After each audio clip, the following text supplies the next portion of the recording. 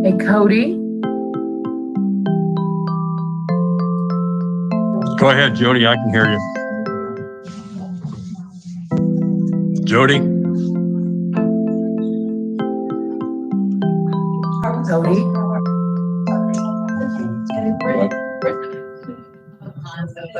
Yeah, I see. It's all that.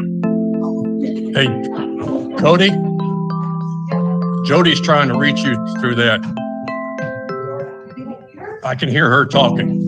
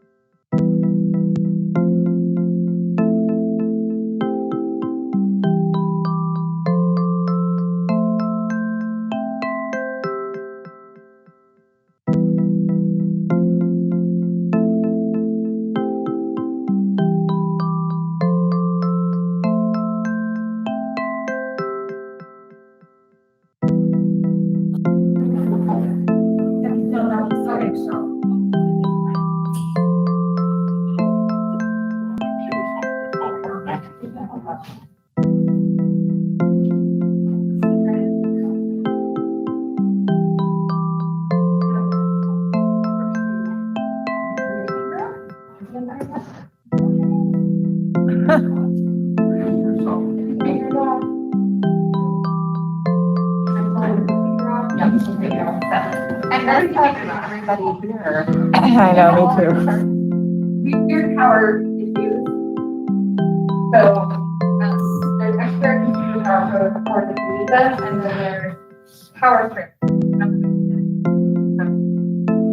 Kind of, see if you're going down, move you around to get you better. Fair? Mine says I have 3 hours and 55 minutes. Yes, but I think you were saying.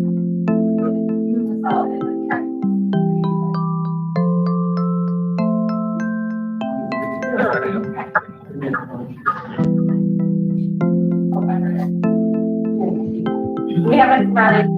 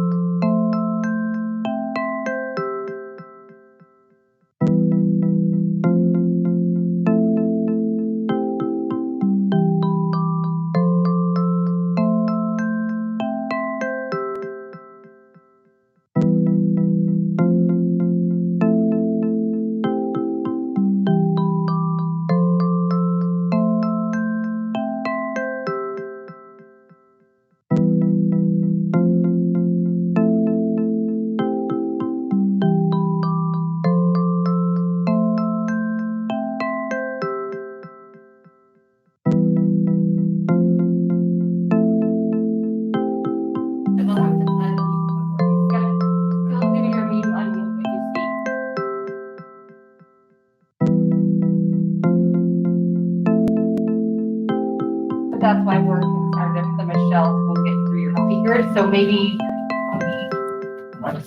Yeah, you can hear me. Oh, because Rich can hear me. Maybe Dave, would you leave your microphone on, like, stay unmuted, so that Michelle and Michelle will be picked up? And Counselor Smith, would you maybe do the same? Will you leave your go-to unmuted, so the two can, up their voices.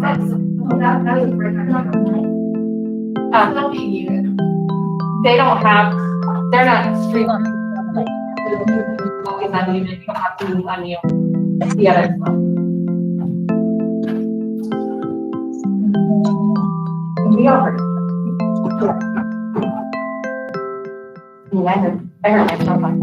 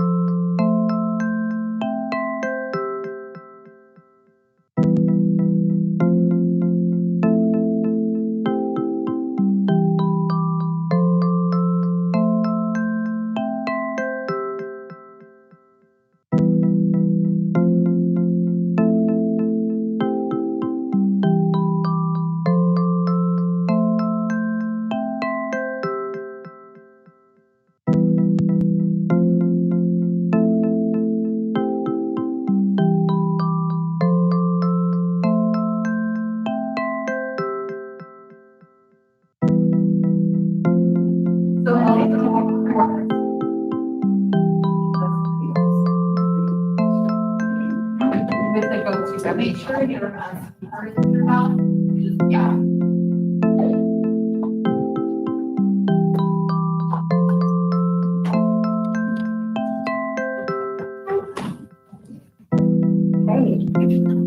I think are we ready to get started? Okay.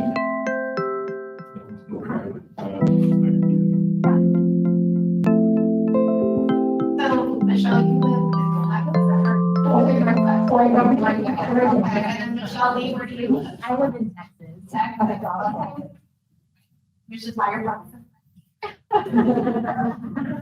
Just wait, if I say Western County, that's not. This conference will now be recorded.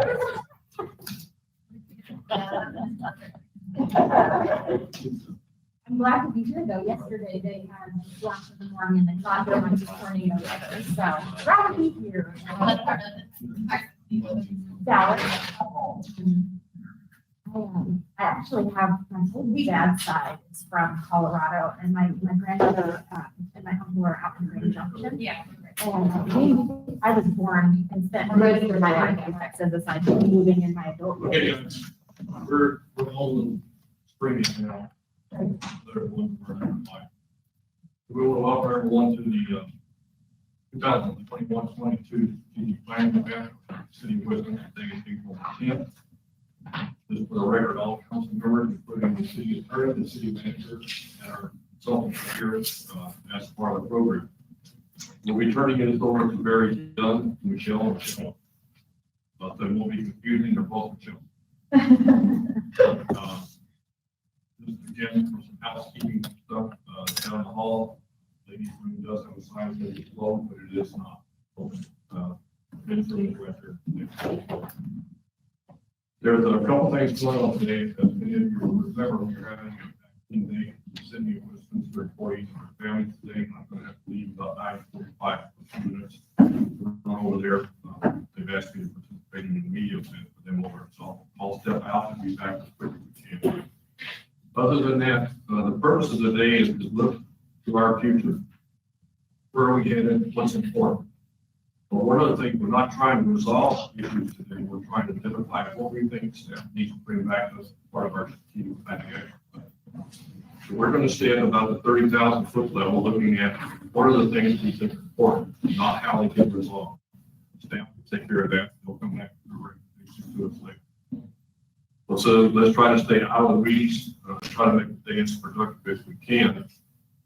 This is free flowing. Everybody has opinions. Everybody's right. Our all knows opinions. Nothing is wrong.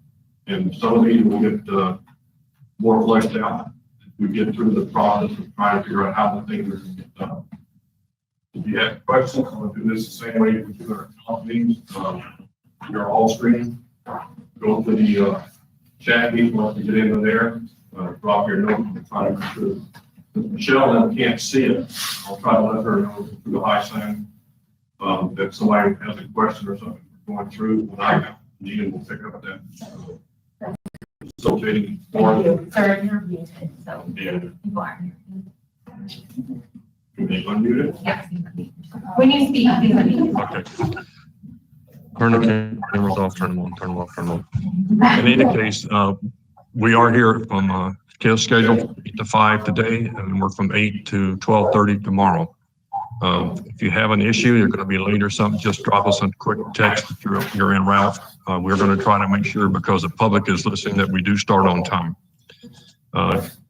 Again, we'll handle this just like we do any other study session, as we're doing today. Try to make sure everybody gets an opportunity to put in their comments.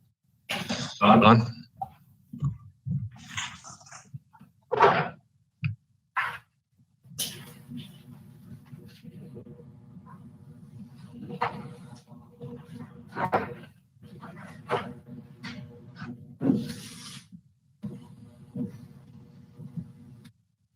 There we go.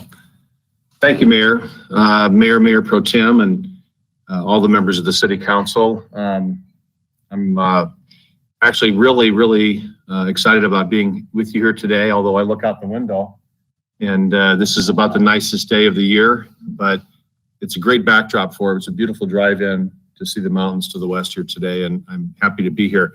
I just have a couple things to say. Dave Franklin and I, the city attorney, work for you and maybe for members of the public that are watching and have to watch or listening, kind of understand the role of all here today. We're here to support you. This is your session. I have access to my department directors if there are questions that come up of a subject matter basis, but as the mayor mentioned, at the level you'll be speaking, I'll probably be able to handle most of that. And I know Dave and I are here today to just make your day and tomorrow as productive as possible. The strategic plan is a real beginning point for a number of other things that happen. We'll be going into a budget process here in the next 3 months or so. And as staff, that will advise us as to what your priorities are for the budget. As we execute, the day-to-day work of the city, we're going to be mindful of what it is you have to say today, and we're going to try to follow that as best as we can. The community is lucky to have all of you, frankly. You're very thoughtful people that have the interest of the city first at heart. I know you're going to work together to come together. People have different viewpoints as to what priorities are, but that's what this session's about, is to boil those down. We're going to listen to that. We'll do what we can to execute that. So thank you for including the staff in this today. We're here to support you. And MK and MD, Michelle and Michelle, thank you, and Barry Dunn for taking the city on. And finally, we have a whole bunch of tech support going on. And this is a bit of a magic show today because we've not done these sort of things in this sort of virtual reality as much until this year. Cody Blue Herb, who's one of our assistants and supports you and all the IT staff, we thank all of them for making this happen today. And for those that are out there listening, please let us know after today what you think about what you heard. That'll be discussed along the way, and you'll have a chance to provide input. And this is taking the inputs you've given your elected officials to this point and thinking about the future, but it doesn't end today either. So thank you very much. One last piece before Michelle starts. If there's a need that you need to step out for a minute, just please do.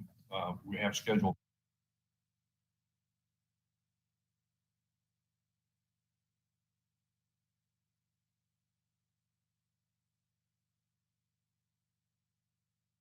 Everyone, so good to be here. And you conspired with the weather to allow us to be here this time. So we're really excited. A lot of preparation and work has gone into this. A lot of input from the community, a lot of input from all of you.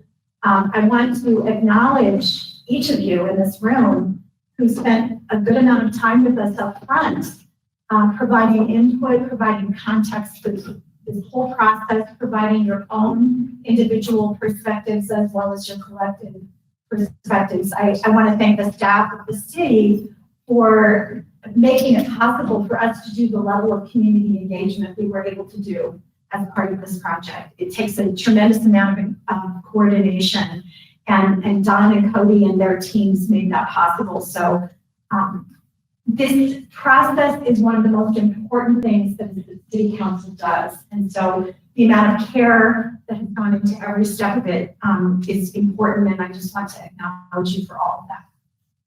I'm going to say a few words about myself, and then I'm going to have my colleague, the other Michelle, Michelle D., talk a little bit about herself.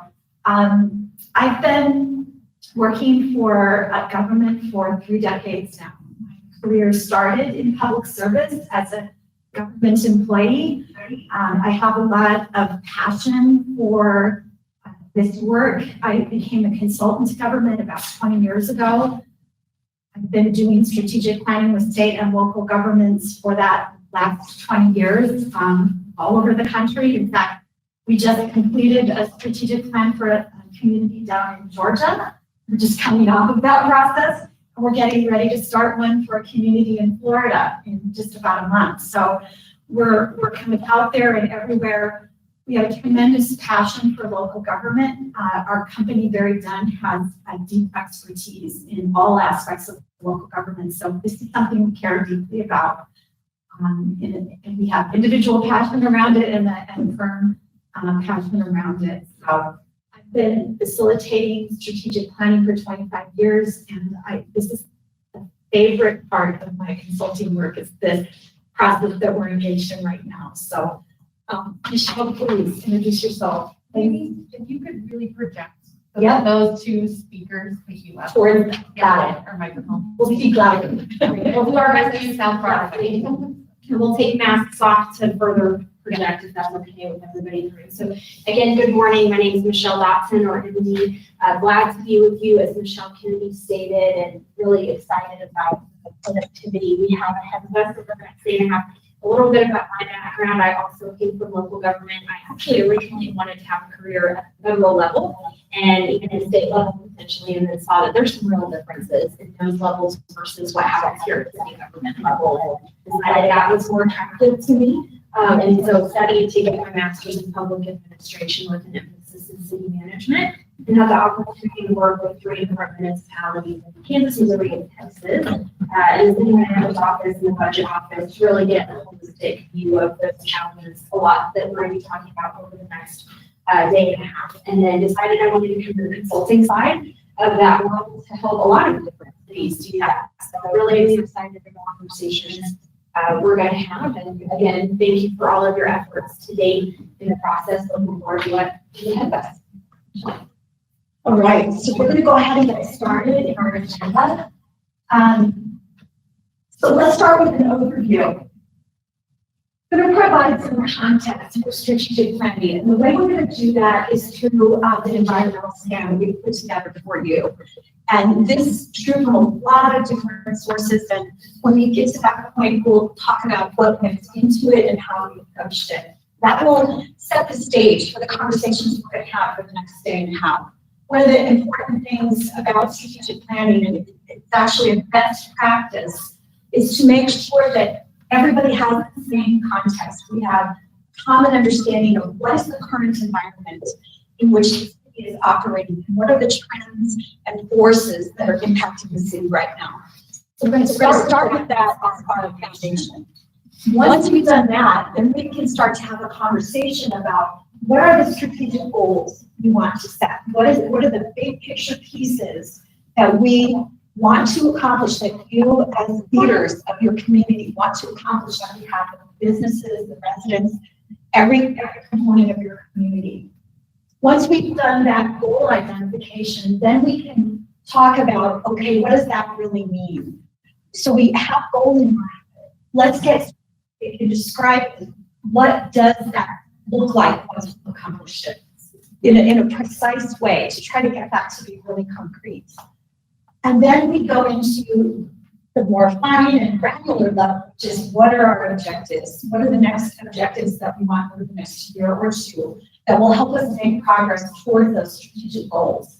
And that's the content that you all generate that then goes to Don and his team to get into the details of how we're going to go about doing that. So as Mayor Atchison said at the beginning, the work we're going to do today and tomorrow is at 30,000 level, providing that direction and guidance for Don and his team to figure out the implementation of the how.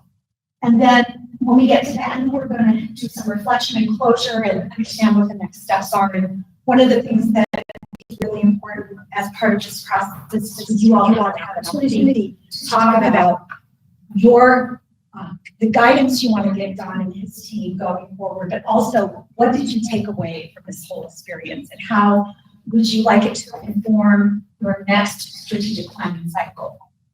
So that is the agenda for a high level for the next day and a half. So these are our objectives. You as the council, It's really not projecting. it's not.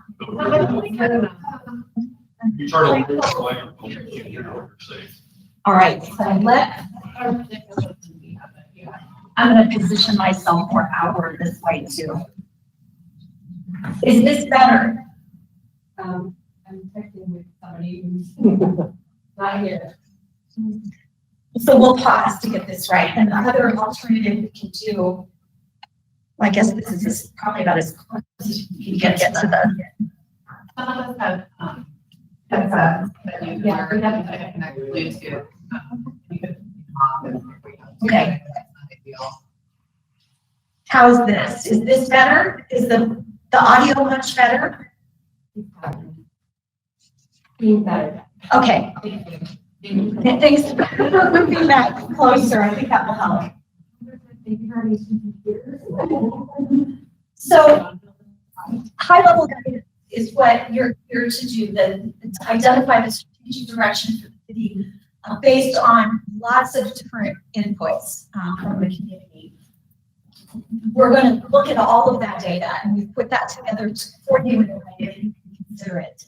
And then again, developing those goals and objectives that are going to support your vision. So these are your house rules. This is yours taken from your own code of conduct, and just wanted to remind everybody what those guidelines are that you all like to observe with one another. And so we're going to use those as you would use in any other city council process today, and ask that we all observe those today as well. Is there anything you feel like would need to be added to this list in order to make this next day and a half of strategic planning a really productive process? Is this list going to cover it? Is it comprehensive enough? Thumbs up? Okay, I see thumbs up. Okay. All right, we'll go from there. All right, now we're going to get into the environmental stand, which is the contextual piece that we want to have as the foundation for everything that we're going to do. So what is an environmental stand? It's a best practice, as I mentioned. It's really looking at the current environment using a broad range, a very broad range of both qualitative and quantitative data. And it's important to say that some of the data is going to have more weight than other data because it's statistically valid. For example, the community survey results from 2020 that we drew upon heavily to present the information. However, I will say that some of the qualitative input that we achieved through the social pinpoint site is important because it's a point in time of residents who really wanted to have input into the strategic planning process and cared about providing input to that. So it's not that it shouldn't be weighted more, but it's a point in time consideration of this is where we are as a community and this is the input I want to give to the council in consideration of their planning for the future. So the point is to bring in as big a mix as you can of the needs and desires of city stakeholders and residents, right? As broad as you can get to inform the process. The point is to build a shared understanding of the people in this room of what the current state is, and then understand all of those forces and obstacles that can hinder the achievement of goals and objectives. And again, a lot of that comes from the input from the formal survey that was done, as well as the community engagement we conducted as part of the strategic planning process. So again, this is informing your discussion, your deliberations, and that's the point of it. So just a piece of background, we looked at a lot of data and documents as part of this. This is a list of all the different documents that we reviewed and that we considered and that we folded into the environmental scan so that, again, you would have as much input to consider as possible. And these are all pieces that you're familiar with. Some of them you have been involved in creating. So in terms of the stakeholders we worked to engage, we conducted interviews with 35 different stakeholders, and it seems like a small number, but it's important because we were able to have in-depth conversations. When you do a survey, you can only capture certain data points. When you can have a dialogue, it adds a richness and you can go a little bit deeper in terms of your understanding of issues. There were participants in the social pinpoint community survey, and then there were ideas posted on an idea wall. Again, one input, not all of the input, but one piece of input. And then those were the different groups that we tried to connect with as part of our interviews.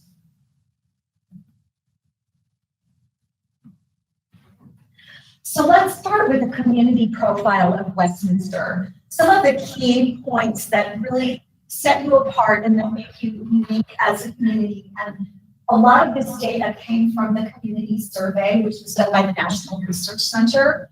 And this is the most recent one, which was from 2020. So overall, residents of Westminster believe that there is a high quality of life here. That's a pretty high number, 80 percentile, both overall quality of life and in their neighborhood. So that's one of the assets that you have that people send to us in interviews, and also as you look at the input that happened on the social pinpoint site, something that people want to preserve as part of community life in Westminster. What happened to our chart? You might, I don't know why it's disappeared from the PowerPoint, but this PowerPoint is in your binders, so you might want to follow along as you go. The point here is that the social pinpoint survey came up with basically the same results, and that more than half of respondents ranked quality of life as a 4 or a 5. So the social pinpoint input mirrored that of the community survey. Here's some other pieces that are identify the quality of life in Westminster. You've received awards in a number of different areas, including economic development, transit, everything about water that is so important to this community, your parks and recreation, which is another thing that makes this community so unique. And then finally, just the whole fiscal accountability piece. There's some other community characteristics. So again, a strong sense, more than 3/4 of people who participated in the 2020 survey feel that Westminster is safe and secure. It's a safe and secure place to be and live. And then the highest one is parks and open space that are definitive. And we can tell just from driving around how obvious that is if you're a visitor, that just comes forward so dramatically. Again, social pinpoint survey mirrored this. We asked people, how would they describe Westminster? Beautiful, by far, is the most significant response there. However, you will see a couple that aren't maybe so attractive. One is that the second most highest one was that there's a sense that the community is divided. Third highest was there's something about the community being generic, which is interesting because beautiful is the one that people say the most. And then there's definitely concern about density and how fast the city is growing with the overcrowded. And again, that theme of safe and secure comes out in the social pinpoint survey as well. This one taken from the 2020 to raise kids starts to drop down a little bit when it comes to a place to retire, which has something to do with the cost of living here, which we're going to talk about in a couple of minutes. Once again, community characteristics taken parks, trails, and open space rank way out there by far. And then the next 4 are mobility for now, restaurants and entertainment, we're getting back. I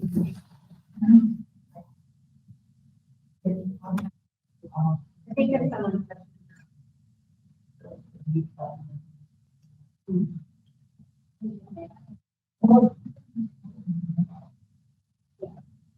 So then recreation facilities and programming and crime safety and security all kind of fall in that next tier.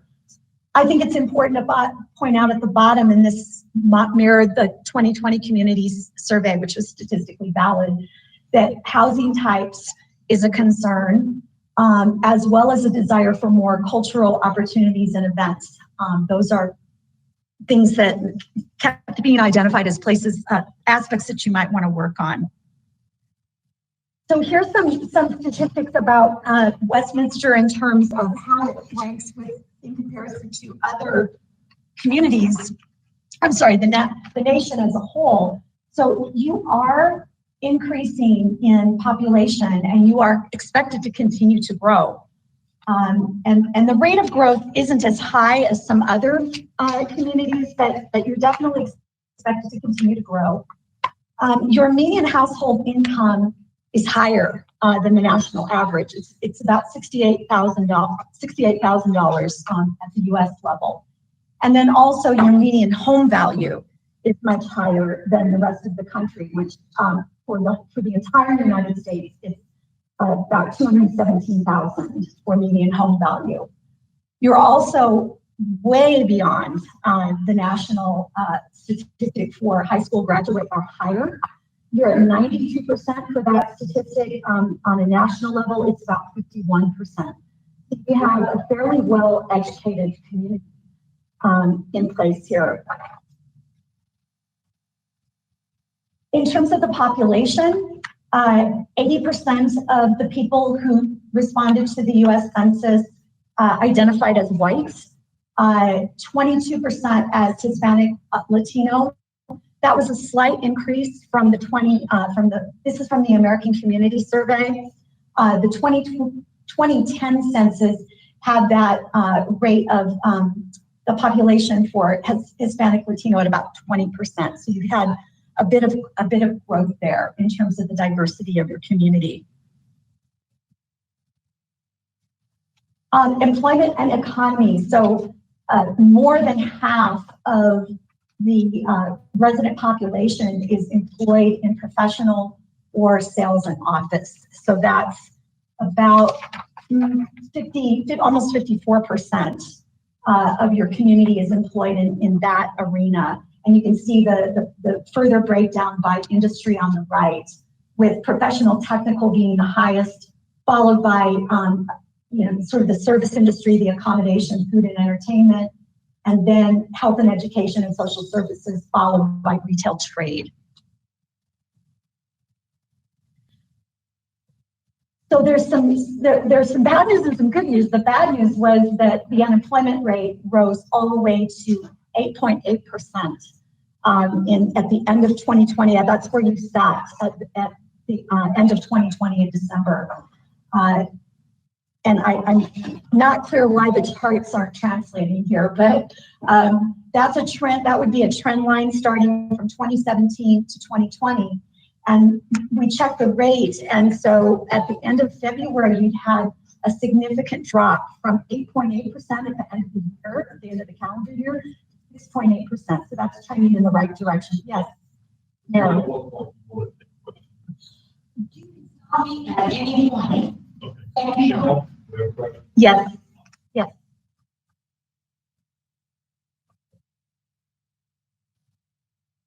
So, and it's just really kind of a point. You have to hear me twice. I know you all like that.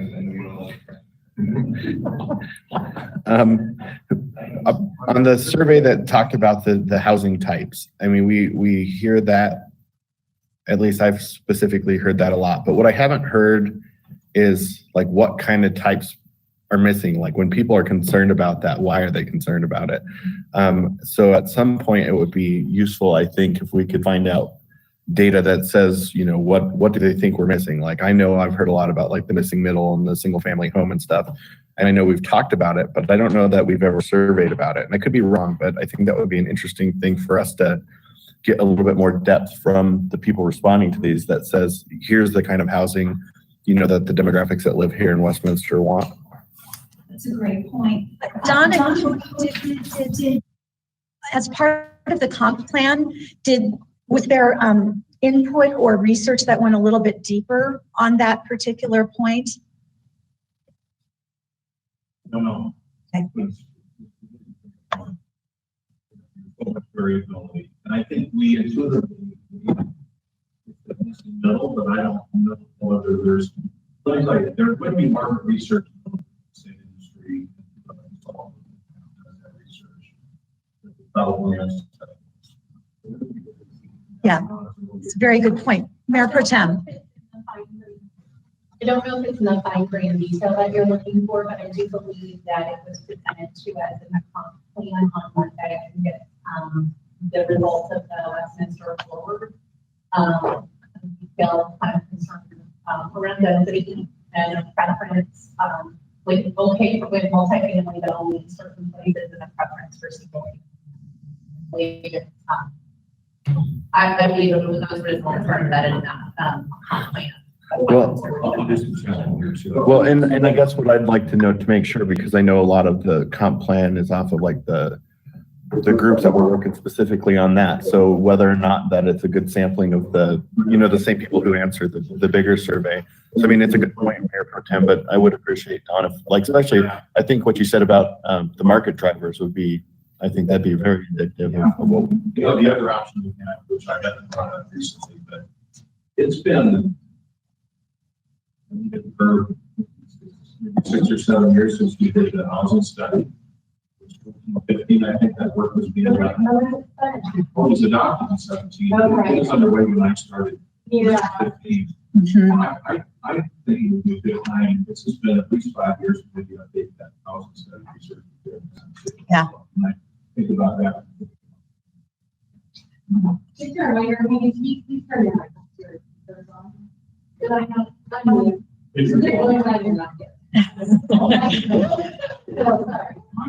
We're all, yeah. we'll probably have to continue to have reminders all day. Thank you, Cody. Well, and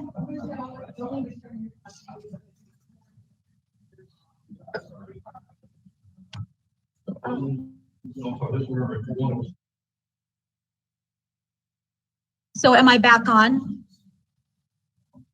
Cody, am I back on? Yeah, you are, and I'll just report, because there may be people listening to Dave's question. Okay, The staff is going to look into whether there is market research available for us to look at the various housing types and where the missing elements might be. It's a good question.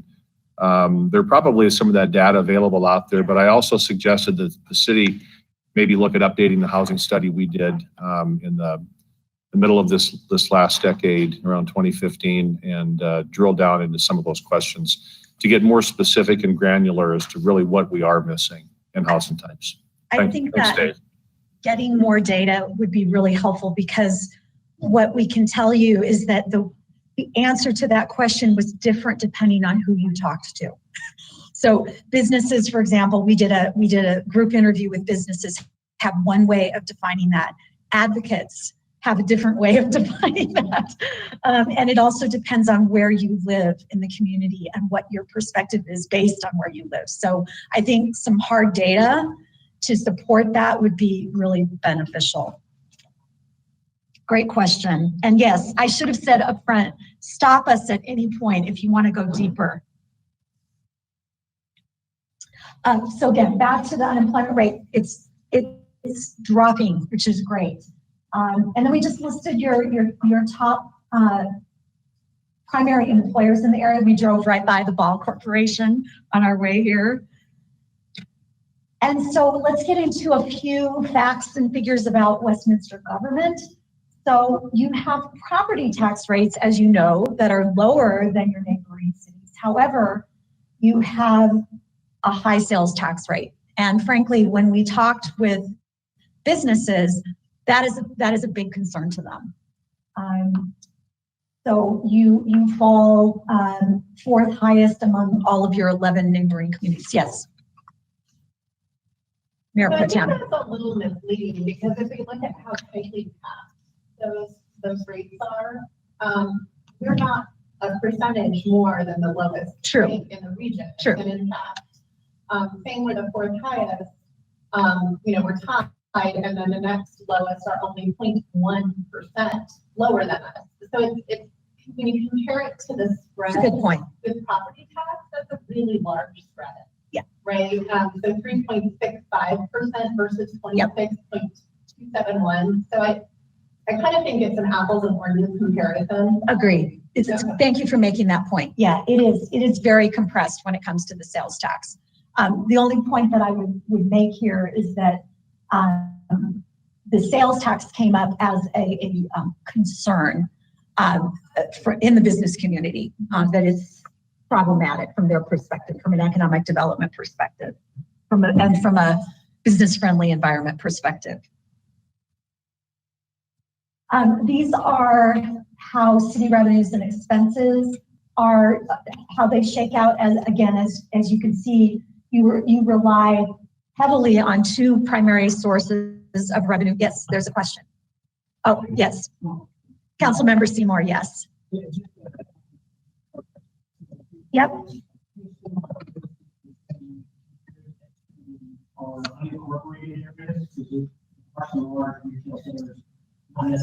Yeah.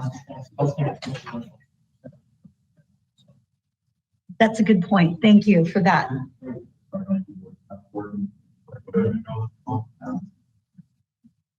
Well, and I'm just curious, like, on the taxes, because I mean, it is a comparison. So it'd be nice, and this is just something that would be interesting to see in a graph, is how we match up when you add all the taxes together, because some of those taxes aren't really city taxes that maybe are hitting people that they're concerned about. So it's the cumulative full sales tax. So to be able to see that, and I mean, that's a lot of different numbers, but to be able to see the comparisons per region, what sales taxes hit each of them versus what hits us, And then, I mean, and this is really going down the rabbit hole, but I'm even in parts in our own city, depending on where you're shopping, if we have a tip or something, there's other things. So, but trying to get as complete of a picture of that would be helpful, I think. I agree completely, and actually, I think it would be very relevant for property tax too. There are regions within our city that, based off of the different mills and levies that have passed, have higher tax. And so, you may say we have a low property tax, but it may not be the other people. Good point. I didn't see data in everything that we looked at that showed kind of that full load picture and on a comparative basis. Don and Cody, is that something that's readily available, or would it take some work to put it together? Okay, great. This is exactly the kind of discussion we hope this environmental scan would create. More questions and clarification. So again, you rely heavily on a couple of sources of revenue, fees and charges for services that the city provides, and then the sales tax. Also, but in the other category, well, you have a good reliance on grants as well. Cody, what falls in the other category? What are the different examples of the revenues that fall in the kind of sort of generic category of general category of other?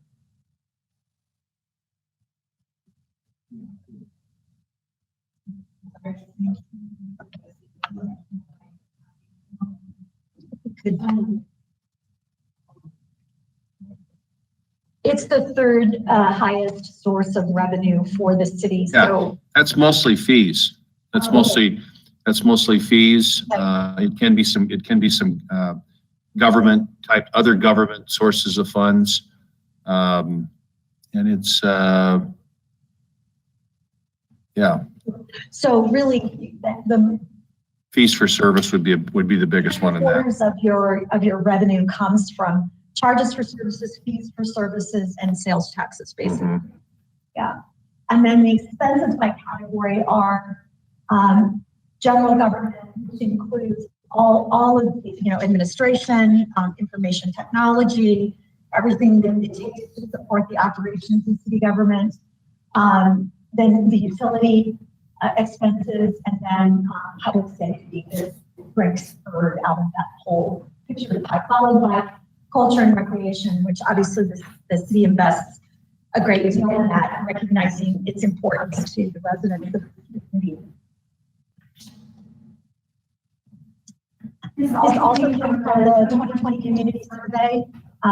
We alluded to this earlier that public safety is incredibly important to this community, as is drinking water quality. And the arrows on the right show that there was a slight drop in the way these were measured from the 2018 survey to the 2020 survey. So these were a little bit higher in the 2018 survey. Again, this shows once more how important the recreation programs, facilities and trails, parks, and preservation of natural areas are to the residents of this community, once again from the 2020 community survey. And then stars on the top through two represent that Westminster is above the national benchmark for those two items. So again, extremely valued by the residents of your community. And then the social influence survey, which is not specifically valid, but which is a qualitative piece of input connected to the strategic planning process, also shows that the parks or open space by far is the thing that people identify as important to them, followed by recreation programs, followed by public safety, followed by safe drinking water. So again, the social endpoint pretty much mirrored the 20 community survey. So it's time to hear from the voice. Michelle D is going to be the next part. All right, so we're going to continue talking through data from the same sources that we've been working with. So continuing on want to talk a little bit about the process of analysis of the stakeholder input that we gained from individuals. So more of that qualitative input from Social Pinpoint and other places. So everything that we received in terms of input and survey responses, including Social Pinpoint, was compiled and analyzed and coded by theme, as you'll see in the coming slides. So a response, an idea on the idea wall, a comment, those sorts of things really needed to be mentioned several times in order for it to be listed as a theme. So what you see as a theme was, again, mentioned multiple times, not just once or twice. And those themes are identified as possible goals or objectives for discussion among you as a council. Here's a chart of some of the most important issues according to the 2020 community survey data. So again, we'll continue looking at several different sources here, but as you can see with the top to bottom order, highest, lowest, safest, safe drinking water came in at the top of the list of most important issues according to survey respondents. Street maintenance closely followed, and then public safety. Parks and open space, and then rounding out the top 5, walkability and bikeability.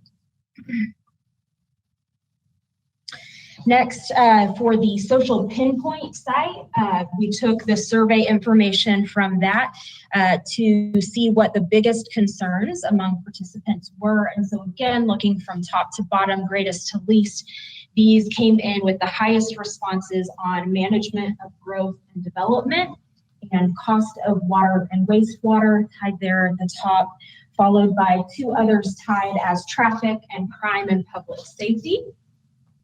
The next band there, if you will, had 4 coming in at a similar rate related to environmental sustainability, availability of housing in all pricing ranges, availability of trails and parks in the individual's neighborhood, and equity and inclusion for all residents. And then, of course, you can see lower responses, but still responses generated nonetheless on the lack of good job opportunities, homelessness, neighborhood appearance, and some other miscellaneous items. And I think we have a question. So on the biggest concerns, so I'm just curious how the question's asked, because is it, just bigger, like I have a list of general concerns that I'm going to look at when I go buy a house in a new community that are just things by my nature are going to be my concerns.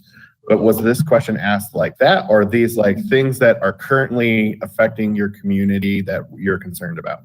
The question was asked, I think, your biggest concern. You need to turn your microphone on so the public can hear. Sorry. No, I think you'll have to over here turn.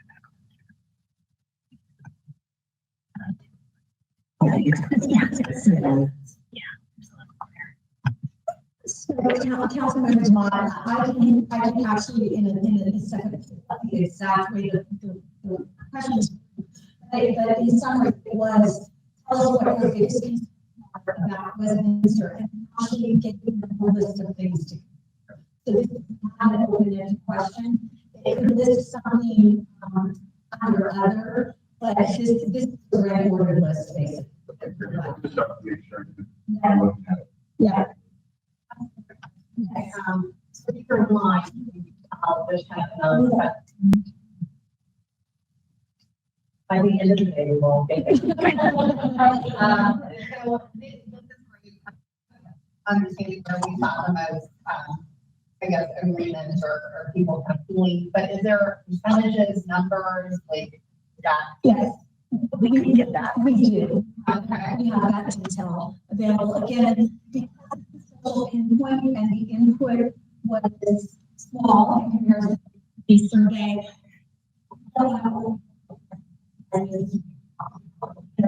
Percentages, yes. I mean, it's relevant. Is the 10 people out of 100? Is it 99 out of 100? So there were about 70 responses. Right. And then to be, where things kind of grouped together, was that, again, what percentage of that 70%? Is it just a couple, like 3 out of them, and that was something that the mode made it significant because there was more. Do you see what I'm saying? Yeah. So it's hard to analyze the weight of this. You could provide those percentages. Again, recognizing that this is one input, and I think that the thing that we'd like to keep making here is that we saw a different amount of correlation. That we got items here to the strategic planning project, very short term, not large numbers of. The very qualitative.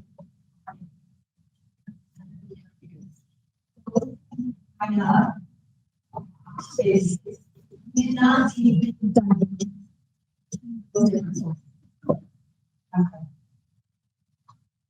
I will say, I don't recall, there being a lot of information, and I could be misremembering them, but I don't recall a lot of, questions in the 2020 survey about the cost of water and wastewater. Am I incorrect in that? I mean, don't think that one that was qualitative, people kind of choosing their top concern, and that was below 6%. And so to see how correlated it is, I guess I need to know how the percentage on this too, or where you're seeing that trending in multiple sources. So there are some outliers. I'm really sorry. They can't hear you. So you can talk directly into the talking. So, I know. So I'm really sorry. So there are outliers, so it wasn't identically matched across all of those sources. What I would say is that the social pinpoint, social engagement site is not statistically valid, nor was it meant to be. Right? It's a source of input, real-time, immediate to the strategic planning process. So, it's one input. See that very clearly. Please, you guys don't do this thing. Qualitative. The whole picture. But some of these more controversial topics, having full understanding of the weight that observation, the context, and the number of people. I want to probably keep processing what they can do. Understood. I should acknowledge the challenge. You're trying to bring in all of these. The point of it is to keep as full of a picture as possible and to provide you as to consider. We don't have vested interest in the viewpoints. We're the neutral facilitators. Our job is to try to help you understand of your community. All right, feed this back towards me for audio. All right, so on the next slide, we continue that conversation in the 2020 community survey results about biggest concerns. So different data source here. Residents and stakeholders that participated in the 2020 community survey responded accordingly, as you see here, when it came to the themes of growth, density, and balancing the competing forces at play on that topic. So 3 bar charts here, the first being commercial and retail growth. If you're not a quick mathematician, like I'm not, I added up some of these to see what positive and negative outcomes were here. Was there a question? Okay, we can go ahead and take that now.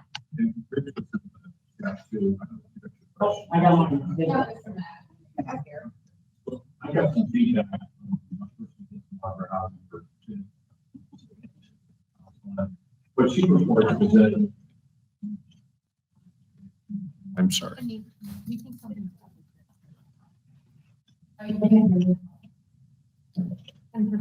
So the question that the Councilor Demott had about housing, the variability in housing deficit, her answer was basically ownership housing. It's in the very first one was in the $300,000 to $400,000 range back in 2015, almost non-existent. And then townhomes, condominiums. So it's really that entry level housing. That's the predominant, deficit we have. Again, I would tell you that goes back to 2015. That's been quite a while ago. So I think it'd be a good idea to update that data. But that's what I think they're reflecting what you're seeing today. Thank you. All right. So here on the slide, these numbers tallied up in terms of positive, neutral, and negative show that 60% responded very positive or somewhat positive.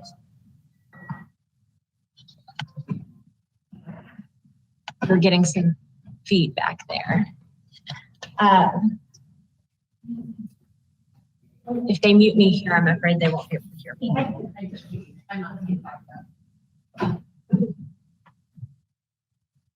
Is someone else unmuted? They just have to say right.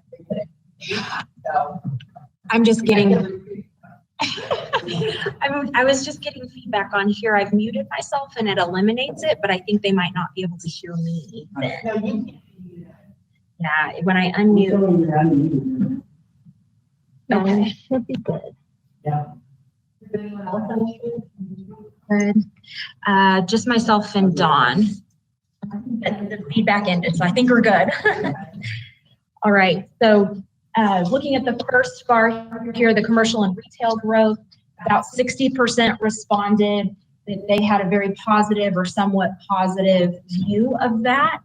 24% neutral, and then a combined 16% between the somewhat negative and very negative responses on that front.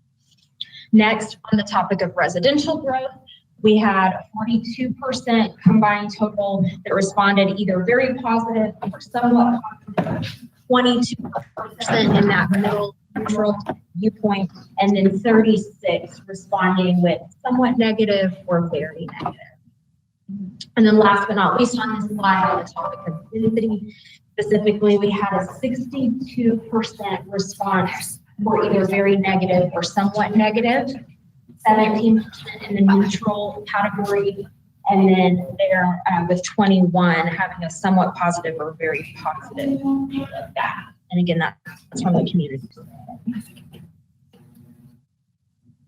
Talking a little bit more about what the biggest concerns have been with our different data points. This slide also represents findings from the 2020 community survey.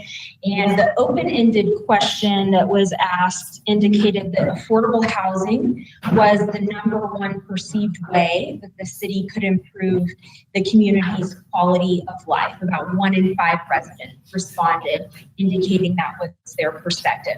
But interestingly enough, in the same survey, when there was a rank order option, affordable housing ranked actually 12th out of the 15 most important or essential things. So something to talk about there, two different data points to talk about there. Can I make a quick point on that, just for my colleagues to think about?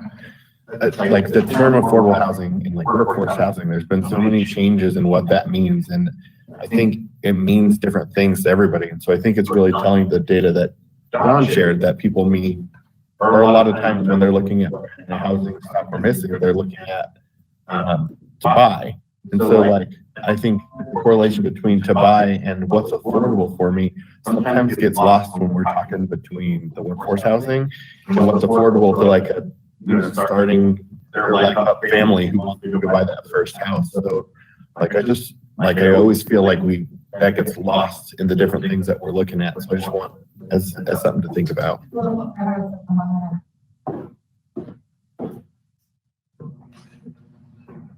So I was kind of noticing that I'm gonna have feedback.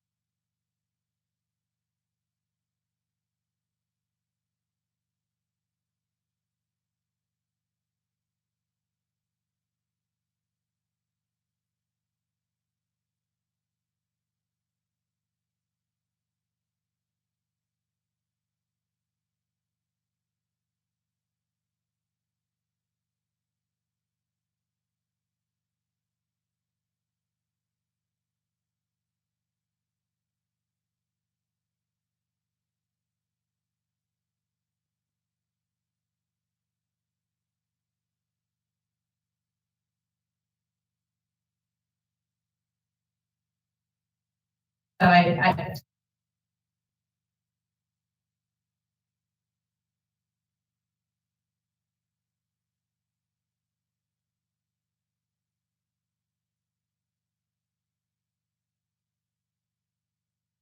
So maybe we need more communication.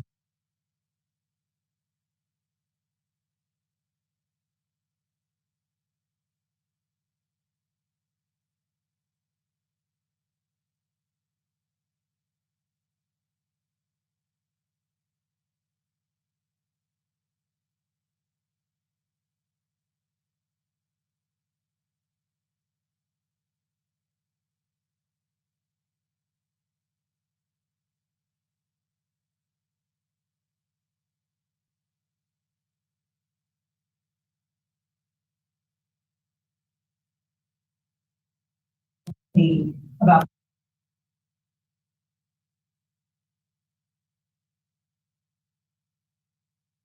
To follow up on what I was saying earlier, and I think you both make really good points, but I'll go back to my point of what's affordable to who and what they're looking at. And I think that's what often still gets lost in this conversation, because what's affordable to me may not be affordable to Counselor Seymour or vice versa. And what I'm looking for, say, my 18-year-old teenage daughter who wants to move out but can't afford to right now, which I want her to move out. Like, I think I've heard you say the same thing about your kids before. There's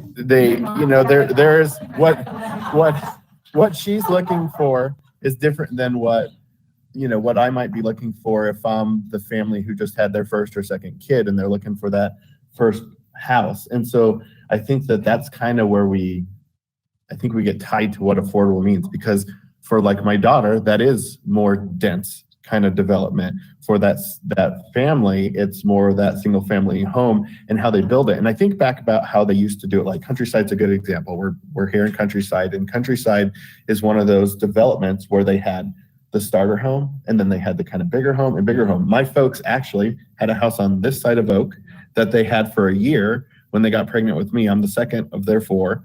They decided that they were going to buy one of the bigger houses that they still live in up by the rec center, because that's how they typically would do those developments. So I just want, and that was kind of my point, I don't want to get so tied up in the specific kind of workforce housing or affordable housing that we miss the other parts. And I think sometimes we do that. I think every single one of us is guilty of it, because we have our lens on.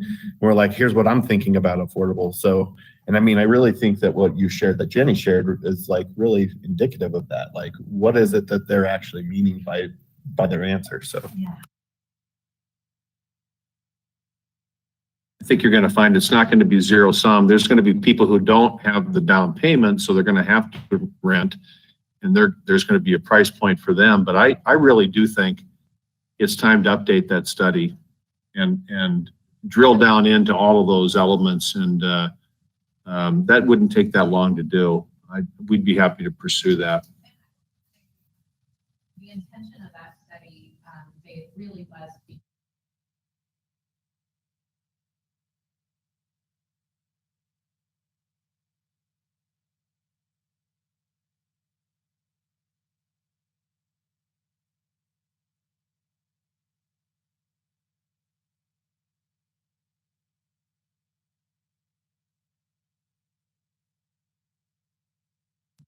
my concern about the lack of visibility access places that people can place. Having a father who is disabled, just doors is an issue. So there's a housing study should look at affordable, attainable, living middle, but also all of the housing needs. I think to city manager Cook's point, I don't know typically the dog life with this plan, but at this time it's going to be like that we're meeting the specific needs of our community. I'm happy with that. I think it's a good thing. Yeah, no, and I appreciate that context, Mr. Sense. I know running a couple times before I won that I heard a lot of that, especially in the senior, like people who were like, I'm not going to need this house, but I don't want to leave Westminster. And there weren't a lot of options. And I think the council's done and the city's done good work adding some stock there. But I think like you make a good point. And I do think it's a good time for us to update that study, because the other thing that's interesting is those are the demographics really that we should be going after, because we represent those people who already live here. not that I don't want more people to come to Westminster. I'm glad people want to live in Westminster, but like when we talk about that, are we filling the needs of the people who are already here that want either that next house, you know, from their starter home, or they're in that apartment and they want that their starter home?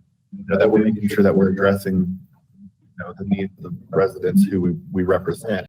Meantime, figuring out how we address market pressures of people wanting to move this way. So, but I think those are all really good points. And I'm glad to hear that Don thinks it's a good time to update. Thank you. And Councilor Scobie too, I looked at this quite a bit as far as that data point, and thinking about that, you know, our current residents, the Councilor Moss point is, what can my kids afford? What can my grandkids afford? And, you know, my neighbors that want to move back here, but then when they have to get a ranking for that, I'm here, what's more important to me, for me already, you know, being a resident of Westminster. So that may have been why the ranking fell at that. Okay, if I have to pick between that, since I'm here, and police and fire protection, you know, those kind of things. So it's kind of how I read it after. And empathy, you know, for other people is fantastic. And then, but then me in place where I'm ready. So. I was just, in looking through that, the survey pointed out that it did not have answers. The point that I would make is that this is just working across the country. Goes into community development strategic. Members don't always understand or in driving affordable housing. So they don't always make the connection in their brain, but that's something that the city provides or is even responsible for. Part of that is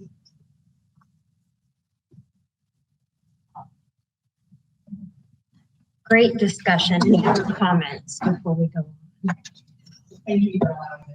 Oh, yeah, absolutely. And what we put in the graphic on the right side was just kind of illustrating that there is this tension, that there's, you know, a desire by some to slow growth, to have lower density, but that at the same time, there's certain calls for needs in these categories, including affordable housing. And so I think we'll have opportunities to have additional discussions and gain additional clarity as our time goes on and we get into more specific topics, but great discussion. Hand over here.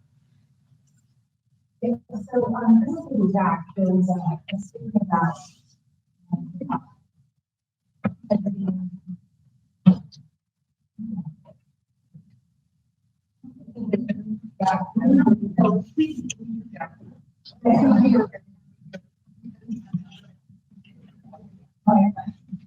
Do you have the slide number by chance? Okay, that's okay. 28?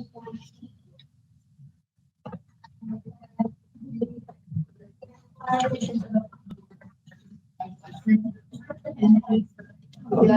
understanding how many people actually said that. Yeah, it's not hard. I love that.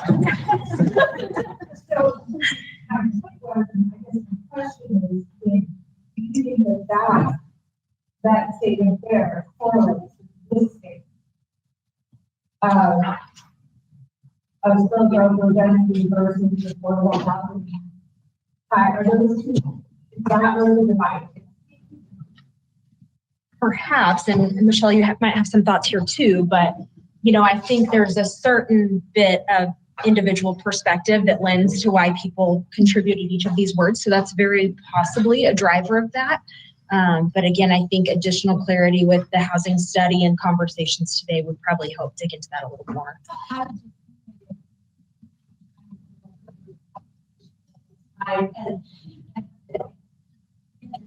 Data, or we went deeper with people. The question of people is connected to open spaces, the natural beauty of this place, right? And the desire They're not having too high density. Apartment group, it damages prosperity of this place. Again, same theme. Different places. Great question. Any other comments? All right. So I'll get us back to where we're transitioning to talk a little bit about concerns of businesses specifically. So the source of the data presented here is the stakeholder interviews that were conducted with business stakeholders as part of the strategic planning process. So a very short point in time assessment, but here's some of the comments that were made from their perspective as business stakeholders. I'm in the my apologies. I just don't want to miss this. Yeah. Not listen. Yeah, take 5 minutes. Great.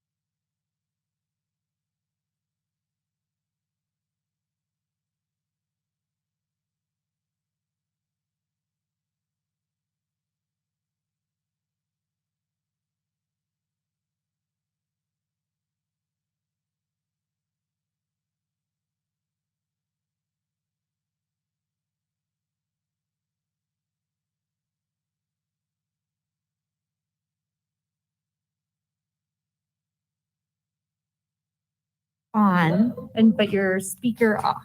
Yep. Just to make speaker. So just put it at, just, if you hit that, it turns off. Yep, and mic on. And so this is good. This is where, how we need it to be. Okay. Michelle, we now are. No. Anita is also speaking, so we need to turn. There.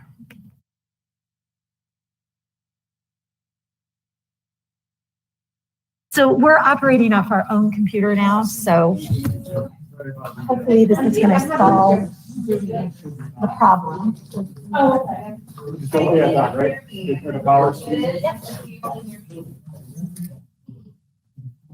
I don't think I can be heard.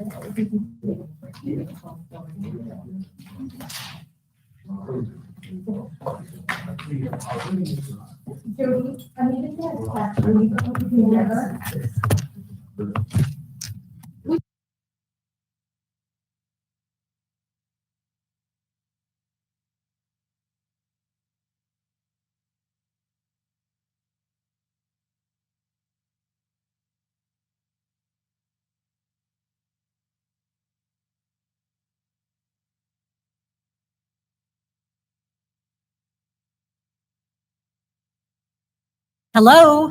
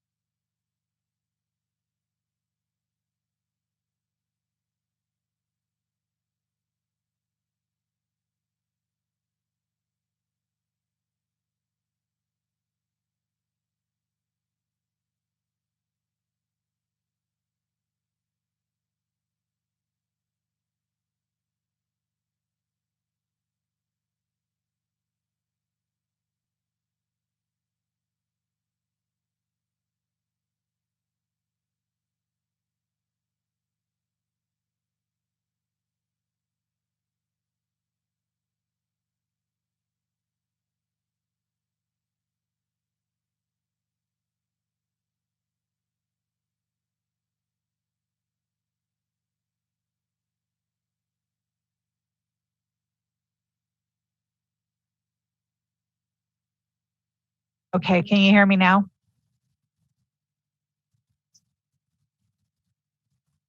Hello, hello, hello, hello. Okay. Right. So what I'll do is when I speak, I'll pull it up. And when I'm not speaking, I'll just.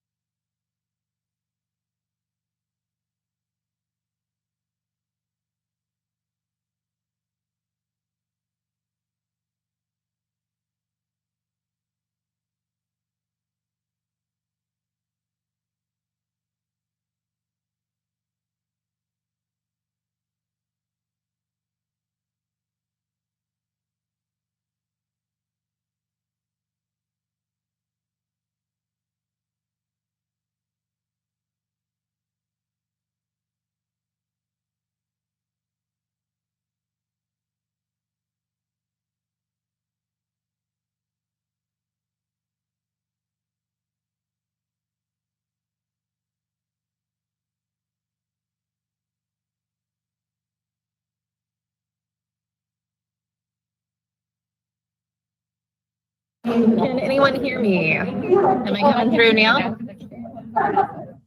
Can you hear me? See this function F4? Oh, no, don't do it yet. because I think I can. Right. Can you guys hear me? Yeah, I think it just needed to be rebooted. So you think maybe I hit F4? See, let's just look and see what it, but see, it doesn't show that it's up, and that's the problem. Okay. Can you hear her? Can you hear me now? Okay, so this, I just want to make sure we know what's causing it. Can you hear me now? Okay, well, that's not working, but that's good. Okay. We just want to make sure. Perfect. Perfect, perfect, perfect. Do you want to try and read it?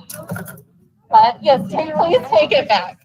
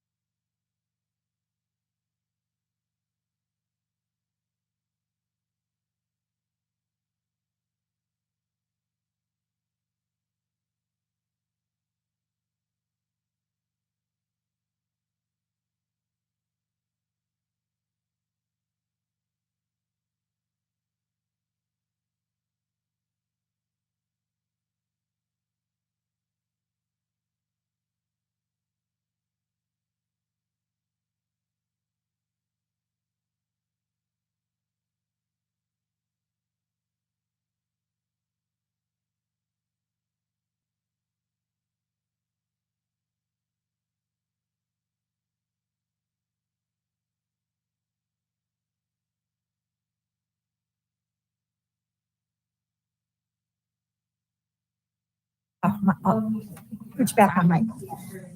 It's good now. I don't have to unmute. You said you unmuted Yeah. it. Okay, we're gonna get started again. All right, so picking back up where we paused, the next couple of slides really focus on the concerns from the business perspective that we heard. Again, what you see on this slide here is a result of those individual and group interviews that were conducted throughout this process. So a couple points here to note from their perspective: a perceived lack of a downtown epicenter, if you will, with amenities to compete with the neighboring cities. You know, we heard citations of Boulder and Fort Collins and Arvada as examples that they wanted to look to for that type of item. A lack of diversity in the economic base also came through as a key theme. Again, these are themes that came from multiple participants, not just one or two. So that's how we got to this list. Competitive disadvantages were identified for the following: sales and use taxes. Again, we talked about that a little bit earlier. I'm sure we'll continue talking about that, that this was the perspective of that business community. Inadequate, affordable labor force for their operations, and building requirements and ordinances being perceived to maybe not always be the most business friendly. Traffic congestion and cost of living were also themes that came up in the discussions with that group. A couple more slides to lend to their perspective. The chart here on slide 33 talks about prioritizing services that the city is providing or could provide to foster growth in the business community. This should be noted is from the 2020 business survey that was conducted by Left Brain Concepts. So I want to highlight the different data source that may or may not show on your version of the slide. So the concerns of businesses here ranked top to bottom in this order. We're promoting Westminster as a place to visit and shop. If that's cut off on your slide, that's what that reads. The next one, serving as an advocate for local businesses, high ranking there. Next, offering financial incentives. After that, providing business retention services. And I'm gonna just read through all of these in case it is cut off on your version. Attracting businesses to Westminster came next. Third from the bottom was providing assistance with local regulations. Followed. It's not cut off. It's not cut off. No, Okay, they great. have the full text. Glad you can Yep. see it. Okay. Yeah. All right. And then providing incubator space and providing training to existing businesses. So that's a look at how they ranked those various responses. One more slide. This was regarding what issues may impact their company operations and their perspective there, really to look at what challenges they're practically dealing with or anticipating dealing with. And so here at the top, again, you can see in rank order, challenges about finding qualified employees was at the top of that list, followed next by availability of a skilled workforce. So similar kind of discussion points there to talk about. And then availability and access to affordable housing was third. Rounding out number 4 and 5 were restaurants and retail shopping. And then you can see the rest of the list there. This again. I'm sorry? Was that number or percentage? I don't know. And what we don't understand is why this is the power of what you have in your slide deck printed is what we produced, and the slides are showing up differently up here, and we're not quite sure why. Okay. So Curious about the column too. I don't know what that means.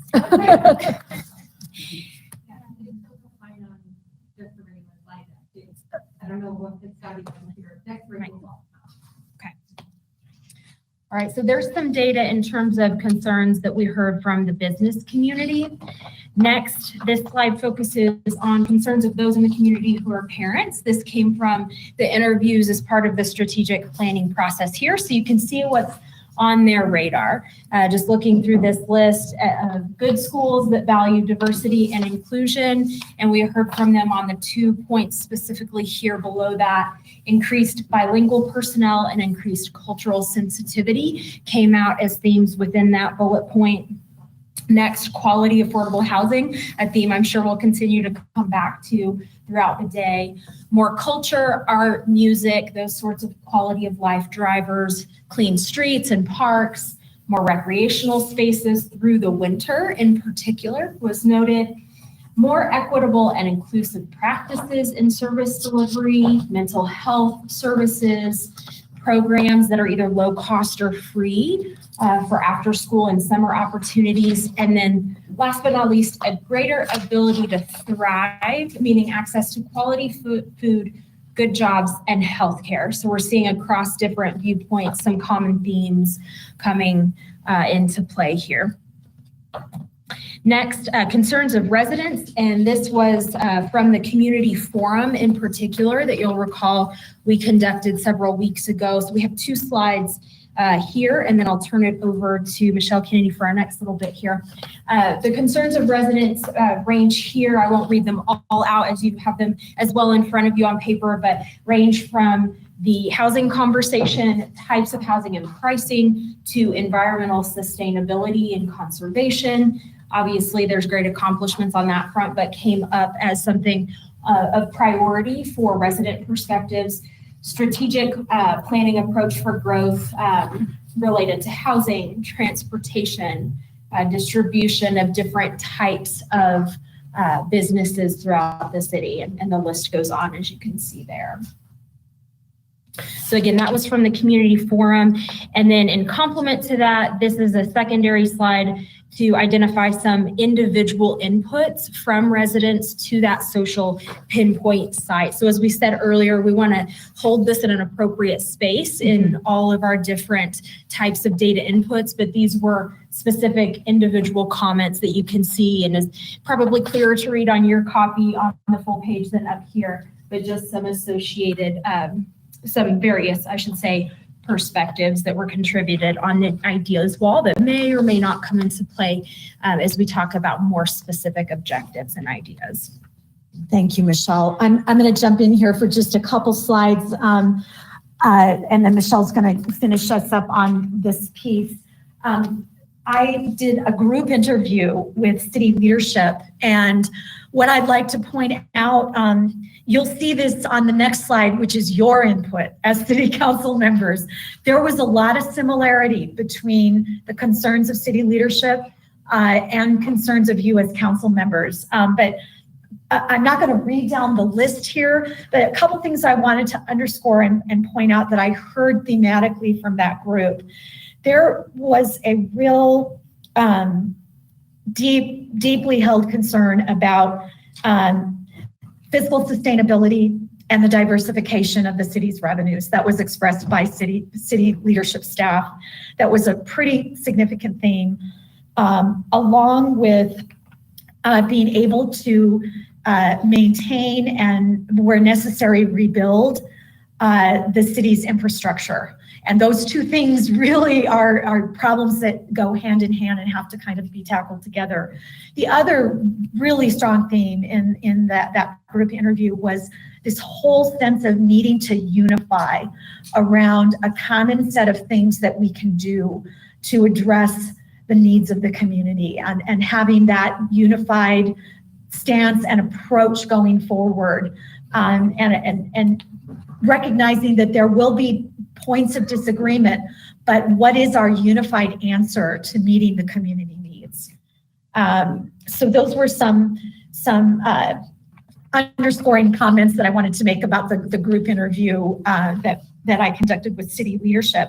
And then on the next slide, and you'll see some similarities here, concerns of you all, and these are drawn from the individual interviews that we did with you.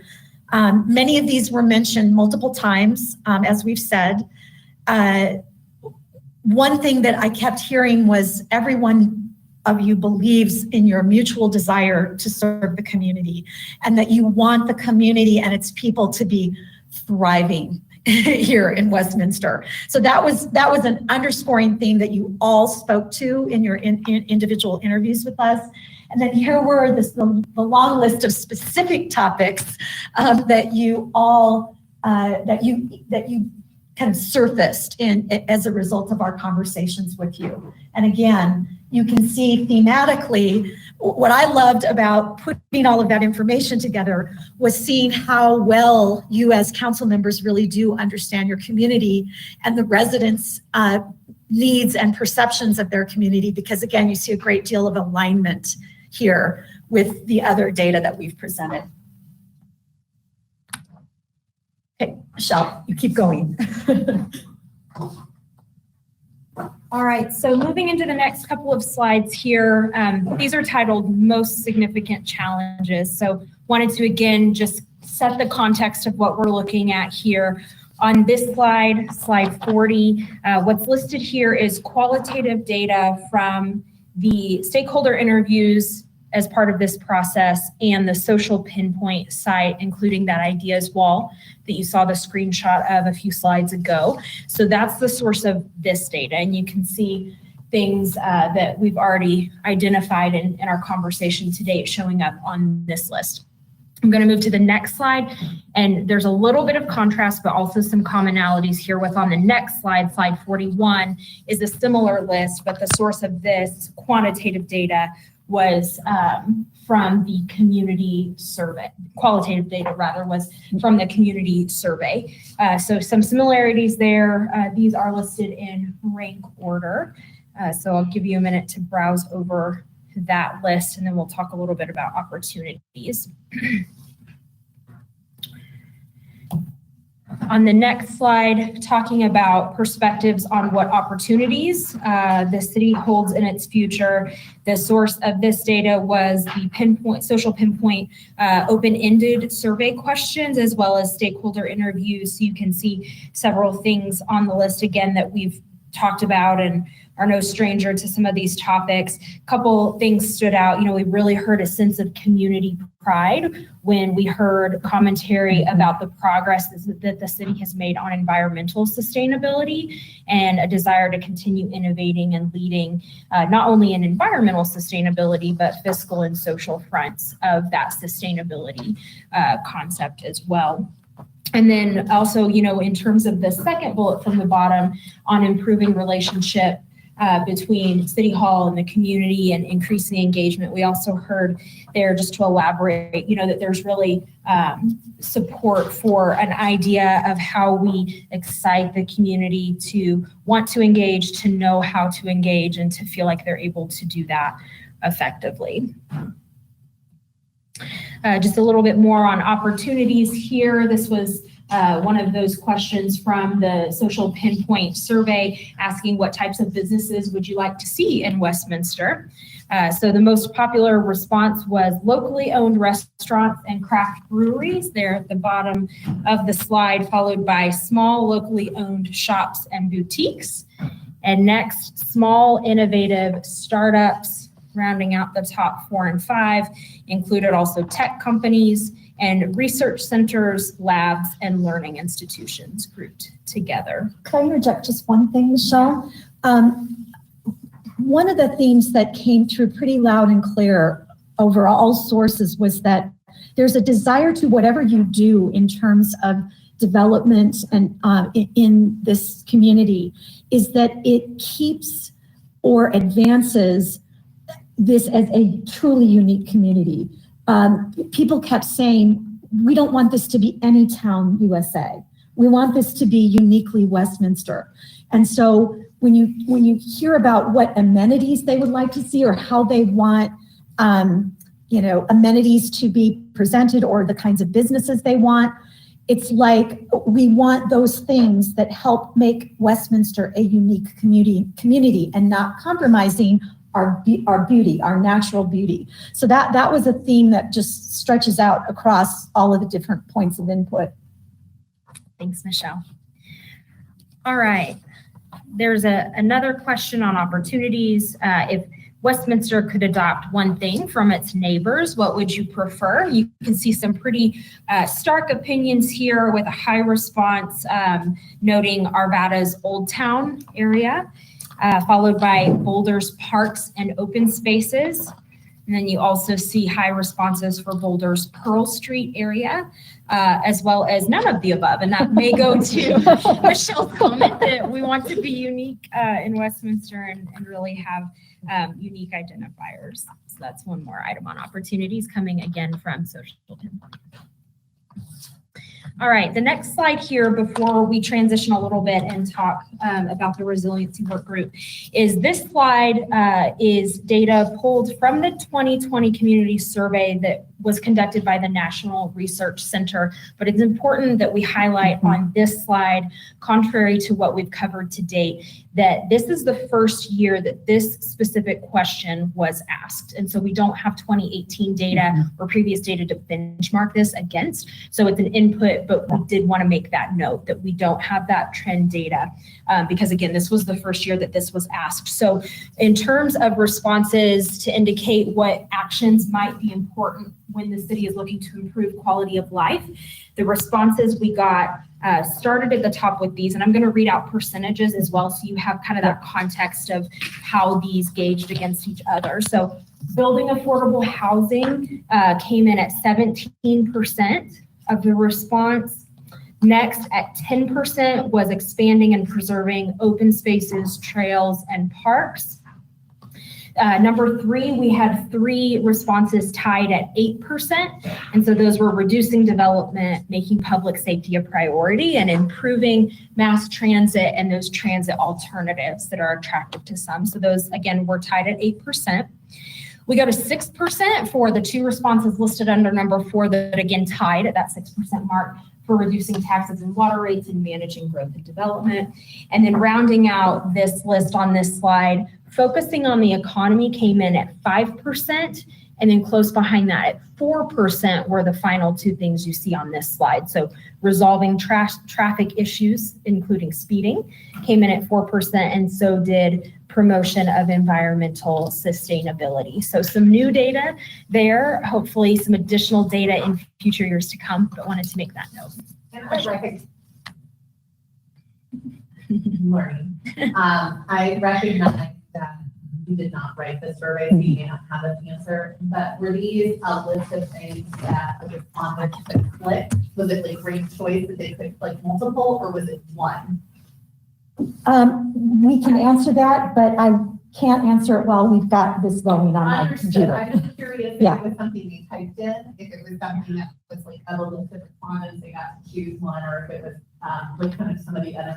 We can answer that when we get to a break, and I can look at I can actually pull up the survey and look at it.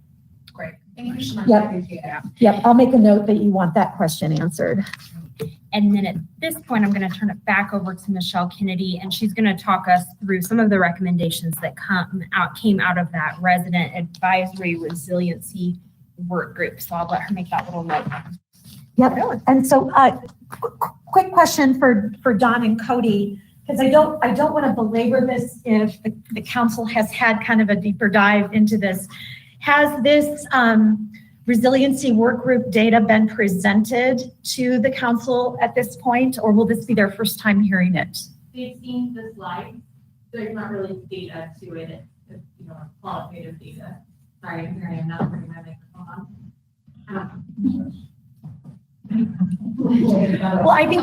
Council has seen the presentation slides. Okay. There's not really data to it. They're more qualitative conversations, and the community members have made recommendations. These are those recommendations. I think there's something like 27 and an average of 5 for the 6 groups. So that's the following. So in the interest of time and wanting to catch up a little bit, I'm probably not going to spend a lot of time on this, recognizing that it's been recently presented to you, but just wanting to refresh your memories because this information that came from this resiliency work group, some of their the outcomes and the recommendations that they have reflect the broader input that we got as part of the rest of the strategic planning stakeholder engagement process. So yes, Cody. I just wanted to clarify, it hasn't been presented in a formal way. It was sent in an email. Sent in an email. Oh, okay. Well, then we will go. Then we will go through it. So this is the Westie Rise Resident Advisory Group. Definitely an important piece in terms of your recovery from the whole COVID-19 pandemic and how you as a community are going to build your resiliency and go forward based on that. And so this work group, which you're going to see here in these slides, are is the process that this group went through, and then their ultimate recommendations in a few different categories. So this was the composition. There were 6 teams.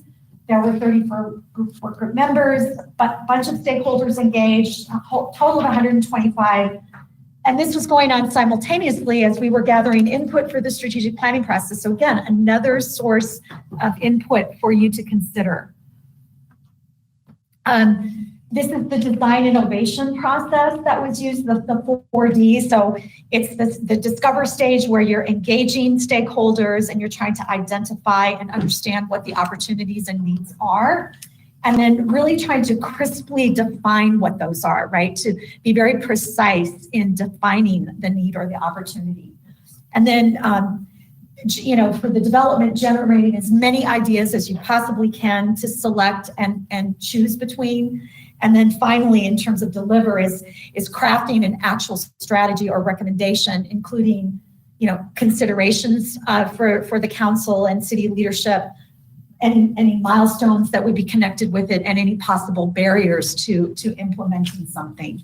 I haven't seen this, I haven't seen this, two documents before. Is it kind of like expanding, narrowing? Yes. Expanding, Yeah, you got that exactly right. Yep.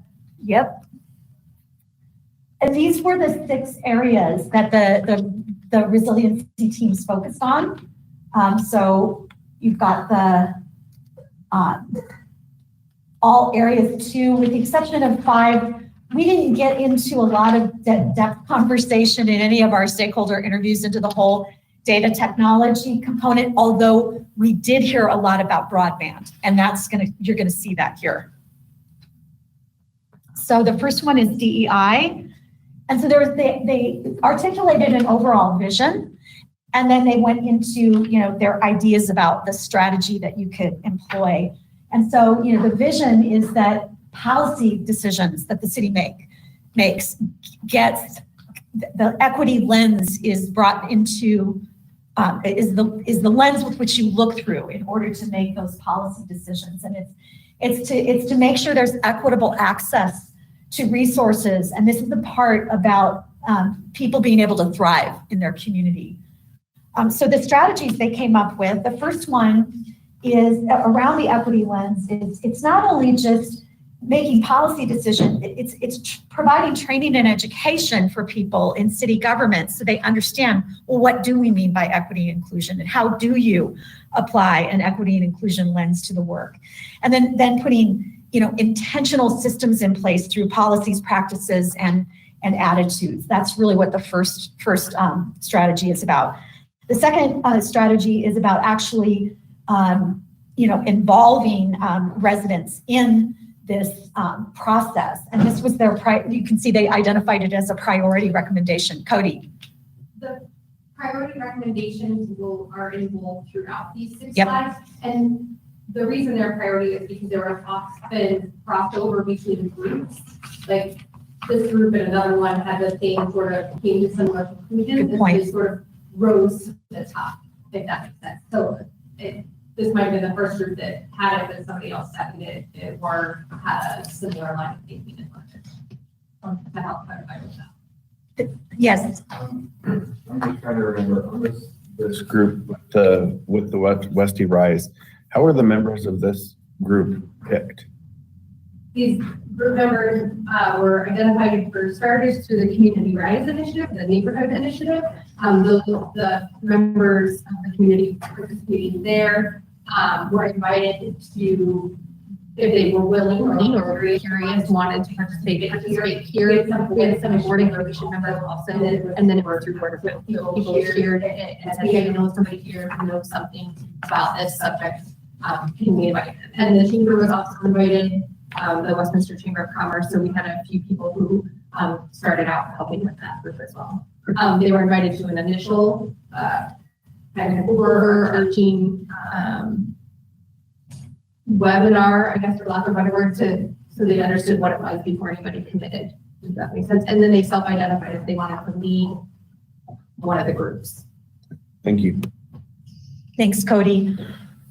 Well, the second one being identified as a priority recommendation makes a lot of sense from the standpoint that you can do number 1, but if you don't actively involve residents in the way of the strategy under number 2, you won't do number 1 effectively. And so it's really important that people actually have the opportunity to engage and that the diverse voices are at the table in order to achieve number one, actually. And then the third one, in terms of promoting equitable distribution of resources and access to services, this is about expanding access points. It's about having multiple channels of communication, a very comprehensive and well thought out outreach strategy, being able to provide targeted assistance to people who need it, particularly, obviously, people impacted more by COVID-19 maybe than others. So that was the recommendations of the DEI work group. In this, yes, Councilmember Scully.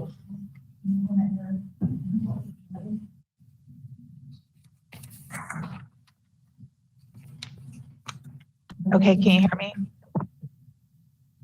All right, well, we'll go with it. So as I'm looking at this and I see the priority, the bold, I like that. I like that we bolded these things. And I looked throughout the presentation, I see it's bolded on, there's at least one bolded in everyone. And I know we don't want to get into the weeds today, but I think these are really important points, these bolded areas. I'm wondering, has the city looked at this already? The city staff already looked at this and started thinking about how we can implement these bold statements as put them into practice? So I would say we will have, Cody, I invite you to make some comments too, but I would say that on behalf of the staff was involved in some of these meetings. There were 100 or so people that I'm going to say spent at least a dozen hours or so each. This was not a single meeting. This was a series of workshops and directed conversations, many multiple focus groups. So there's quite a bit of time that those 100 people spent on it. They come back with this report. The report went to the department heads and it's come to you. And I would say the department heads aren't going to do anything with this independent. We're going to look at your strategic plan and how this advises your plan. And then we're going to use this report to follow your plan. So if you speak today and tomorrow about the need to use the DEI lens as we move forward, that becomes a higher priority for us. But to suggest that we're just going to independently move ahead on these things, I don't think so. I think they're advising us as good input we had from, 12 or 1,300 hours of input probably. But what I'd like to say mostly is, we hope it advises we look at things today as another lens. These are folks that, although themselves may not be disproportionately harmed, they represent organizations, agencies, and groups who are disproportionately harmed by COVID. It was created to try to get a voice into the community for those people who would normally come out of recessions and natural disasters and that sort of thing in a lower position than they were to begin with, disproportionately. So, Cody? I would say there's, the Don's point about other organizations we represented. There were a number of team members from Growing Home that sat on a couple of different groups, partners who we have in the community, again, with the chamber and others. So there, it's a broad of recommendations. And then we do look at the first one, we're working already, we've done in other ways.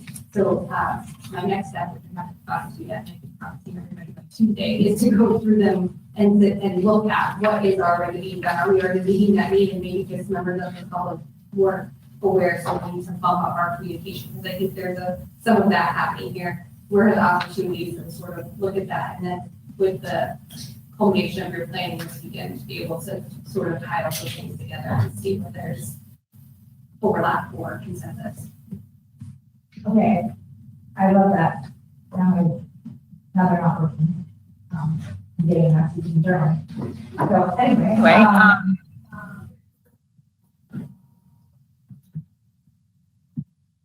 so when I look at this first one, actually involve residents in policy development, and I see this Rescue Rise committee, I guess what you call it, committee. I see that they are this is the example of, to me, getting residents involved. I know that there were a lot of people from all different walks of life in our community that were involved in this group. And I think that, and that's what I love about the board and commissions too, is that that's people from all different walks of our community participating in the board and commissions and actually have their hands on how we are shaping our community. And so I just really love this one that says actively involve residents in policy development, because so often I think we as a council end up saying, this is the policy, and sometimes we have a lot of resident input, but sometimes we don't. And that's what concerns me is, and I think each of us try to go out and solicit that resident input, but that's behind the scenes. And I like that this group is very much in front of the scenes and people are saying, this is what we want. And then that guides us in how do we go forward with policy decisions. So I like that statement. I would like to see if we could find more ways to, you know, and very often when we're looking at policy, we have things that say, oh, the planning commission didn't approve this. So now we're getting more of our boards acting in that. You know, we hear from the inclusivity board, we hear from the Parks and Rec board. But I would hear from even more people. You know, if I could find 100 people to regularly survey about every single policy I have to go on, I would love that. I just haven't figured out how to do that yet. But you know, because the residents of this community really are the ones who should be shaping the community. It should not come down to 7 people sitting on council. We should be hearing from 700 people. You know, each of us should have a minimum of 100 people that we know that contact us and tell us, this is how I stand on this policy and how I want you to go. And that would help us tremendously in our work. So I just thought I would add that. I'm sorry I couldn't get my sound to work, but Thank you. Yes, Councilmember D'Amato. So, I mean, I agree that it's important to have all these voices and these workshops and everything that you just said. I would push back a little bit, and I do actually have some concerns specifically on the Westy Rice program and how people were selected, not because we have a bad group of people. I'm concerned that we don't have enough divergence of thought in that group of people. When I look at it, I see a lot of political activists on one side of the fence, not the other. Granted, we're supposed to be in a nonpartisan type scenario, but if we're going to get a true feeling from a city that self-identified itself as divided, I'm concerned about the makeup of this group and how it's selected. I would say I love community voice, but we were also elected as representatives of the city. I mean, I know that each one of us who has run so far has taken a ton of time going to doors. Like in my 3 elections, I prided myself in trying to hit 10,000 doors at an election, which still didn't feel like enough, but there's only so much time one person could do. But part of the reason I point that out is that's how people's voice is supposed to get into representative government, is they elect us, we listen to them through emails and phone calls and stuff. So I don't disagree, but I also would point out the fact that, you know, that's part of our job. And I'm not saying that this is bad or anything, but I do have some concern that we're missing some of the voice of a part of the city in this group when I look at it. And I don't know everybody on there, but that's part of my concern is I do know enough of the people, but I don't see people out of, say, certain areas of town or certain political views. And I'm sure that, you know, we could address that somehow, but I want to at least raise the concern because I do have a concern. Cody, go ahead.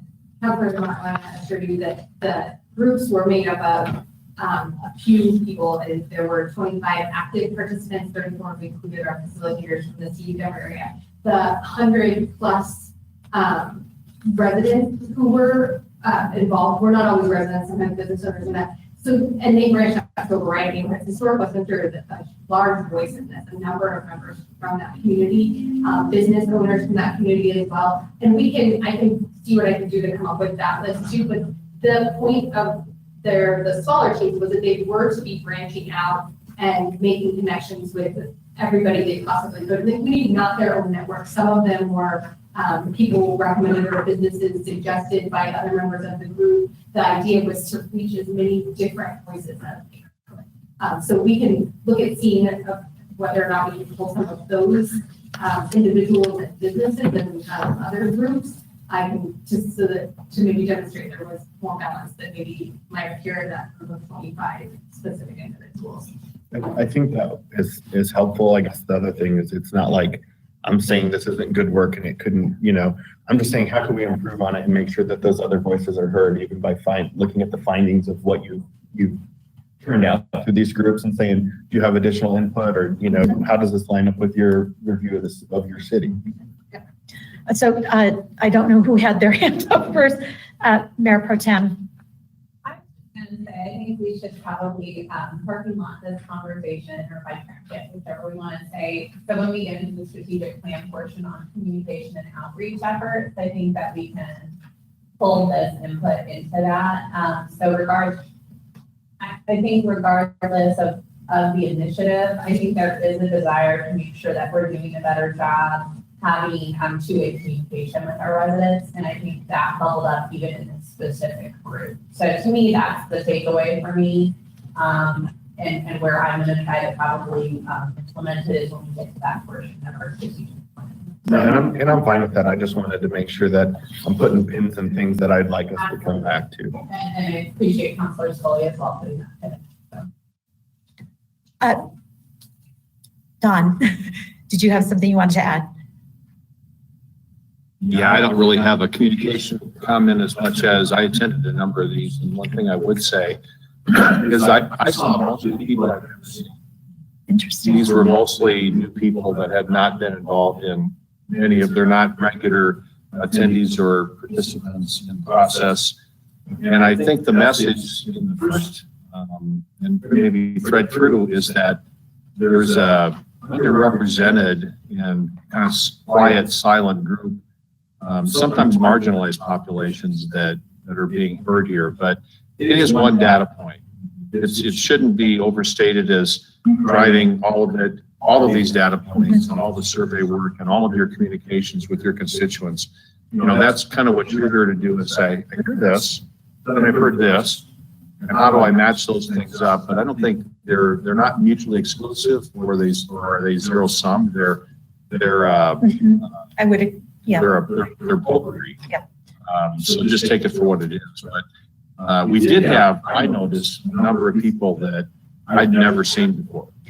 Well, and I think, remember what this is about. This is about resiliency as it relates to COVID-19 and the impacts that the pandemic has had on different aspects of the community. And I think there are people that were, and groups, stakeholder groups that maybe were going along fine, and the pandemic happens, and there were some parts of the community and probably some residents of the community that were disproportionately impacted by the pandemic for different reasons. And so that is the type of input one would expect to see in this work that's specifically focused on resiliency regarding the pandemic. So I think putting it in context is helpful. It doesn't minimize it. It's just another contextual piece that you have to build in as you're creating your strategic plan. I know it's a lot of input to consider. And I guess I would counter some of the how you said the COVID. Agreed. Yeah.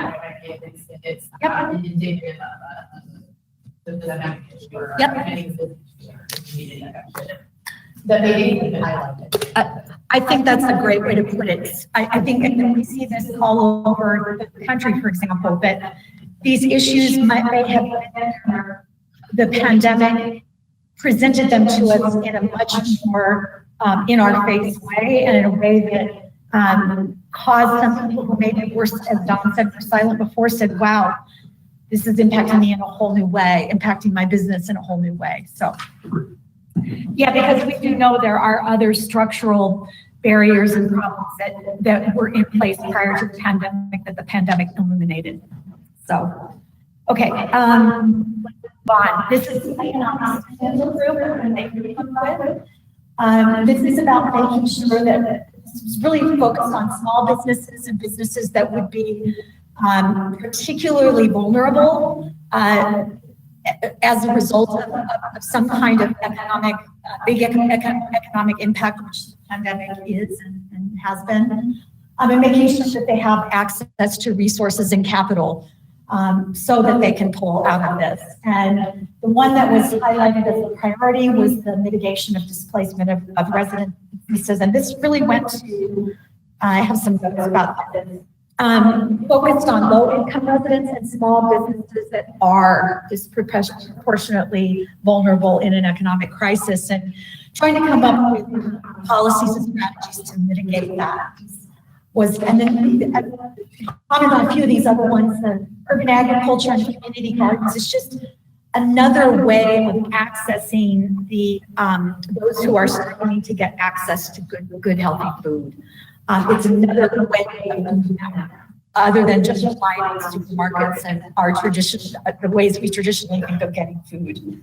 The second one on multi-directional communications, this was alluded to in the previous one, which is you've got to be able to communicate with residents across language and cultural barriers. In some cases, this might mean deploying navigators who can make a special emphasis to help those groups participate.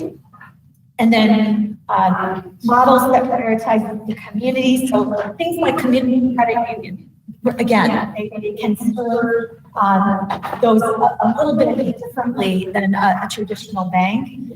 And then finally, providing direct technical and financial assistance where it's needed. So again, maybe providing some direct assistance to small businesses for example, as I mentioned, in historic Westminster, which was one of the parts of the community that was a focus for this.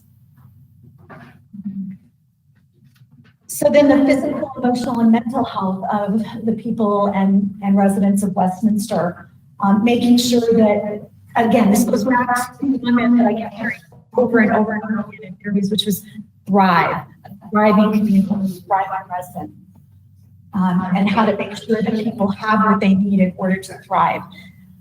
Homelessness as a priority and addressing housing insecurity as a priority recommendation. This is a challenge nationwide. This is not unique to Westminster. And it's, as you know, it's an incredibly complex challenge with many, many different inputs and many, many different foundational causes, and very challenging to address. Right. Somebody, Counselor Lund, would like to pin in this for future conversation, homelessness and housing insecurity. Many of us participated in that Metro Zero conversation, where they're looking at an approach to regionally discuss homelessness and refugee starting homelessness. And I'm just wondering if that's something you want to consider in our strategic plan. I'm not asking you to answer right now, but I just wanted to throw that question out for people to chew on. I would second that. I know there was a resident who sent us the video with Albuquerque, and I actually think maybe Mayor Pro Tem brought Albuquerque up before.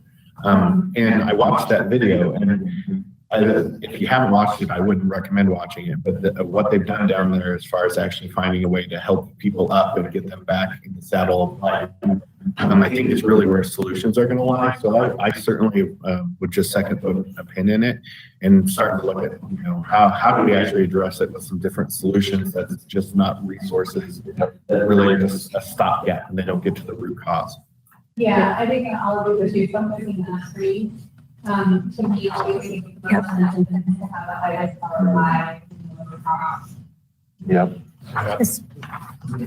Councilmember Scully? Yes, so I'm agree. I don't remember, but that homeless, really homeless, that actually really highlight so but it also highlighted in the video where 49 I don't know if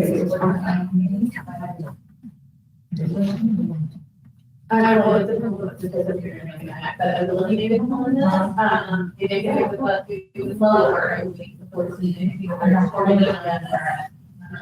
right. But that was asking me,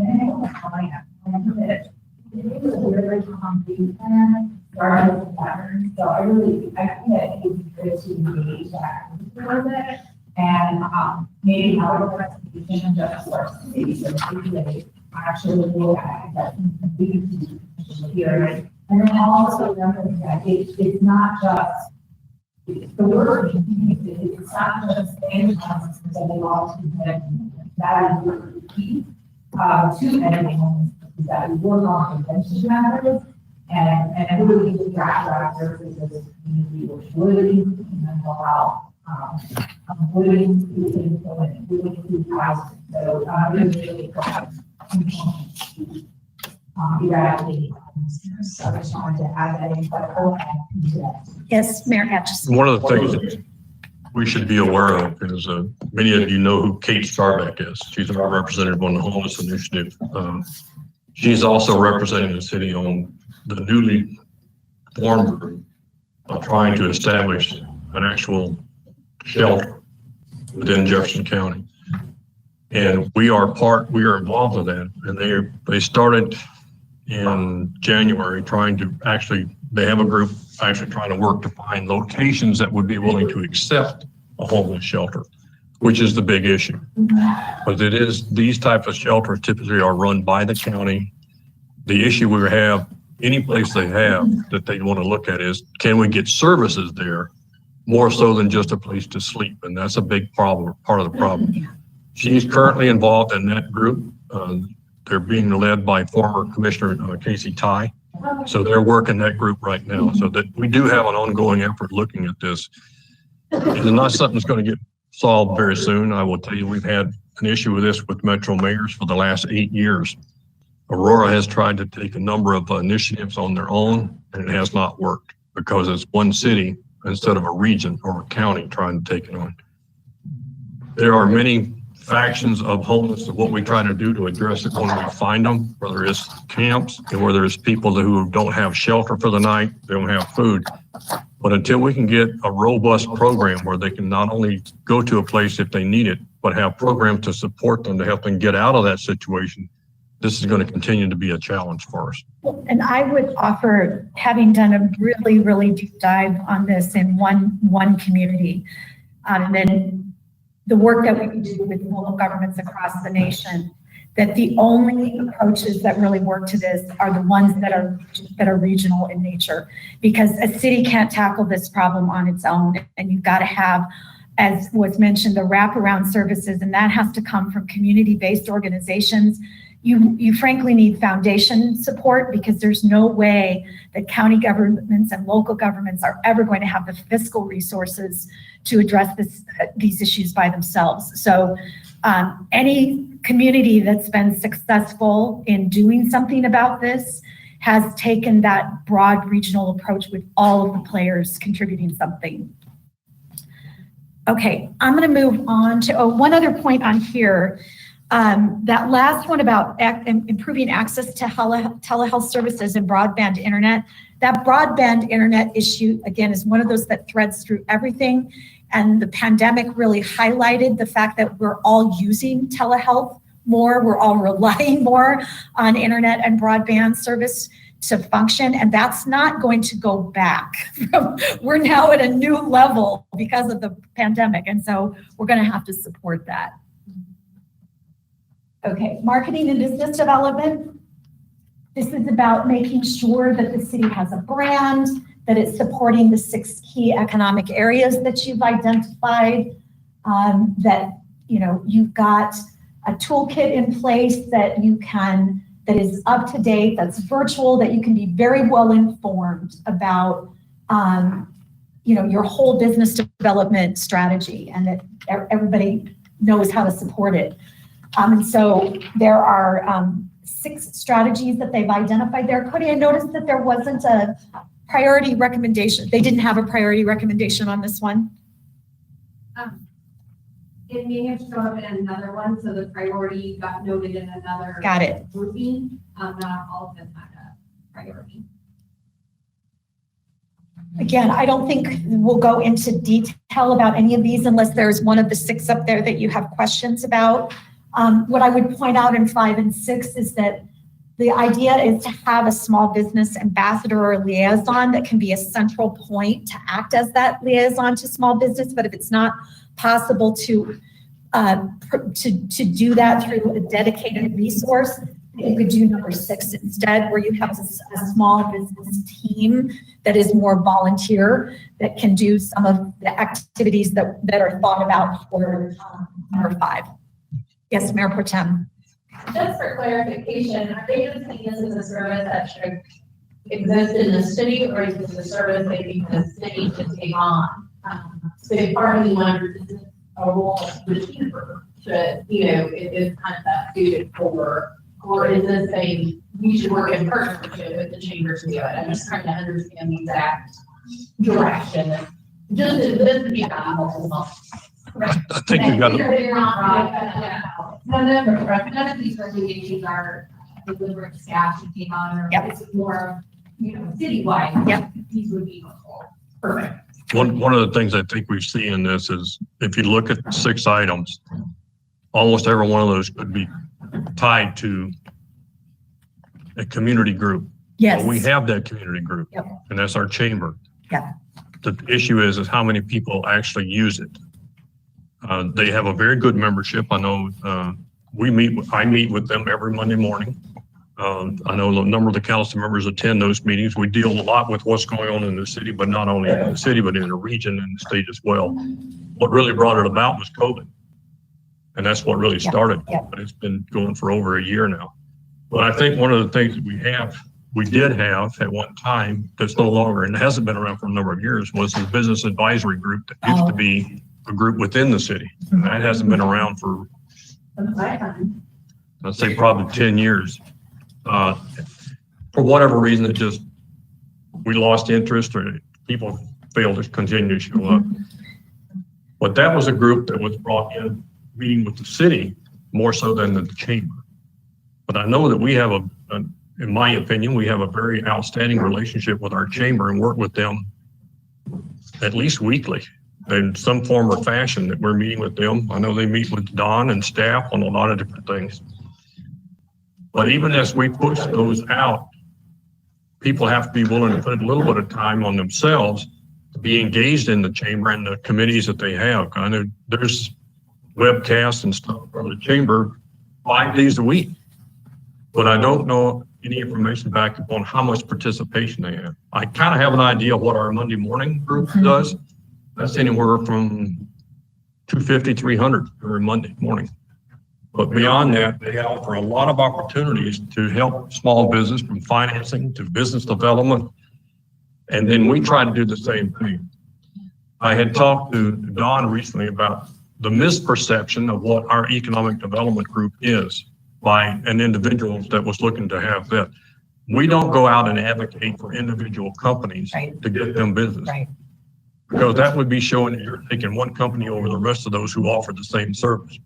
What we provide is economic development for companies, investments and stuff like that, but not going out and say, well, Councilor Smith has got a business and I'm going to go out and promote her business over the same business that Councilor Seymour had. That's not what our economic development office does. Yeah. So you have to look at what do they understand the role of the city may be in these type of things, and understand we have a lot of opportunity for them here, but we also have a very well established and productive groups that do this. Right. The question is, do they know about it? If they don't, then we need to point them to them. Yeah.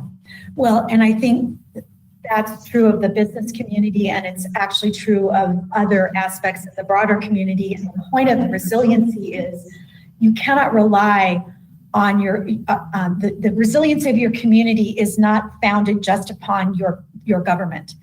Your community is only as resilient as all of its parts. And so again, this pandemic has illuminated the fact, and maybe some gaps where we need to build resiliency and in a way that doesn't just rely upon government resources.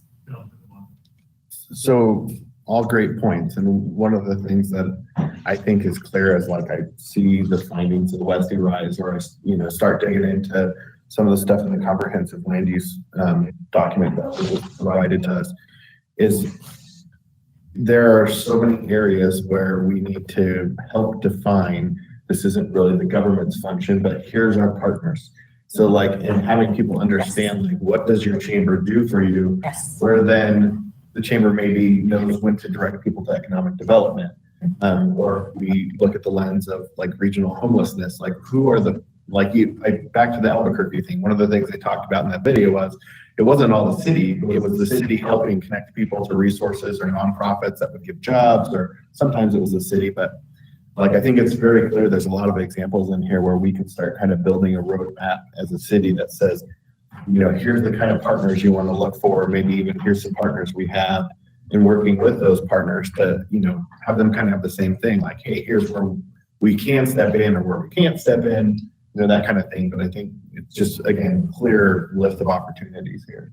I really agree with that, and I think that's like the benefit of the community in total is we're more than the sum of our firms, right? I think we work in collaboration, we share efficiencies, we can accomplish a lot. But we can't take it all on ourselves. So I think that's a good point, and I think that transcends everything I've put in today. Right, like we can always remember that this is an important policy. Who should own it, right? Like who are the stakeholders that own it? And identifying them, looking for those partnerships. Okay, last two areas. This next one is on data and technology.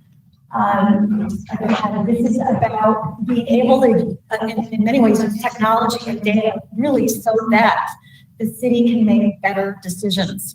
Data-driven decision-making, good integration of data so that the data is meaningful and it's very useful. And then also so that businesses, your community residents, and community-based organizations have access to data that's meaningful and helpful to them. And so those are the 5 strategies this group came up with. This whole concept of data literacy, and this is actually internally focused about making sure that city government employees know how to use data well and know how to integrate data and use it to inform their thinking. It's interesting about the library, about the data library, is that this is about trying to craft sort of visual representation that people can relate to. As you know, sometimes the data is so complex that if you present it in words only, it's very difficult for people to grasp. And the more that you can create visual representation that people can readily understand, is really, really powerful. Michelle? Yes.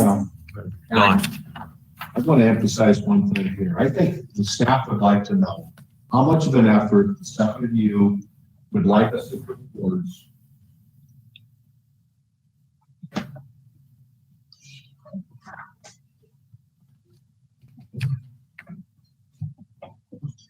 I think the staff would appreciate knowing in this area how much effort you would like us to put towards open data. That's a huge project. And it's a really important thing. There's a great variability in local government as to how much is pushed out because there's a lot of data available. And, actually the CFO has come to me and said, how far do you want to take this? And I've said, we need to hear from council. Because if you look at some other cities, and I would particularly point to California, and look at their websites as to what the public can get access to in the city in California. It's remarkable. Now, it's so overwhelming, but there's almost not as much of a need for core kinds of work in California and other places in the country because so much of it's right there. And, but it's a big effort. It's a big effort if you want to do that. And there are there's some risk with it. The more data you put out, the greater chance you have of things being inaccurate and the management of it is important. But to me, this is the question here that I'd like to at some point think about. Because I would think in the Front Range, I don't see the really open data that I see in some of the other cities across the country right now. And we'd be out front and, that's one of the questions that the department has asked as well. We would be the only one doing it to that level. I happen to think that it's the way to go personally, but it's a big commitment.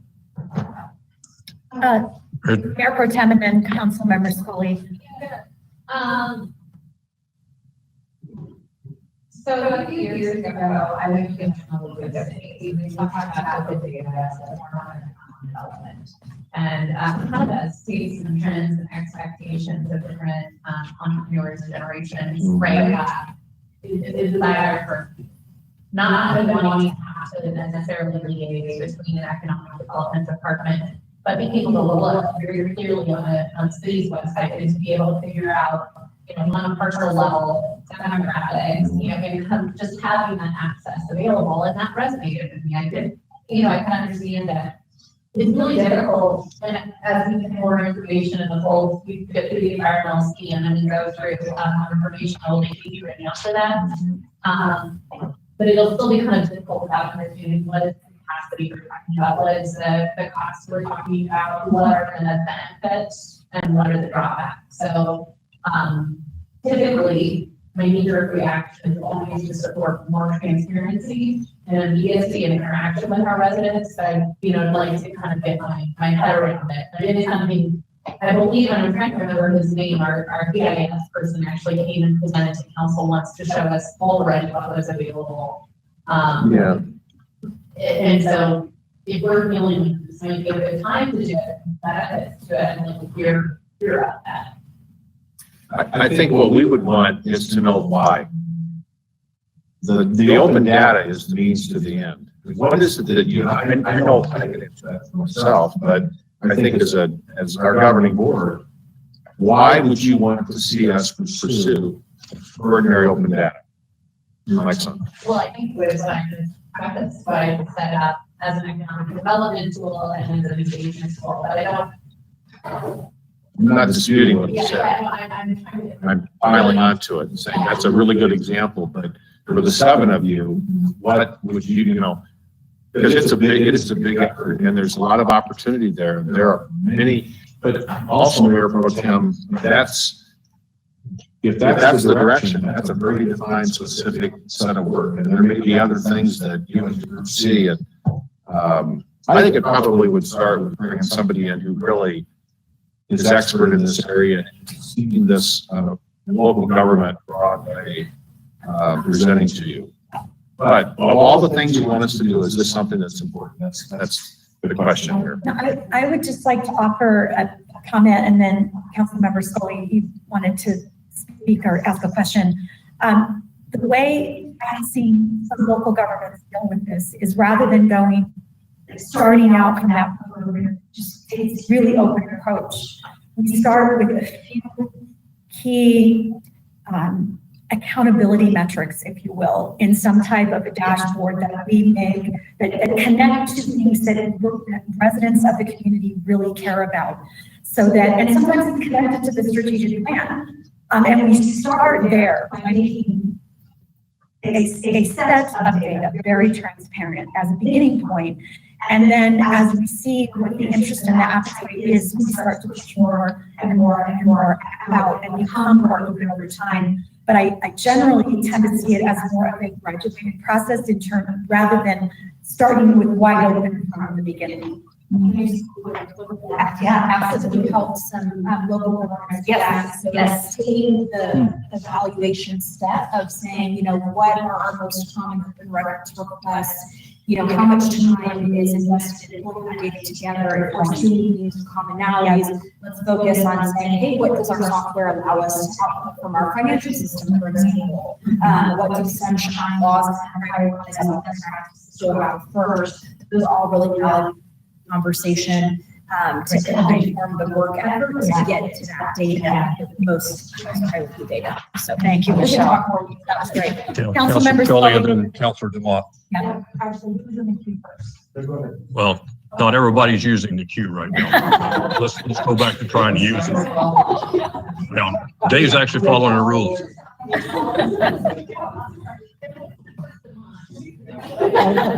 Well, I do remember seeing a hand up over here. Yeah. All right. I appreciate what you said, Michelle, because and Mayor Pro Tem sites, because I was definitely where I was looking too was I think this is a really good idea just for transparency, and I think that getting at the reducing the core request is a huge I mean, I know that's a huge, project when it happens.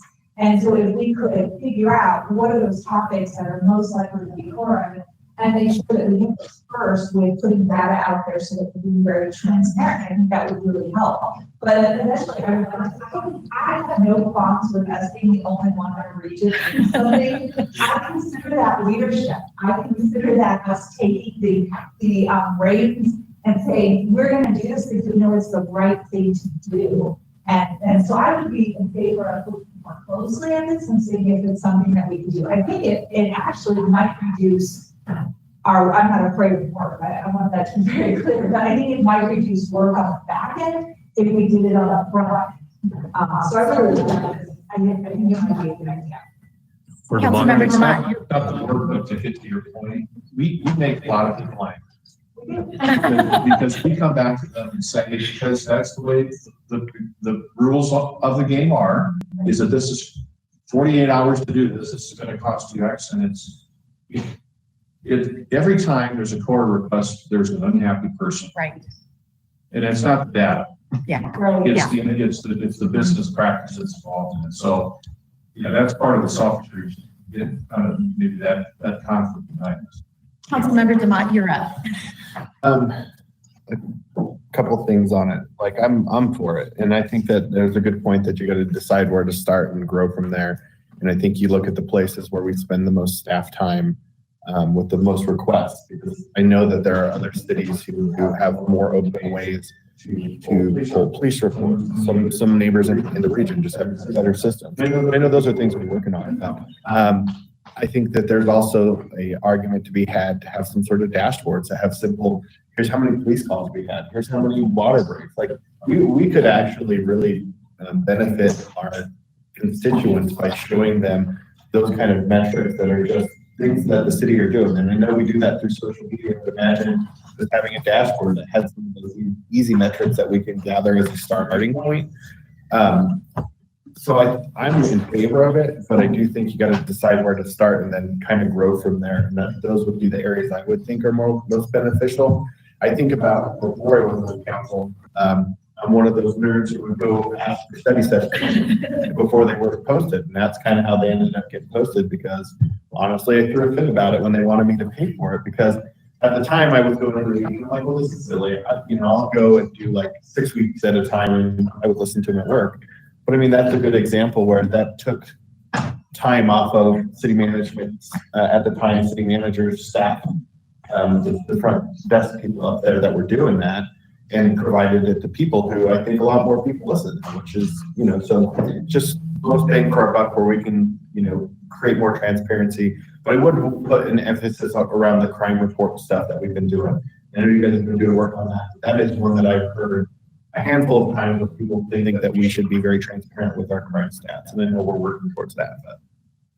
But I think the consensus of what I'm hearing is that let's start with a wheelbarrow and not a semi truck. Because this is just throwing stuff out there on an internet or someplace doesn't mean you're putting out qualitative or quantitative data. Yeah. Let's make sure that what we've got out there we can maintain, that the stuff is accurate and up to date. And that doesn't mean, as I said, using a dump truck instead of a wheelbarrow. Let's start small on something we know that we can maintain, because what you're asking for is going right back into the issue we've been dealing with. How many people do you want working on this from the city, and at what cost? What's the benefit and what's the return? Right. That's exactly, I would say return on investment, or how do we see community uses that's beneficial for both the community and the staff, and start there. Maybe it's time specific, maybe it's log paper, maybe it's land flows, right? Maybe things like that. I don't know. And I've heard Don ask this before, what problem are we trying to solve? So I mean, with that, and what both of you are saying is, where are we having a lot of requests that this kind of action is actually showing that we want to be transparent, but also addressing that. And so it might also lend to communication, which we hear over and over again in council, that communication isn't up to what people want. And I try to think through that, how can we make it better? Maybe this is the part we're missing, is that we don't put enough data out on our website where people can actually research it, think about it, see this information up front. They have to go searching for it. And I understand people, you know, I'm an English teacher. I do a lot with websites, I do a lot with syllabus, and I know that students do not like to scroll. I imagine the average resident does not like to scroll. So, you know, if you just look at that, we're not making control anymore, we're saying, period. You can see it on your own. So I think it's a communication tool is what it is. And I think too, you know, you could decide that you want to be first in the Front Range, for example, but you don't have to be first in the country. As Michelle Dodson is saying, there are other places that have done this, and you can learn from what they have gone through to make those decisions. And so you don't have to reinvent it so much in terms of how to go about it. There's a lot of examples out there about how this can be done. So let's do the last group in the Holistic Rise, and this is on sustainability. And this is really, this isn't just this is like triple bottom line. This is about the combination of fiscal sustainability, social health sustainability, and environmental sustainability, really all rolled together into one. And so you can see some of the strategies there are around having a zero emission fleet for the city, being able to develop the electric vehicle infrastructure for the community. We have a big appetite for remote work, although there are some people who can't wait to go back into an office environment. I think it's kind of interesting. There is an increased appetite for remote work. And so again, it's that broadband question, how can we expand internet access? And then, you know, from a regional perspective, how do we reduce emissions so that we can maintain the beauty and quality of the environment that we have and all of that means? As well as it frankly, in the long run, it's a cost issue. So that was the work group's strategies around sustainability. Comments or questions on that one? And I just want you to know, don't be afraid. We are a little bit over time. We have play in the agenda. We're gonna get to where we need to be. But I think the fact that you are so engaged in this conversation and the information that we're bringing forward is really great, because this is what feeds your conversation about what you want to have in your strategic plan. So it's worth the time. It's worth the time to really dive into this and dig into it. So it's interesting that you comment on remote work, because I hear people say, oh, I love working from home. Yeah. I also hear people saying they can't wait to get back. Yep. And so I would argue that it's not really remote work that everybody's excited about, just the flexibility. Agreed. Yep. We're looking at, and I think that's different than being focused on remote work. I think it's being focused on diversity of how we work. Yep. And just to underscore that, we hear people saying, it's a good distinction to make, because we hear people saying, I can't wait to get back to the office, and I want to work from home 2 days a week too, right? So it is. Mayor Pro Tem. So when I read through this, and perhaps this is my own bias percolating through, but I think that this was really looking from like an environmental sustainability perspective, trying to make that an option so that people are out of their cars and we're having less impact on our roadways and air pollution. So investing in the infrastructure to allow that to be an actual choice for people, because broadband access, you know, while it's pretty good in the Front Range access, it's not necessarily affordable. Right. It's not necessarily stable, like, you know, when it comes to the whole home. So you always have broadband issues. Yeah. So specifically, we need to make sure Pete that's comfortable with that broadband.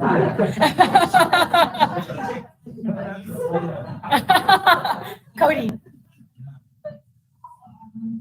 Also play on that, because I think that also lends to, I agree, getting the cars off the street is a huge, I think that needs to be a priority. I think that, I don't know how many of you felt this, but in the last year, I've hardly been in my car. And I'm amazed at, I think I just filled up my gas tank like once every 2 months. Right. Once every 3 months. And not only did it help keep our cars off of the roads, but it also saved us money, which allowed us to live a little bit more comfortably for the last year too. Not to, you know, I mean, and I've heard that from several residents, but they're very impressed at how different their lifestyles have become in the last year. But again, I think there are some people that will always want to go to an office. And Oh, definitely. it's just it's part of the reality. That's why I think that we have to think flexibly Mhm. about, because I would be one of the people that want to work from home. I like working from home. It's a comfortable place. I have a little bit of that. So I'm very fortunate in that, but I also live across the street from where I work. I can literally walk every day. And that is accessible to me when I want to be there. But I have the privilege of, I don't have to be there either. So the environment that my organization has looked at is making it a flexible work environment, which I really appreciate. So I'm not trying to diminish what's being said in this plan. I'm just saying, I think the word is not necessarily, creating a remote environment for everybody, but creating a diversified ability for people to work. Yes. Cody. I just wanted to clarify also that the sustainability specifically, a fair amount of this was motivated by health, especially Yes. lower income Mhm. families and who are in a socioeconomic lower area where the pollution has a much stronger direct impact Good on point. their well-being. So Very a lot good of point. These recommendations come from that sort of health and equity lenses. Just wanted, I didn't think that came out. I wanted to clarify it. Thank you. And so someone touched on that, Cody, because last year, the air quality of our environment was horrible with the forest fires. And I haven't seen anything here about forest fire reduction or anything to that, that's linked to that. And I'm just curious, because that was really, being asthmatic and having to deal with air quality issues last year was huge. There were days I could not go outside because the air quality was so bad, I could not breathe. And I'm concerned for our residents, because we saw a huge increase in that ability, in air quality last year. It was terrible with the forest fires. But I didn't see that, did they ever speak to that or address that, or was that not really on the radar? I think it was on the radar, but didn't rise up to this level in the conversations that had. These were more things that we could be doing directly right here in the city. So in those conversations, I don't know that it rose to the top. I know that there were conversations about it at some point in the process. If you go back and look. But certainly air quality as a whole was critically important. What tends to happen after a natural disaster too is that, particularly with the wildfires where I live, we had the worst air quality in the history of our state last summer. And the thing about emissions is that unless you do something to proactively impact it, it stays steady or it increases. Whereas it's important, the air quality during the time when those wildfires are going on, but it goes away. And then when that event is over with, people tend to forget about it the further away you get from the event, unfortunately. And there is a lot going on in the state capitol about forest health and restoration and public events, but I just wanted to say another thing, a goal, I think that is supported through supporting remote work options is equity and access to opportunity. So folks who maybe have transportation challenges, maybe because of disability, lack of access to a car, not consistent bus routes, it does allow them to engage the workforce in a much more meaningful manner. So there's that benefit that I did not highlight earlier. Dave.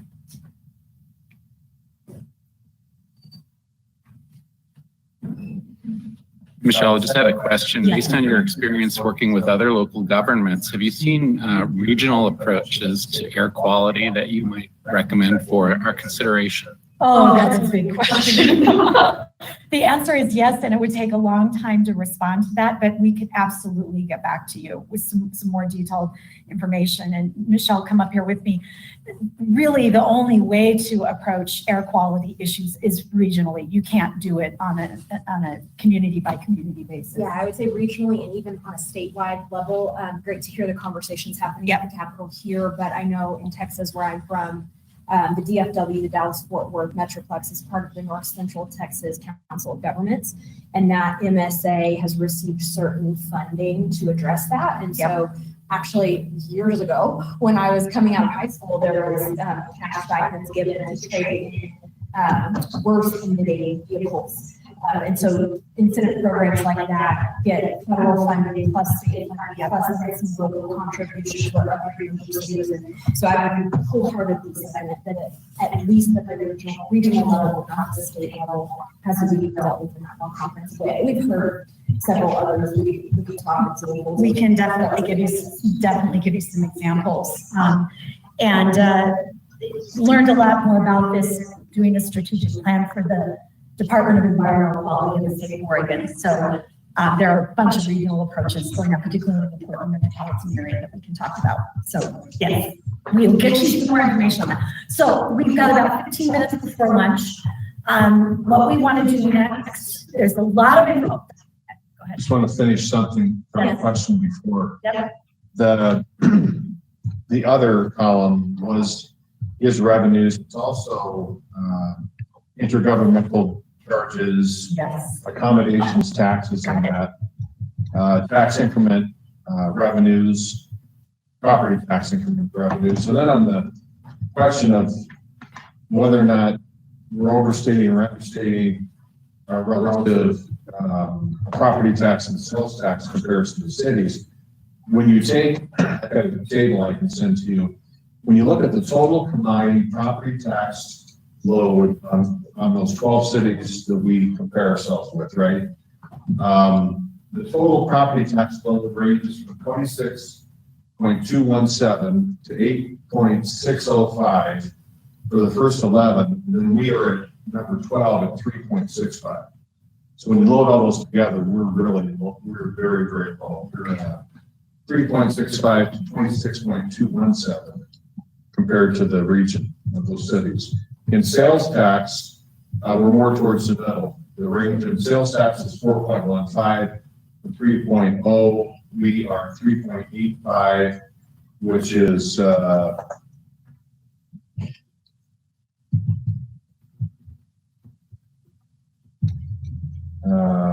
of 16. No, 5 of 16.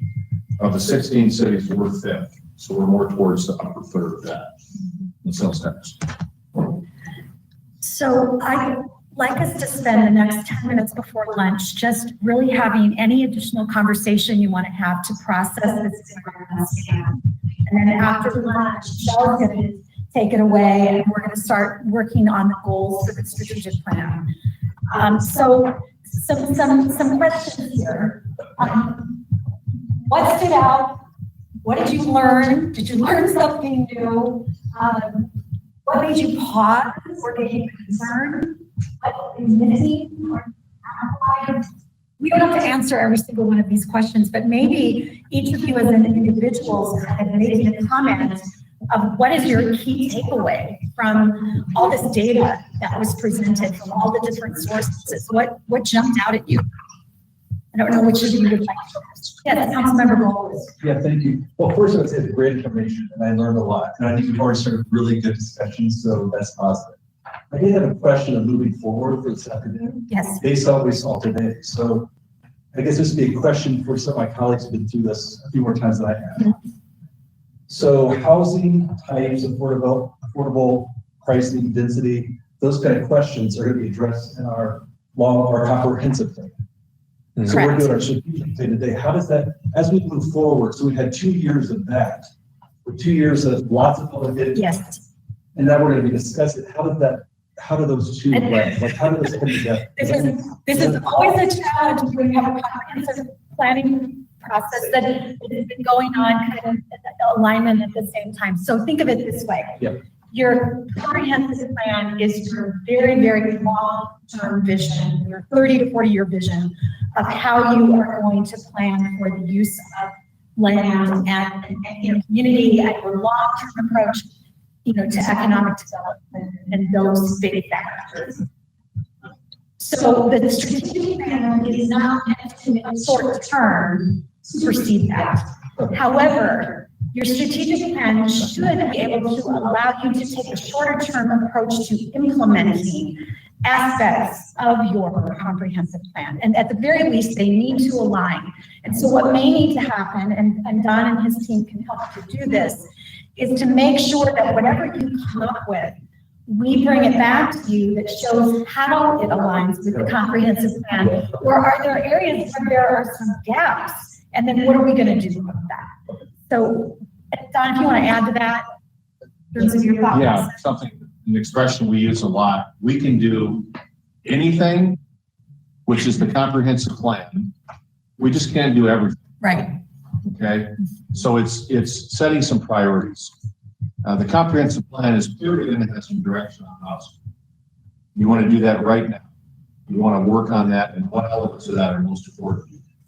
And so it really is about choosing things that we're doing in the shorter run, as you said. Okay, thank you. Yeah. That helps. Councilor Seymour. That's always confusing when the two processes are going on at the same time. Councilor Seymour, you're up next. Other things that stood out for you? Yes, Councilmember Seymour. I think one of those questions too, I was looking at this as far as what's missing, the more important what needs to be amplified. And we went through this when the survey, the 2020 survey came out too, and the 10-point survey even amplified this. So taking those things that we can all agree on and report on is with our residents, 93% beautiful parks, 82% quality of life, 80% their neighborhoods. Safety ranks high in those things. And I think those are where we find common ground, all of us. And so I think when we can amplify that, then take those things that are within the control of local government and amplify that even. There's things out there that our residents have said, we have concern about accuracy, and they're out of our local control. But they need to put agency because we have other governing bodies that do crash. How can we take those things and amplify them rather than finding those things that apply? And then the other side of it, the direct impact that we have, on slide 25 is how can we improve our engagement with our residents? How can we work on community communication? And some of that may be the underwriters part of it, and that one guy even come into a lot. And then, even the other thing that was on, that stood out on that slide was, how, from a community development standpoint, from a business standpoint, how do we improve our permitting and inspection department? And that may come in from a concierge, either through the chamber or through another way for small, especially small business and small contractors who I deal with a lot. Is that how can that communication be enhanced? So, we have some great positives, and then we have some, they're relatively fixable things, but not solved and dealing with. The fixable things that we can target and move forward. So that was the positive. A great perspective, and just one thing I'd like to tease out of that is that sometimes when we listen to county boards and city councils deliberate all the different directions they can go from a strategic plan perspective, that if you can tease out what are the things that we truly have responsibility for, and we definitely lead on those, and what are the things that impact our community that we don't have leadership of and that we don't have control of, but what can we define as what role we can play to make it better or to advance it or to improve it, and teasing those things out, because it doesn't just mean that only include those things that the city has total control over. It can include things the city doesn't have total control over, but what is the city's role in trying to affect or impact that thing? So, Councilor Demott, you're up next. who else would like to? I've got two more right now, Councilor Demott. Yes, thank you. So obviously, as the chat would show, I've answered a lot of these as we went through, but I would say, kind of to Councilor Seymour's point and some earlier points brought up, is we have a good opportunity from what I've seen about addressing what is in our wheelhouse and what is not, and also what other opportunities there are with our partners. And so I think that the more we define that and help people understand that, the easier it is for us to focus on the things that is inside of our control. And I think it's always interesting. We have election year, obviously, and we have new people who want to run for council, and it's always interesting to me the misconception by people who get in, they definitely want to be a part, they want to, do good things for their community, but you hear them talking about things that they hear in politics that are really bigger level, not city level stuff. The only reason I bring that up is like, we have an opportunity, I think, to say, here's what a city does. And, here's the things that we need to address or the things that we do really well. Really hope that we take some of these findings and go after those portions of it and, kind of help that communication piece to our residents so that they really understand what it is the city does do for them and what they do. Appreciate that. Who is next? Yeah. Here's the check. Thank you. First time with the mic, so I'm not sure if it's, I am using my headphones. But I would agree with what's been said, and Michelle, you had hit it on the head as far as, and then much to Councilor Dermott's point, as far as, it seems like the theme in this is that we're, as a city, divided in what we can provide and what we can't provide and what we need to amplify, much to Councilor Seymour's point. But I think that kind of the theme for me personally is what's priority as far as core services, as far as what we need to address beyond that and what we can address beyond that, especially with what's been mentioned as far as the resiliency of bouncing back from the COVID world. And so I think that for me is important as we move on to the next part of this strategic planning, is actually defining the goals. Yeah.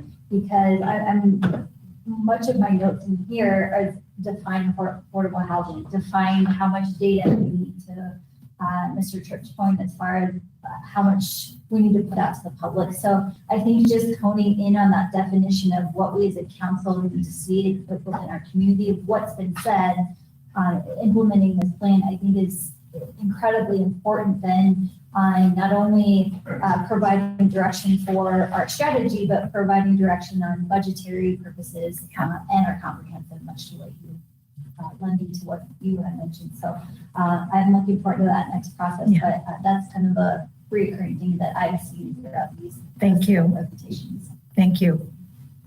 Thank you, Mr. Mayor. So I don't disagree with my colleagues that this data makes it helpful to understand what are the issues in the community, where it is that we coalesce in our agreement, where are areas of divergence. And honestly, I think it does allow us to help focus and prioritize how we articulate our values through our budget to your message something. I have learned and incredibly narrow in my confidence in how we see the role and scope of local government in addressing some of these issues that are percolated up. I really I have a huge emphasis on wanting to be effective, efficient, and wise with the dollars that we spend.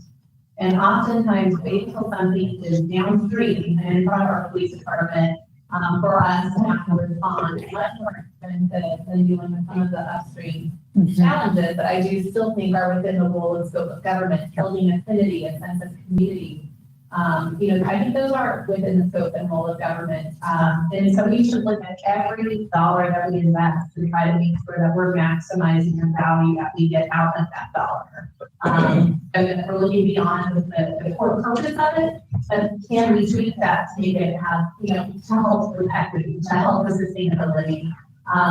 I think that's important. Otherwise, we would be taking on that health, right? We would take on that challenge other than recognizing how much it impacts so many other portions of our residents' lives and ultimately our budget, the inaction of it. So wanting to make sure that we're not too myopic in understanding our role, and definitely looking for every single opportunity to partner with nonprofit groups, with other government agencies, with the business community. So as I said, as a community, the sum is greater than our part. So I'm looking forward to it.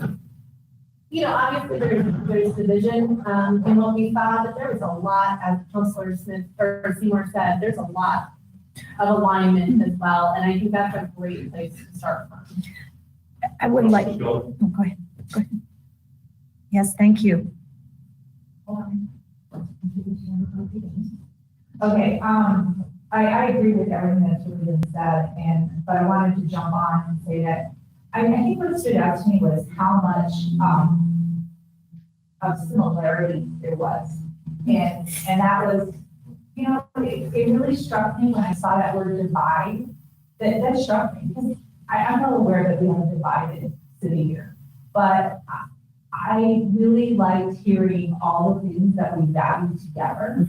And I think that really came close to my heart. And it is, it's all the things that I love about our city, that we're beautiful, that we have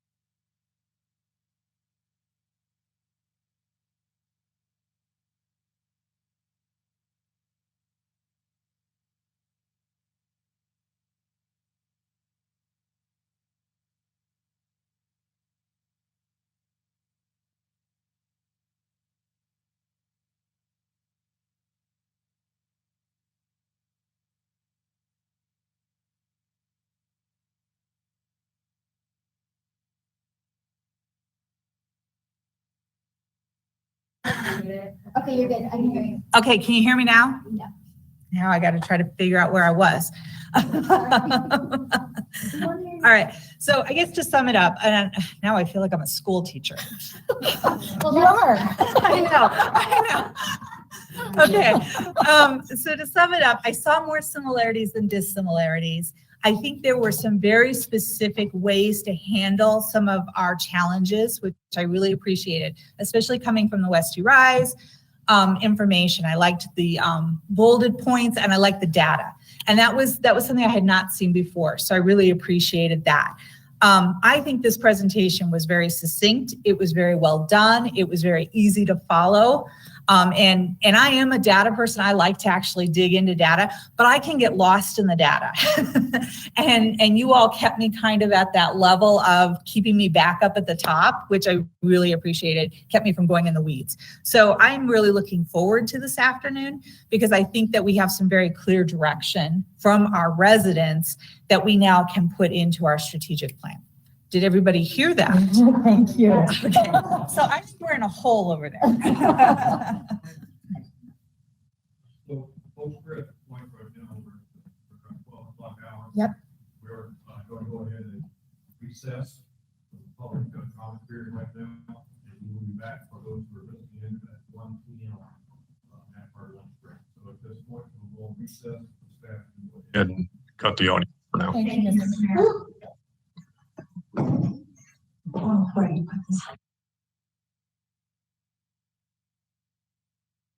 This conference is no longer being recorded.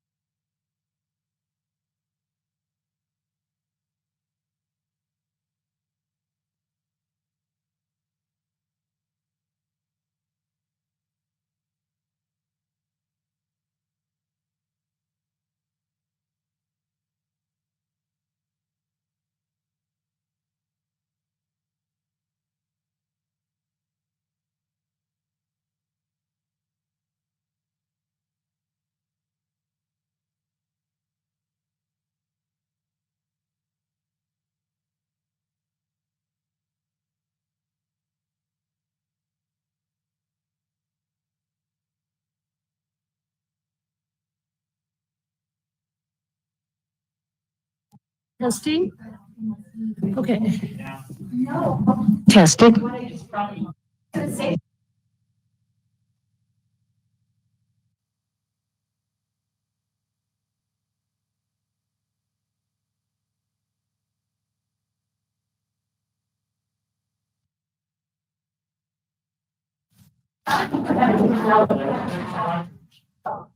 Okay, there we go.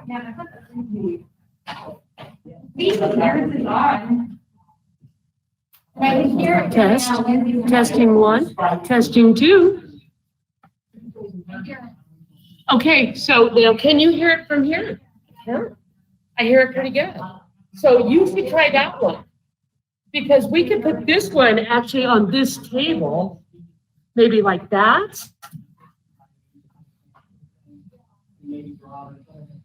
And it's fine, and then just have everybody mute and we will.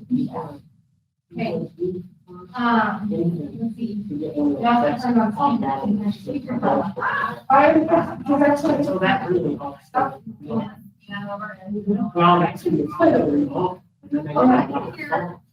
From that speaker. No, that's not. No, I know. The critical speaker has. Hey, Ed, we're right in the middle of this, it looks like we're gonna do kind of what?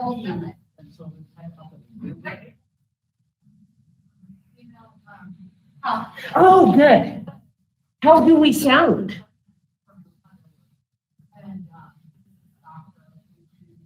I am right next to one of the microphones I bought. Okay. Okay, how can you hear me now? I'm talking to Ed on the phone, and he's listening to it on streaming. Can I hear you?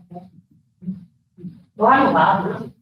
But I bought two mics and I set them up on, we set them up on opposite ends, one on the one on the PC. And can you hear me from here?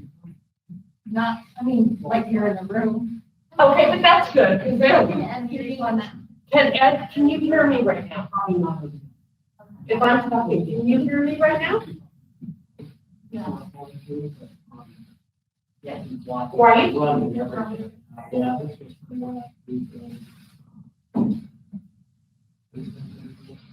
Okay, so.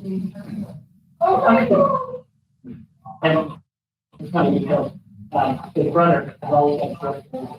Good, good. He can hear me screaming good. So everybody, Can you hear me? okay, can you hear Cody right now? It's gonna be delayed because it's a 30-second delay to the stream. You guys talk, it takes 30 seconds to get to the world. Can you hear me? Sing a song.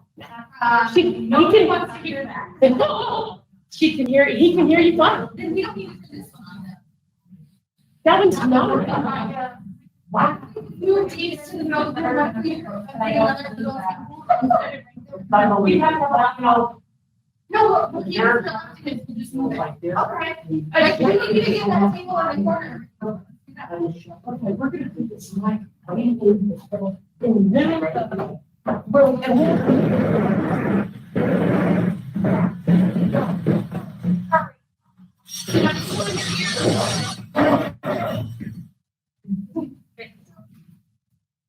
So let's just put it sort of here. Yeah. I've got a longer one of these too. I've got mine in my, let me go grab it. Okay, go grab it. I'm gonna go grab it. That one in the concrete. Really tomorrow. All right. I'm walking out at, Cody's in here if you want to talk to her, call her. I'm walking out.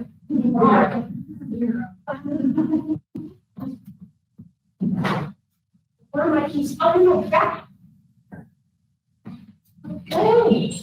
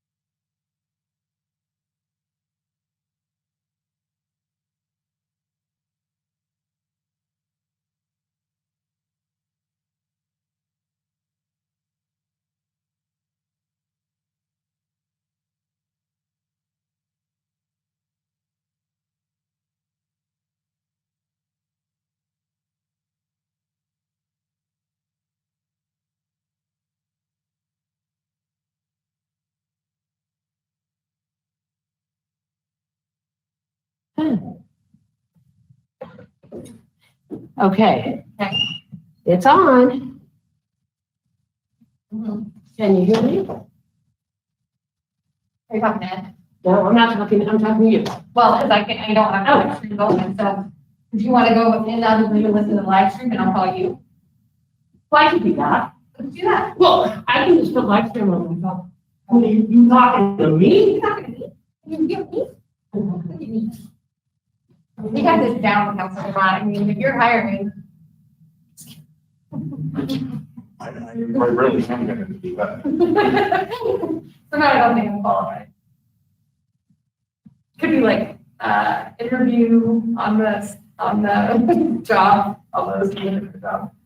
It's all about really, it's all about you. Under pressure, you'll be okay. But you have to know what you're doing and what that is. Right, comes along. The demeanor really is the harder thing to find, you know. Don't have. You just got a huge thing.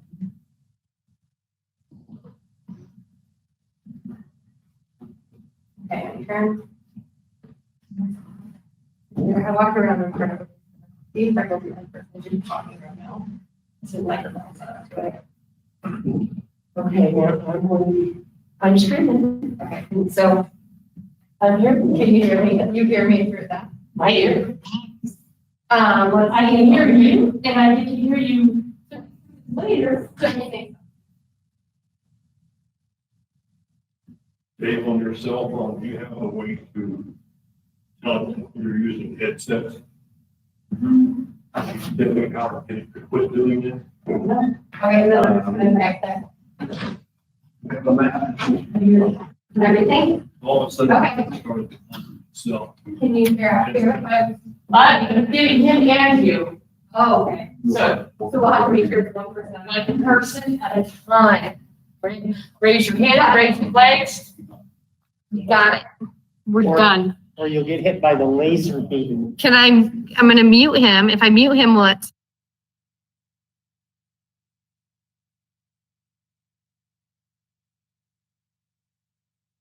Can you hear us? I can't hear anything. Dead as a doornail. Can you hear him now?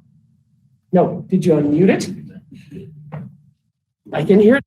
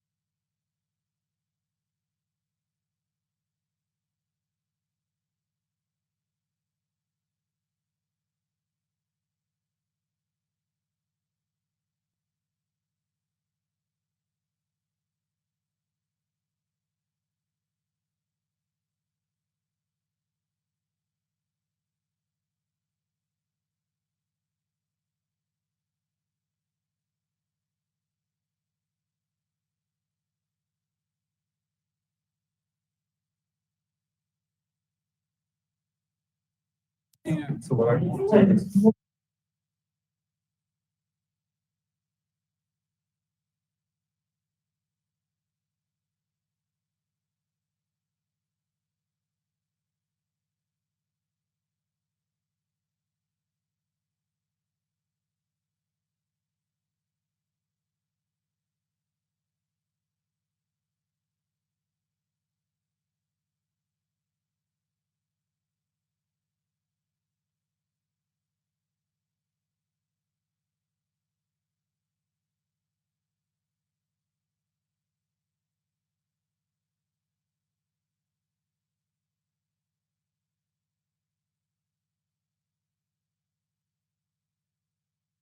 adjustments while we've been out on lunch. It's important that we understand we have two microphones in there. And picking stuff up, so if you want to talk, make sure you put your hands in the chat and only one person talking, because otherwise it might pick up other dual conversations. And thank you. Thank you very much. Yeah, don't unmute. You no longer have to mute. You no longer have to mute and unmute yourself. Everybody can be muted because it's all going through one device. That's why it's important to talk.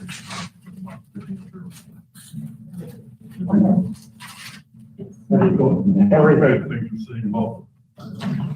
You are. All the things in your head and also. Knows. All right, so since it sounds like we have AV squared away, let's jump right back in. Just really great conversation and discussion going this morning. Appreciate everybody abiding by those house rules, coming together to talk through some things that I think that discussion really has set us up well for where we're going next.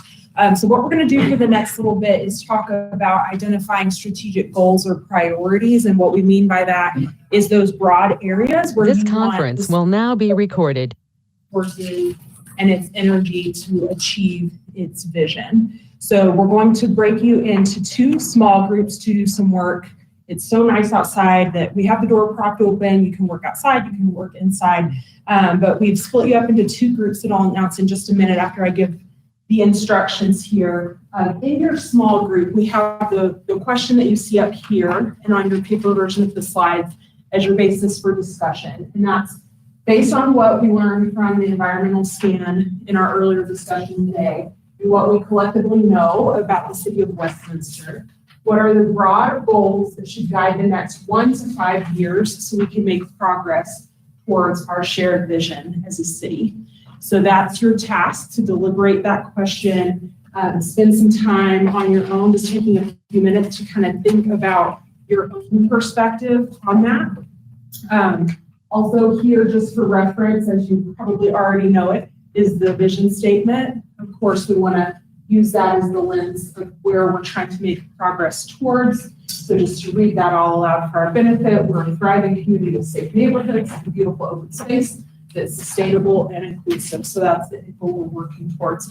So again, each member of your small group will take just a few minutes to share the ideas that come to mind for you individually with your peers in your working group, and then your task as a collective group is to discuss those and then get to consensus on a short list of the ideas that you would want the full group here to come together and discuss. So if you'll come up once we split you into groups, Michelle and I will give you markers and sticky pads, but what we're looking for is that you're putting one idea on a card. So one idea per card, and this is about the font right in so we can see it. We're going to put them up on the wall and talk about them collectively. So write big like this, and then just keep it to 3 to 5 words for each card.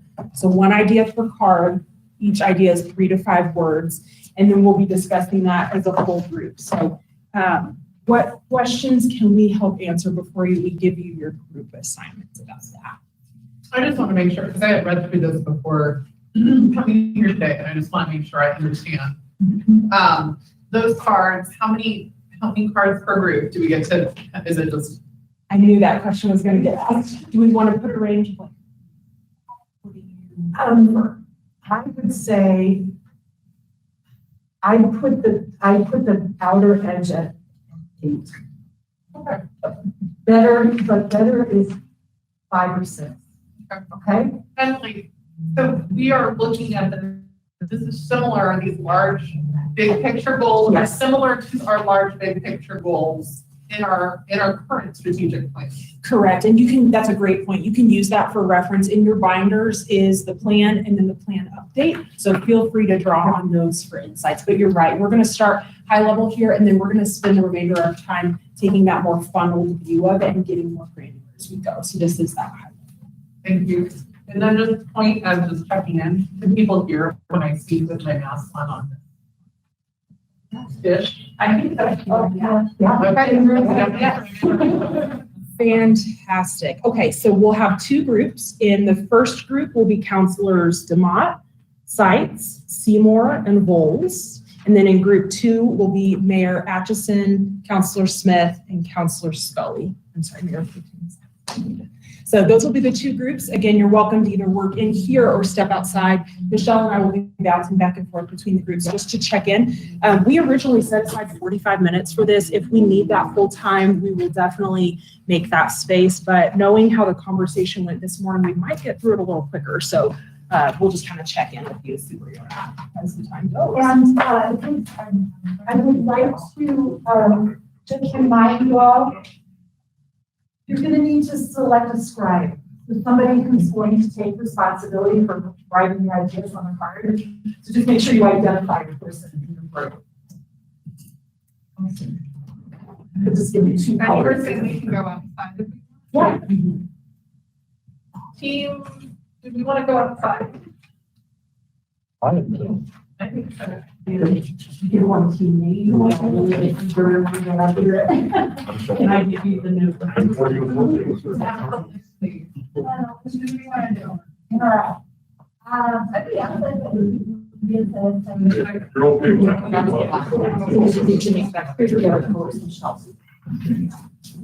You want to write in public. Absolutely. And just a note for those who are listening remotely, we're breaking the participants into two breakout groups where they'll discuss and then they will be coming back together to report out to the full group, including the public. So you'll hear the report out of that shortly. Back in about 15 minutes with them and see how it's going, but we'll give you more time. Yeah, it'll probably be about 30 to 45 minutes before the report out.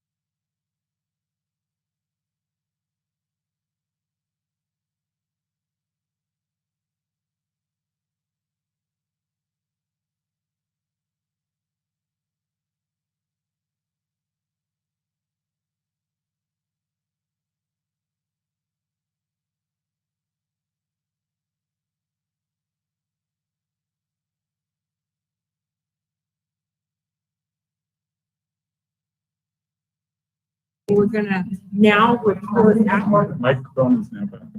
All right, this is the guy right here. All right, so now that we're reassembled as the full group, for those members of the public listening, we're now going to have each of the two breakout groups report out on the discussion that they had. And again, as you can see on this slide, the focus was that question of based on what we've learned, what we collectively understand about the city, what are those broad goals that should guide the next 1 to 5 years for making progress towards that shared vision. So we're going to have each group report out. You can either appoint one person or you can all co-share and collectively do that. But we're going to have you bring your sticky notes up here to the wall, put them up on the wall, and as you're putting each of those up, read it out. If you want to elaborate, feel free to explain that to the group. And then after each group finishes, we'll see if there's questions or thoughts from others listening to that. So which of the two groups would like to go first? And please be careful for the cardboard over here. All right. So The last sticky. I didn't get it. Please know they told me I could rewrite the whole thing myself. Yeah. That's not what we said. So Counselor Dumont, you can put them up on the one at a time and read it out, and then if you want to. Can you lead with the first? I could try it and see what it looks like. Matches up with older. And this group did self-identify that we might need to pull down some of the wording. So we'll do that once we get both groups' items up here on the wall. How do you edit poetry? We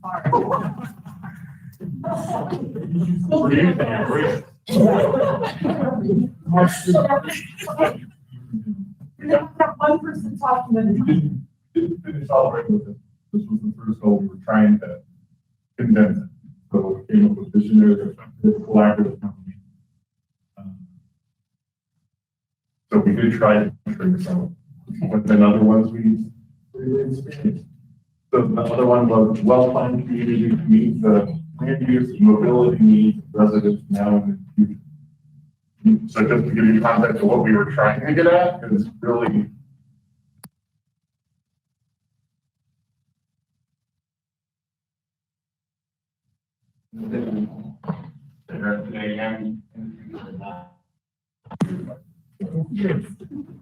beautiful, desirable, safe, environmentally responsible city.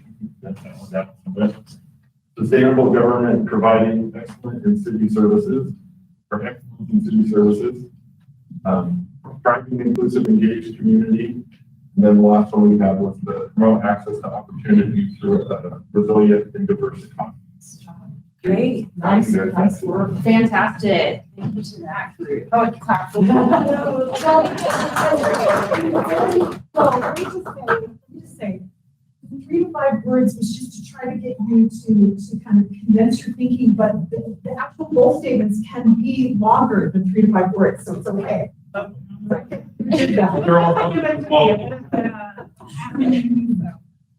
When you speak, face this way if possible, and project.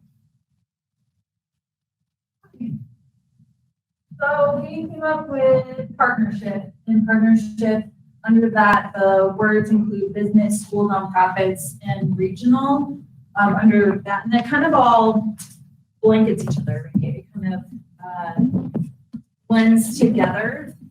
And then I'm gonna let Councilor Scully talk about this one. Growth and density. Right, so on growth and density, we talked about being smart and really thinking about location of where we're putting density. And then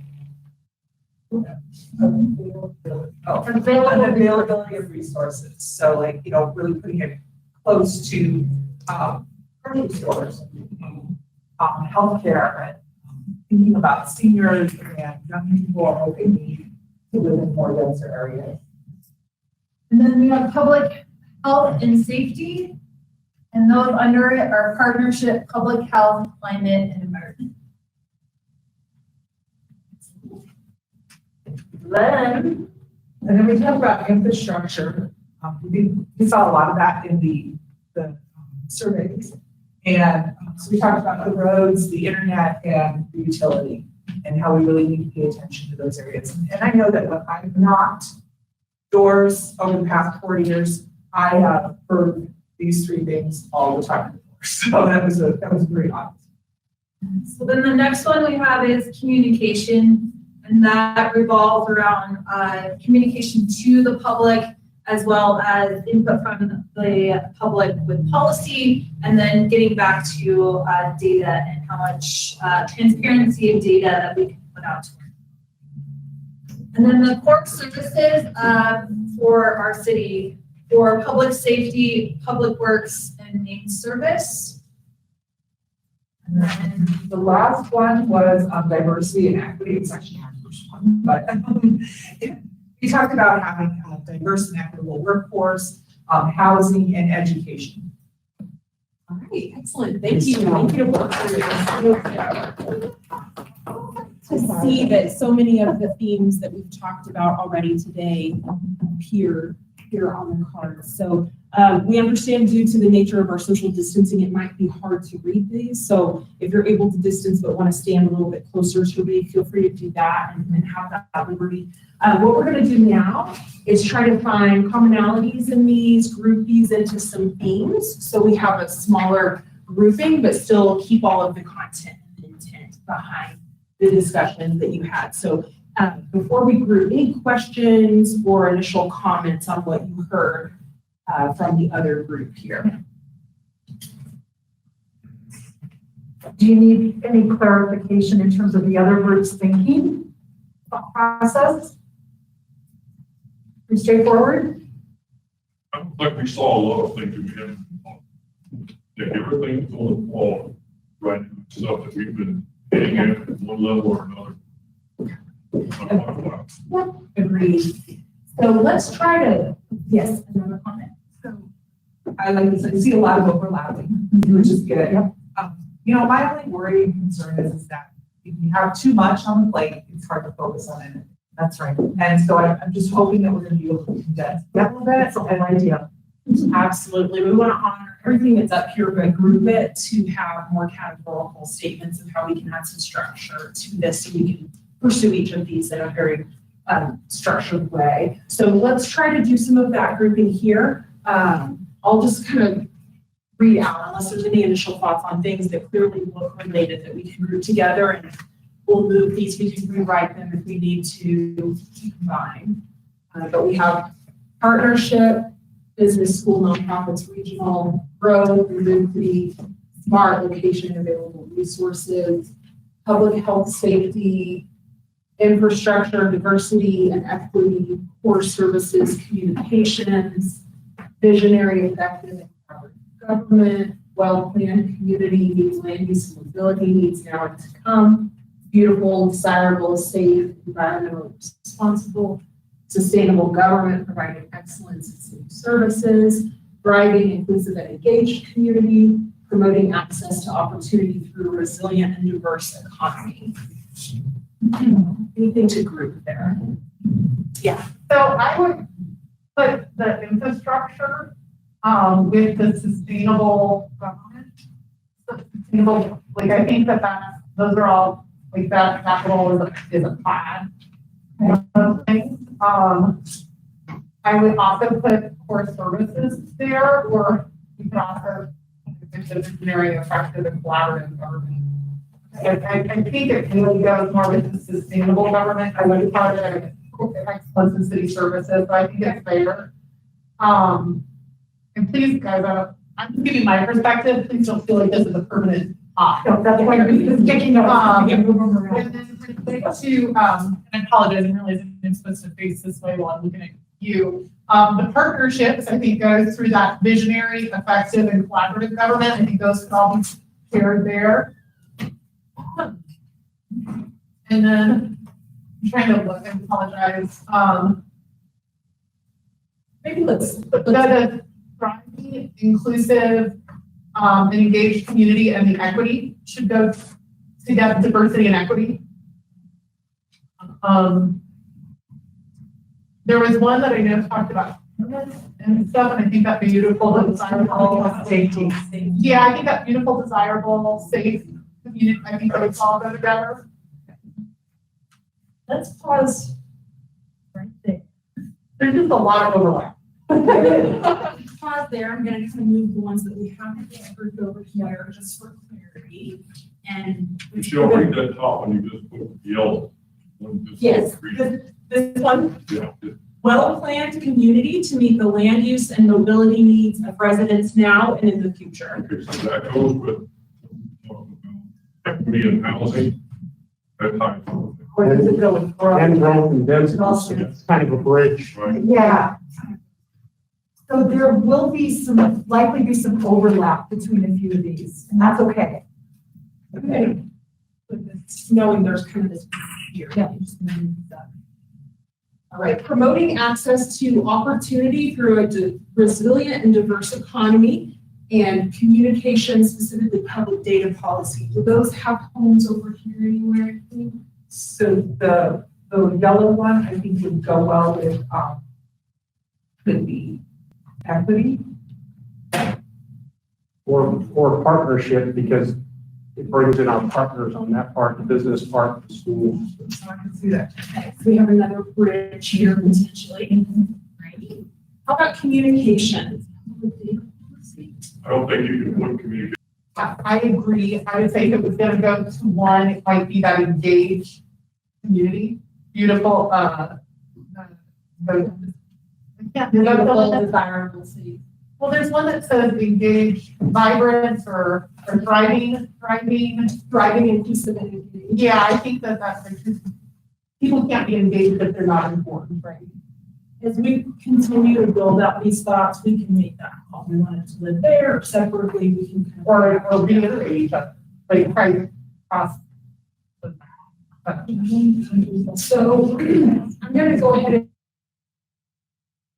read out each grouping, and since we want to make, as Michelle said, since they're sticky notes, we can move this around.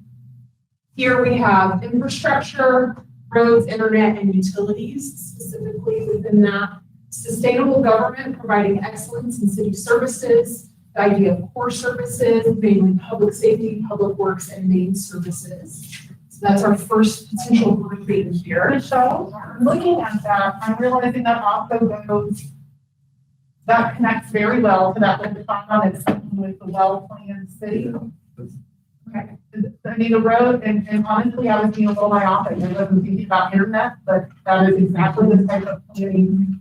So with the infrastructure.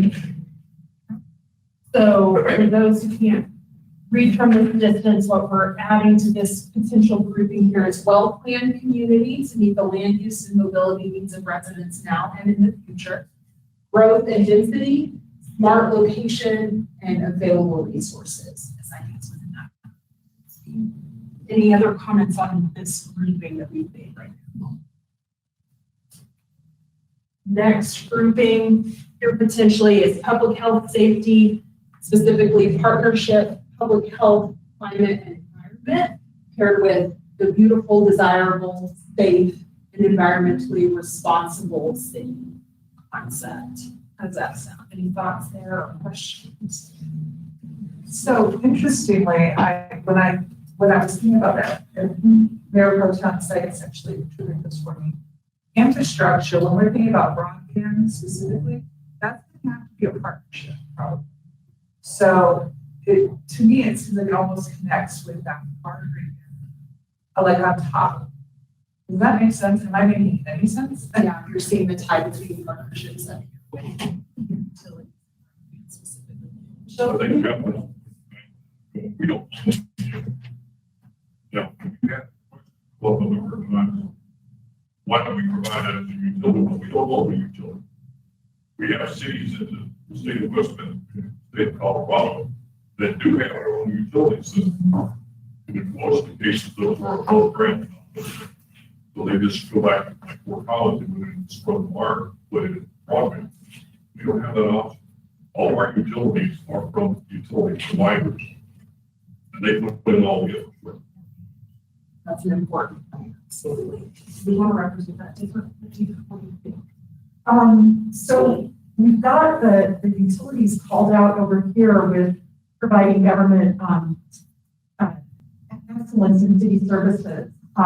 Does that need to be pulled out and represented somewhere else? But say it again, Joe. So you've got utilities and internet over here in sustainable government providing excellence in city services. Does that need to, does the broadband/internet utilities piece need to be pulled out of there and represented somewhere in some other category? For example, should we move internet along over here to under partnerships, leave roads over here, but maybe, internet comes over here? You can play it either way, but keep in mind, a lot of the roads we have in Westminster, they're state roads.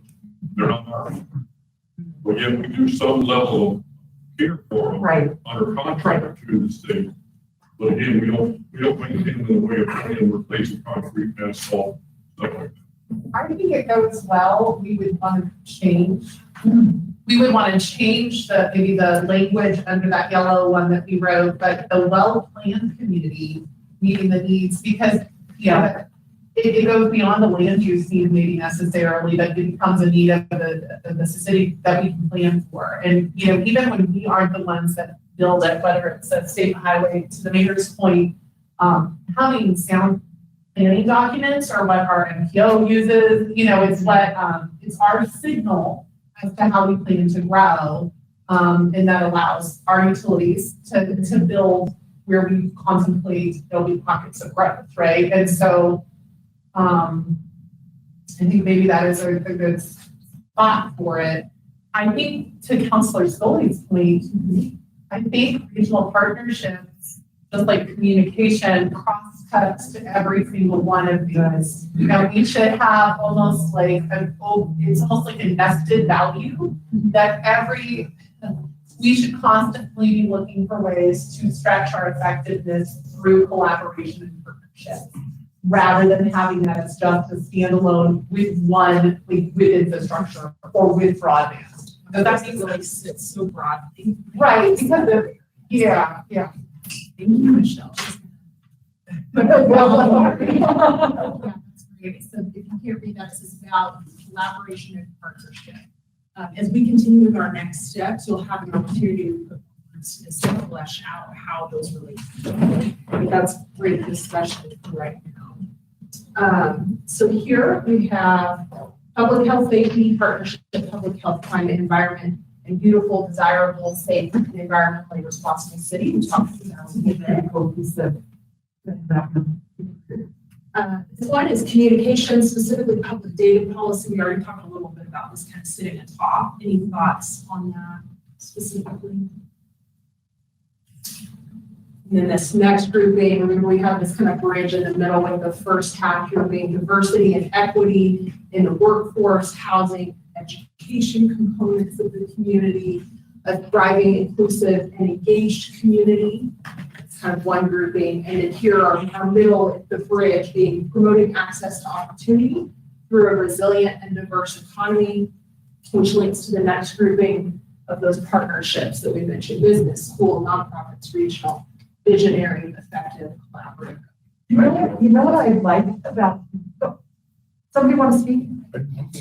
Yes. When we talk about like the broadband and stuff, obviously the mayor's point, we don't own that, but there's a lot of things as we develop, sometimes the city dictate certain things for builders to bring in. So like when we do things like affordable housing units, or build up new development houses, can we as a city require that they have, certain amounts of internet options or something like that, or broadband in, that the builders would be required some threshold of internet provided to those areas in either of those situations.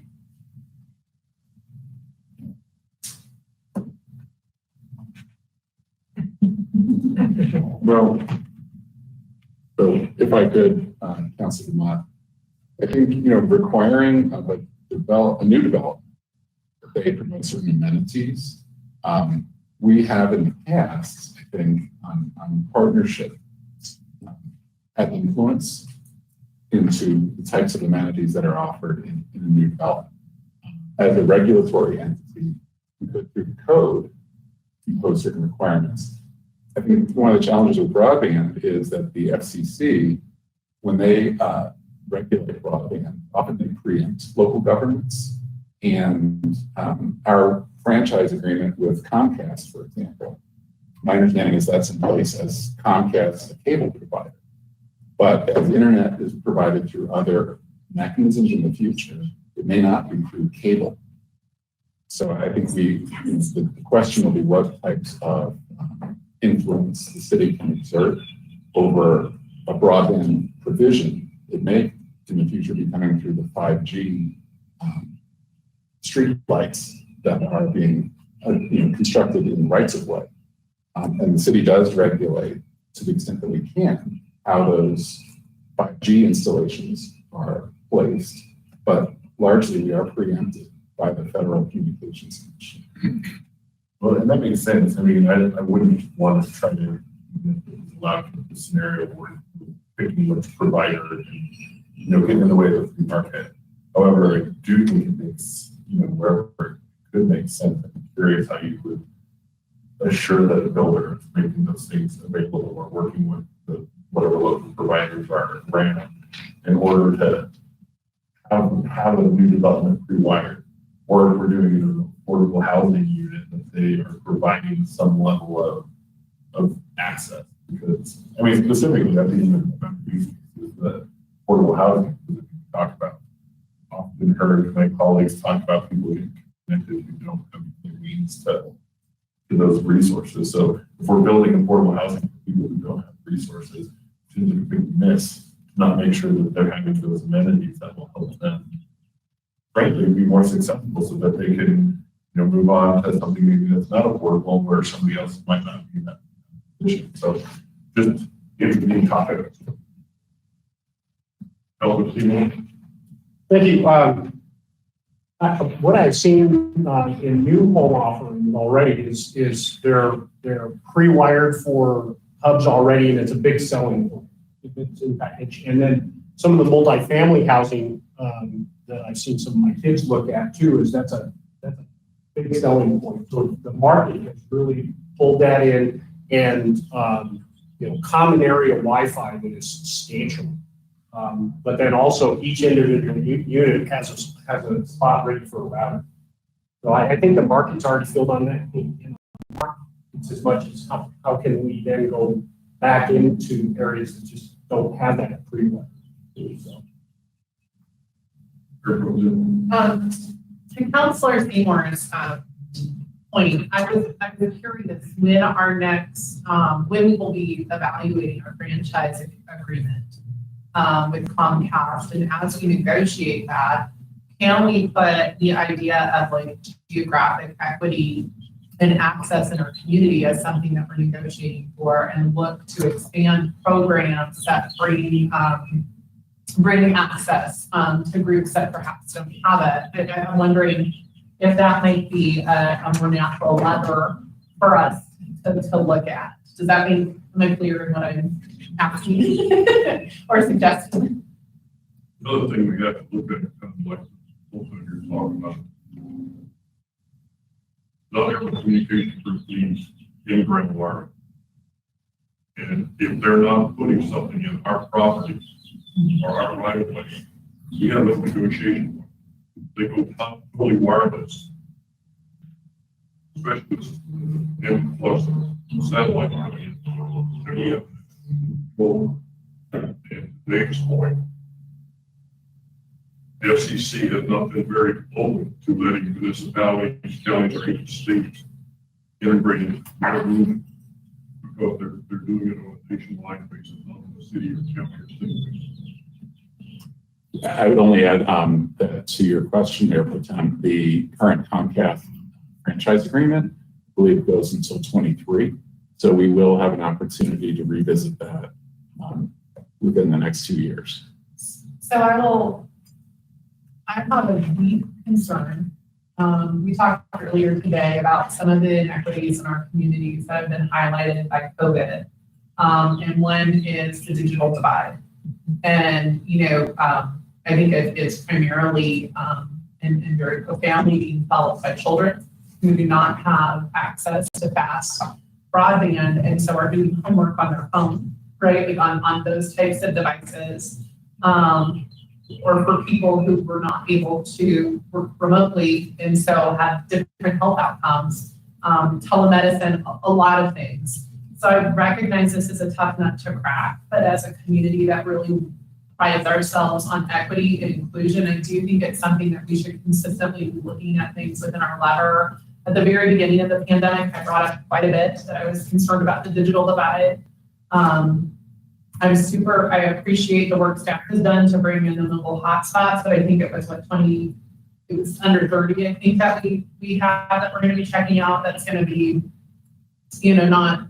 not the scale we need. So I appreciate that we're having a conversation, and we saw it in all of the environmental scale and broadband as an issue. But we probably need to be somewhat creative in how we address it. And I guess I wanted to highlight that I feel there's a sense of urgency. I don't disagree with you at all. I feel like you said it's a great example of it. The other thing I would point out is not always the digital divide is economic. Just because of like that need to have fast internet and everything we do anymore. I mean, if we look at the older parts of the city where they didn't have the technology built out, that was our good historic Westminster. You're kind of in the middle of the city and you see it. So, I think that we should be mindful of it across the board in the city. I just don't want to miss the fact that it's not just economic, a certain economic level that's hit by today's society. Definitely geographic. Did you say it was? Yes, Don wanted to say something. This is a very intelligent discussion. You have good ideas. I would respectfully suggest that maybe you're involved. If you can tell us exactly what it is the policy you want, the problem you're trying to solve, the thing you want to see in the end game on. This is all true. What you're saying is all great input. I think we can get you there.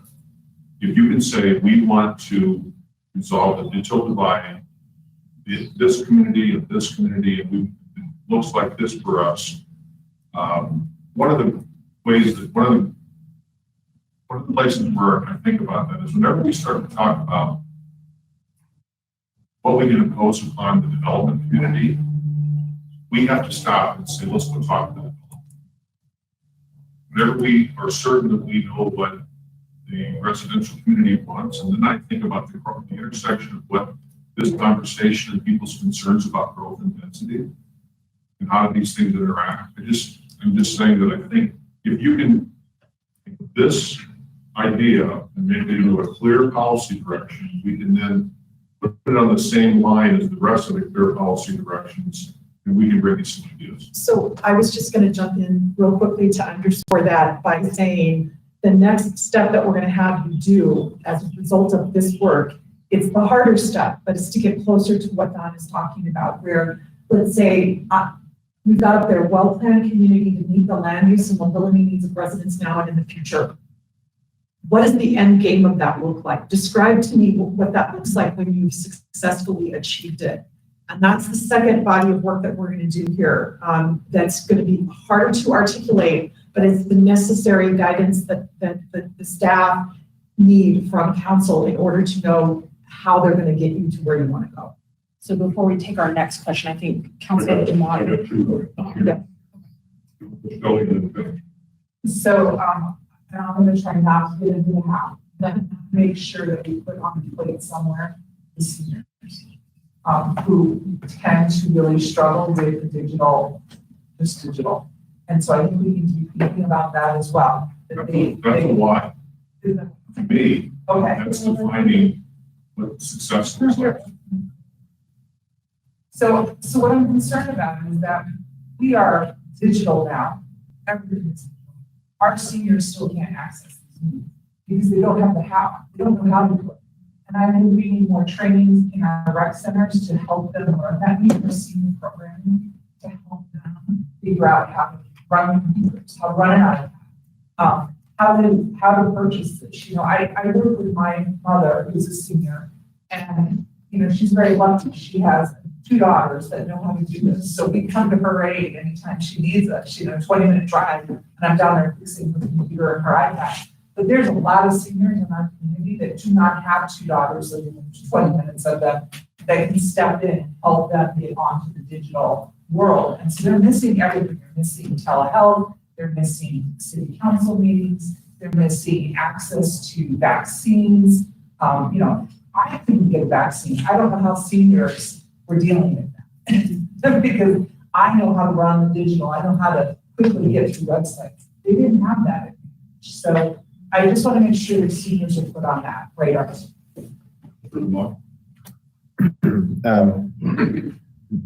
Part of the reason why, I addressed some of the how is because one of the things when you said what we're basically dictating to the development community, I really don't want us to approach things like this that way. I'm really more here to, a lot of things we talked about throughout the day is partnerships. And so, just even the way we've done the code for, we're partnering with the development community. I guess sometimes I want to know that before I open my mouth with the why, to make sure that it's not going to be through government edict, because I'd much rather the why be filled with us partnering, the development community or Comcast or CenturyLink or all the different partners, that the government has at its disposal. So I just wanted to make that a point. I, want to continue to foster the partnership piece of it. Thank you. I think I might be getting too far ahead of myself in this because I'm thinking the word here is access, right? I mean, it provides equality and equity that we were talking about because much to what Mr. Tripp, you were saying, it kind of blends then to, well, what do you actually want, right? What's the end goal? What's your goal? And then the tactics of getting there is the access and education for seniors or our students. So I think that I'll pull out, but I think more, I like your thought process as far as, okay, what's the end goal? And then work backwards from there. What do we actually want as a county? What do we actually need? We've added to the wall here a sticky that says broadband with a question mark under that partnership grouping. So we know that there would be an ongoing conversation on that. Really great discussion. Although moving into some of those details, this is good, just discussion to see that ideas are flowing, the wheels are turning. So that's really exciting to see. As we go forward through the remainder of our time, we're going to kind of build on what we have on the wall here and go through to the more detailed steps. So what we want to do right now is ask the question, is there anything that's missing? Oh, I'm so sorry. I'm so sorry. Now, this is a question to city manager Chris. I guess I feel I need a little bit more direction from you because I do feel like my comments and my questions were in the policy level and the why. So policy level was concerned about equity and access to opportunity. Gave the why, talking about the digital divide that's been exacerbated during the pandemic. My concern that we really need to be kind of having a mandate, let's be creative with it, and asking for those kind of policies to be considered in every place we're interfacing with, including the contract negotiation, which I get is in the weeds, but expansive. So for this conversation to be helpful and informative for staff, where would you rather be focused? Well, my comments weren't directed at anybody. But They're directed at where I think the conversation was starting to go a little bit. And you're getting there. I mean, I just want to make sure you've got really clear definitions of what success looks like for you. Really help you with that. And as I told most of you, actually, how we get there and you describing what that looks like for you, that's helpful too. It's just, you have a lot of ground to cover. And we can take that from here. What we intend to do is look at it and say, here are some of the options for you, business community, how that intersects with the other goals that you have. Yeah, I think that a way to probably measure it is there a clear problem statement And broadband access, raising like the digital divide, you know, those are a means to some end. I think the end is equity and information. Access to certain sorts of services. Yeah, it's. And I think that question will kind of naturally resolve as we get into the next step of this. Sounds like it's next step. That's right where we're tracking on heading, but before we get to that, we just want to kind of do the due diligence to take another look at the wall. Michelle has added at the top the value of equity and access to opportunity to reflect that part of the discussion we just had. Keep that on our radar. What's missing? Anything that you would expect to see, again, thinking about that handful of high-level goal statements that we're then going to dig more into. Anything you expected to see here? I mean, I thought just from one of our goals that we have in our strategic plan is transportation and mobility, and I don't quite see enough of that. So, our team kind of expanded it. So if you look at that well-planned community, that is responsive that right now we have one that just says ease of mobility, which is great, but it felt floating and incomplete. And so we wanted to tie it with, the mobility is important. We saw that throughout. You know, not just maintenance of our roads, but access, multimodal, walkability, all of that we saw through what the scan you gave us. But it's intrinsically and it is connected to land use planning. And so we thought by bundling it, it also addressed some of the issues about growth and we were trying to bundle. Yeah. But we did have a fear, Lindsay, that the mobility would get lost, which it sounds like it might have. So, Michelle, do you want me to just write transit so when we do our next step, we can talk more about that, or do you want to separate? I can just put it on there. Yeah. Add it to that. Mobility, right, so mobility and then meaning meaning transit, meaning bike lanes, meaning, no, I think you're right. I mean, we were worried about, we talked about fast tracks and not wanting to lose any of our mandate to our residents. So we were concerned about it. So you're right. As I mentioned before, sometimes these things don't fit neatly into a single bucket, right? And so there are you could fold pieces of mobility into the thriving, inclusive, and engaged community, because you've got, in order to have a diverse economy that's well supported by all the infrastructure that it needs, mobility is important too. So somebody's got their hand up. Yeah. I was going to add, because we also, In that, when we talked about it, all the things Mayor Pro Tem said, we also talked about making sure that it's not just addressing future things that we want, but also the means of today, you know, the traffic of today, and just, you know, kind of those building blocks where we're at, making sure it's efficient now and that we have a path to do the future stuff. Yes. Other comments, missing items, things you want to elaborate or expand on? So to that question though, I'm not sure we've resolved it. So you have mobility called out in your strategic plan. And I know you were trying to bundle and I really respect that. But are you thinking that it needs to be highlighted? No, I feel like it's, I mean, kind of getting down in the weeds. And I think if that was, but I don't know, because on the outside, it seemed like it got lost. I wasn't part of the conversation, but on the outside, it felt like it got lost. So I'm wondering if we could rephrase it so that it's. Although, too, this was part of our discussion, very much so, is that it does add, it is the bridge to many things right now. So it could be a key, you know, first objective under that overriding goal. Or maybe an objective that lives under two goals. Yeah, well, absolutely, because it has an effect on our economy, it has an effect on access and equity, you know, and from a foundation, it's an infrastructure issue.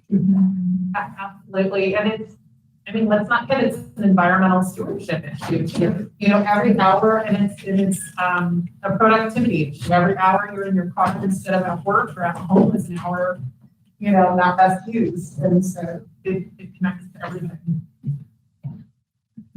Okay, yes, I'm in the queue, but I was just saying, but also is a partnership. Yeah, because we work with RTD and we have to do, I mean, But I think it's. yeah, we'll just leave it to the staff. And then we'll just say, well, Let's go, Mr. Trippett. Let's go. All right, any final thoughts or anybody else in the queue, Mayor, to speak? We're gonna take a break. the one thing I didn't see that I think is a value we all have, and I think we would agree with it, is stewardship is not as highlighted, and I think it's stewardship of our infrastructure, stewardship of our open spaces, you know. I was surprised that even I didn't think of that word, like when we were doing our stuff. So I think what's getting called out here and kind of teased out, this is a choice of something you could add to your plan, a little bit different than what you had last time. But some boards and councils like to have a set of guiding principles or a set of values that are part of the strategic plan. And you're starting to call some out that are, oh, okay. You're starting to call some of those out that are sort of overarching guiding principles to how you would approach all of this work. So those are what's listed up there. We can decide what we want to call them, but capture those way up at the top. Actually, I think Councilor Scully was in the queue before me. Oh, did you? Okay. Okay, thank you. But to Mayor Pro Tem Sykes' point though is you really articulated that when we talked about sustainable. Because it's part of the stewardship model is that we can't just have something function on its own. So I think that's a word that that's part of that. Okay, now I'll go there. And if you don't get a chance to move to another item, you better hurry. I was gonna jump right in there. No, I like the idea of value words. We have those in our strategic plan for range. And so we have a vision, a mission, and then we have 3 goals that, and they're very high. And then a lot fits them. But then we have 6 words that describe our values. And so I really like that. That's good. Well, again, this has been really great discussion. We're gonna give everybody a bio break. What do you want to do, Shelby, 5 minutes? Yeah, 5-7 minutes, take a bio break. When we come back, we're gonna do the next layer that we're gonna overlay on this. You're doing great. Is there anything happy about how much alignment we have? I think it's wonderful. I think Councilor Seymour, your point from earlier is well taken, that there are so many commonalities. And when you look at that, it kind of puts in perspective the challenges that they really are addressable. You know, it's good positioning for the rest of our work. Yeah.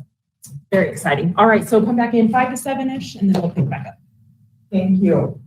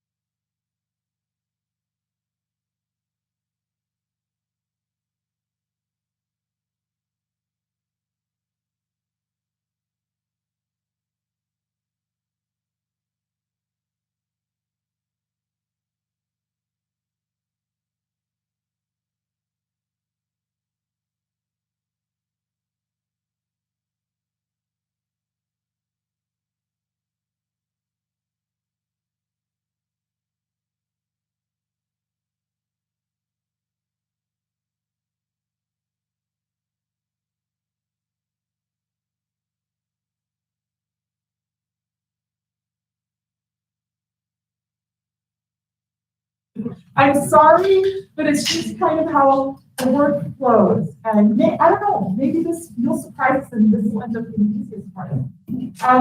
So you have got really 5 kind of key priorities that you've identified. That you actually came together pretty quickly on. I just want to point out the way that the work groups ended up being separated out and ended up working together turned out to be beautiful. Because if you look at the yellow, these are written a little bit more closely to goal statements, right? And that's how I want you to think of them. That work did kind of just naturally do in that way. And then these were really more sort of like describing the elements of those goals. So the 2 groups did great work. Their thought processes were just a little bit different, which was awesome. So what we need you to do next, I'm just going to kind of put the yellow ones on top, because I'm going to kind of think of those as more of a statement of the goal or the priority. We may end up finding a cool way to merge those 2. We'll have to talk about that. And then you can see these as the guiding principles, if you will, agreements on top.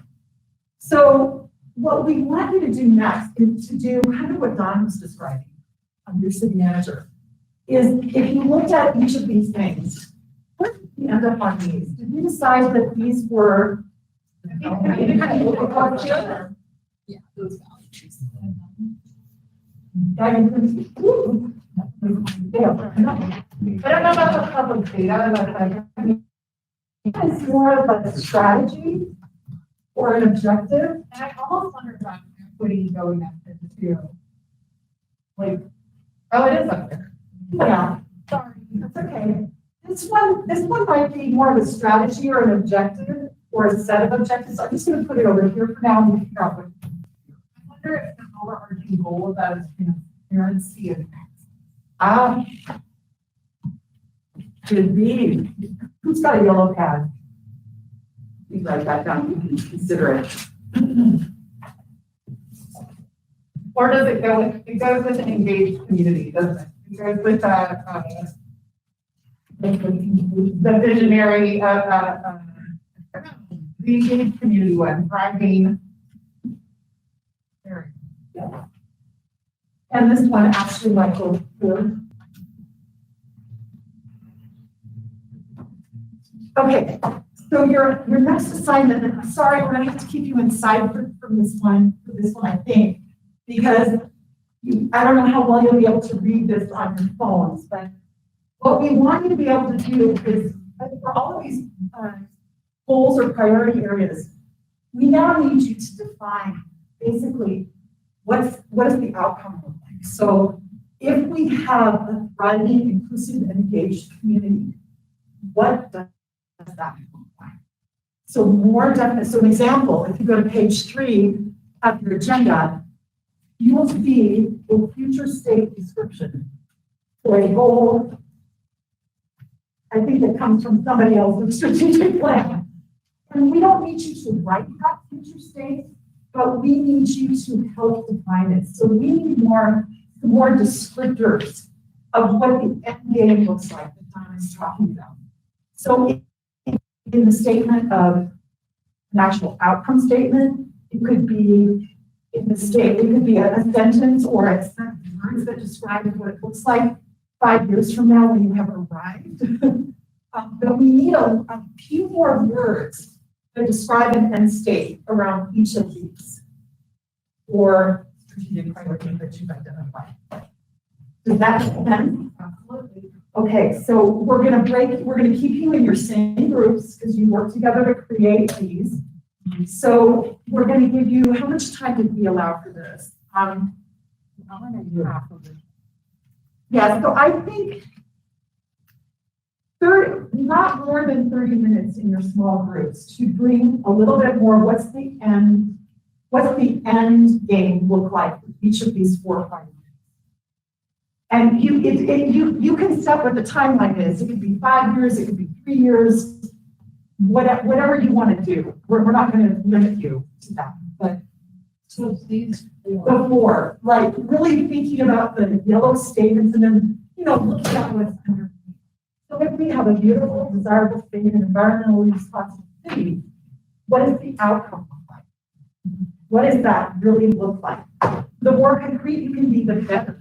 Because if you can be concrete, that provides Don and his team with some guidance back to you with some actions and strategies that are going to move the city towards that vision. Okay, so it's more guidance from you all. Yep. So again, we want you to write on your cards. We want you to keep, I don't care if it's one word that says, okay, well-planned community. What can we put there? By, you could even be as concrete as in 5 years, we would have this type of multimodal transit. All right.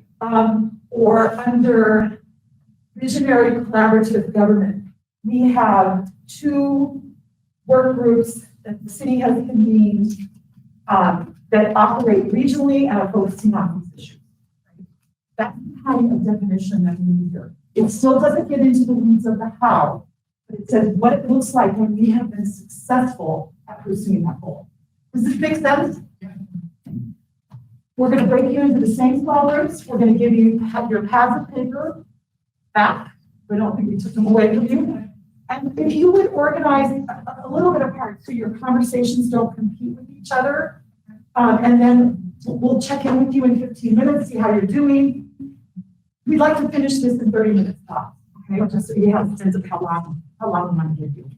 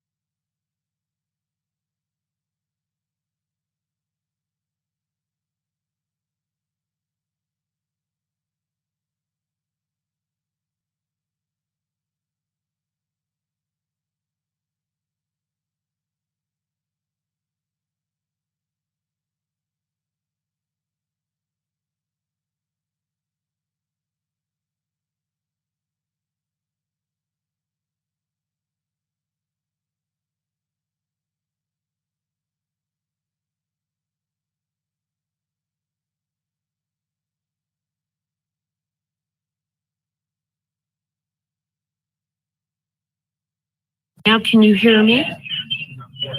How do I sound? Okay, can you hear me now? See, he's got his on.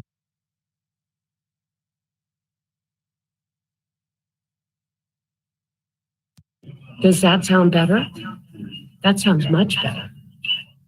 And volume's way down.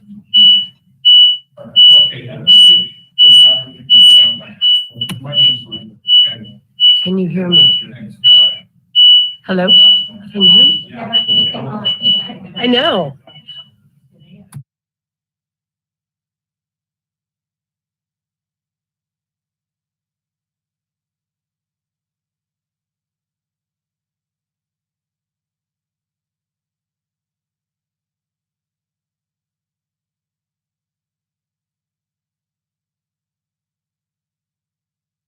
How about now?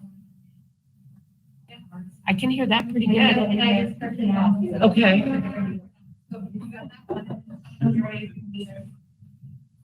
But, and I've got the speaker off.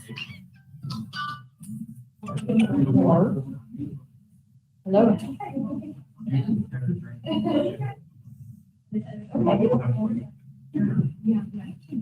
Oh, no, we're not broadcasting. Huh? Yeah, hold on. I just started with Anita. Hold on, I gotta turn off the speaker. So, can you, I gotta change this. There's so many things to change.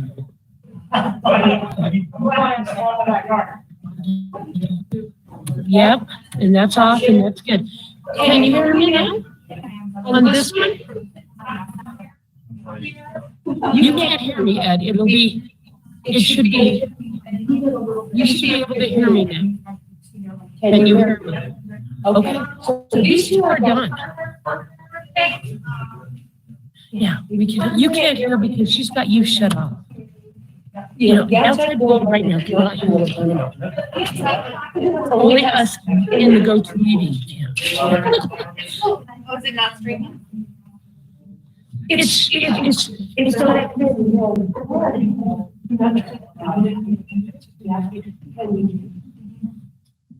Yeah, it's streaming. No, it's, I don't know. It's, yes, yeah.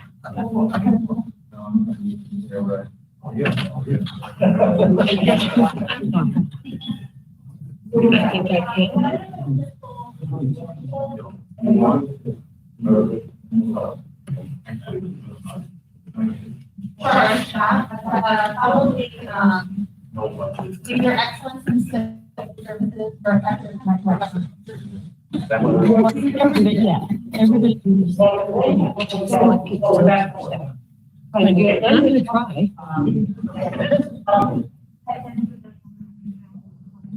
Yeah, maybe. But these two in right now. I dropped 10 words. I'll stay.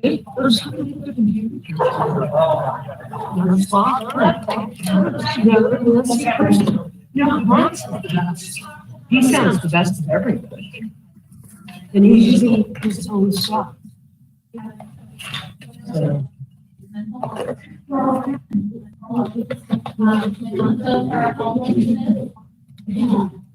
Well, and if you guys have one thing.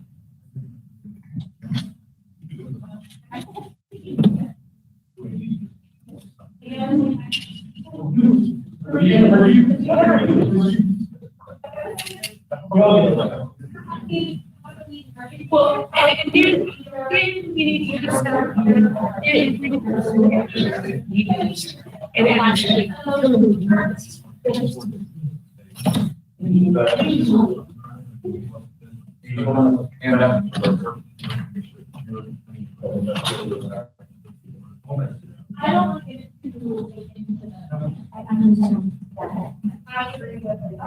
How do you say something that comes to the top versus Originally, to address drivers, drivers, I know that have testimony.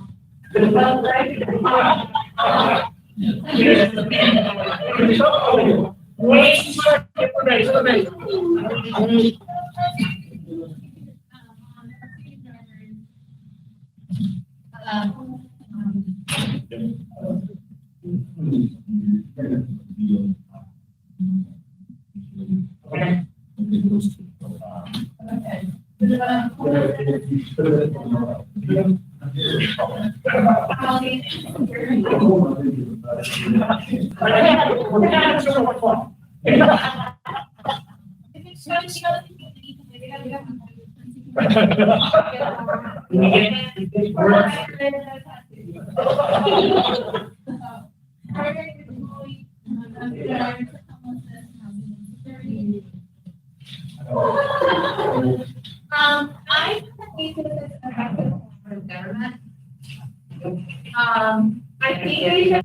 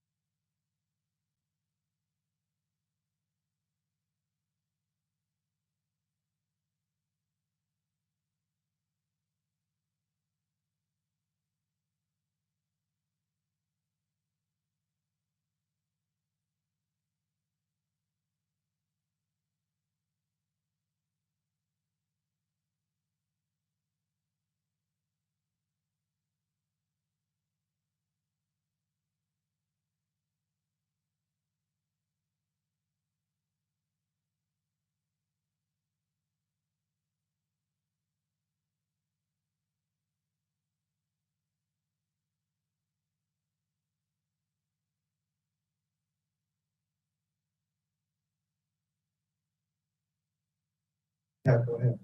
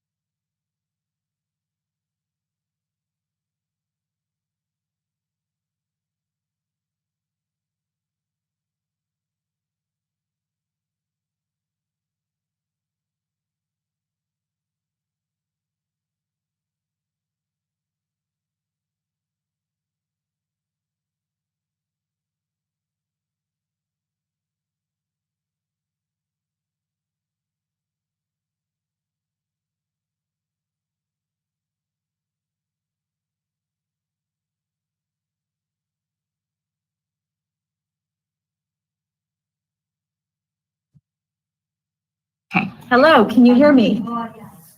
Yay. Okay. Before we do the small group report out, I just want to walk you through what the rest of today is going to be and then lead us kind of into tomorrow. And Michelle's going to cap us off with some reflection, but we're going to listen to the small group report out. And because based on what we heard and saw from the work that you did in your small groups, we know that we're already starting to get to some of the objectives for these goals. So we believe that we will be able to get all of the objective work done tomorrow morning. Everybody will be fresh. You'll have had a chance to kind of let this settle in a bit. So when we're done with this activity today, we're gonna break for the rest of the day. And we're very comfortable with where we are in the process in order to allow that to happen. What Michelle and I are gonna do is take what's on the wall and we're gonna write it up verbatim as a Word document and send it out to you. So you have that. If you wanna look at it this evening, you can. Come in tomorrow to the work session with that in front of you, and that'll make our process even easier tomorrow. So that's our game plan. Does anybody have any questions or thoughts about that? Yes. Feel free to edit to get rid of incomplete sentences. Absolutely, we will do that. So I would ask the group that worked inside, put all of their additions up on orange notes. So we'll have them present that. And then the group that was outside, Did you add yours to? You did. Cool. So that's okay. So where we need to go next is just for simply whichever group wants to go first to present the work that they did. Right. Do we have a microphone anymore? Oh, how will they?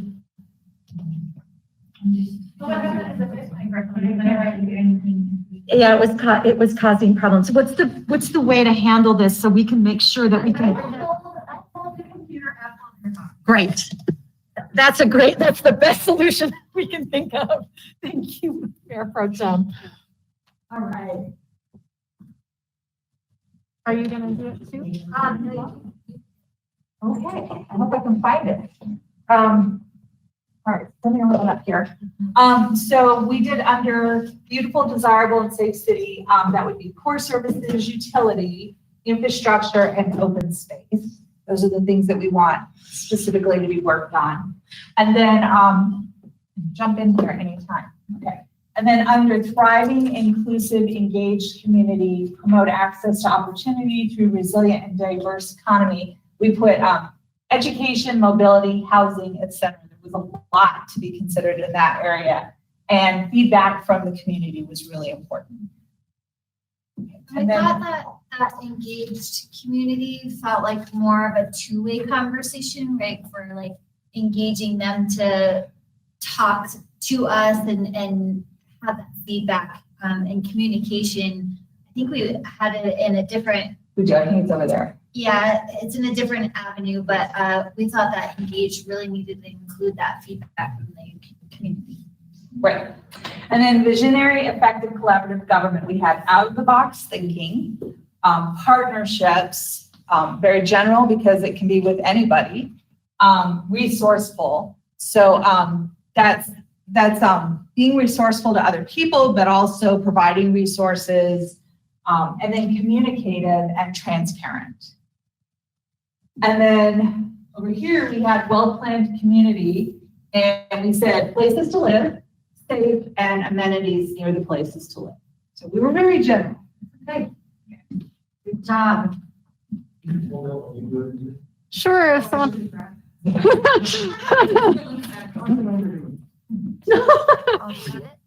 Okay.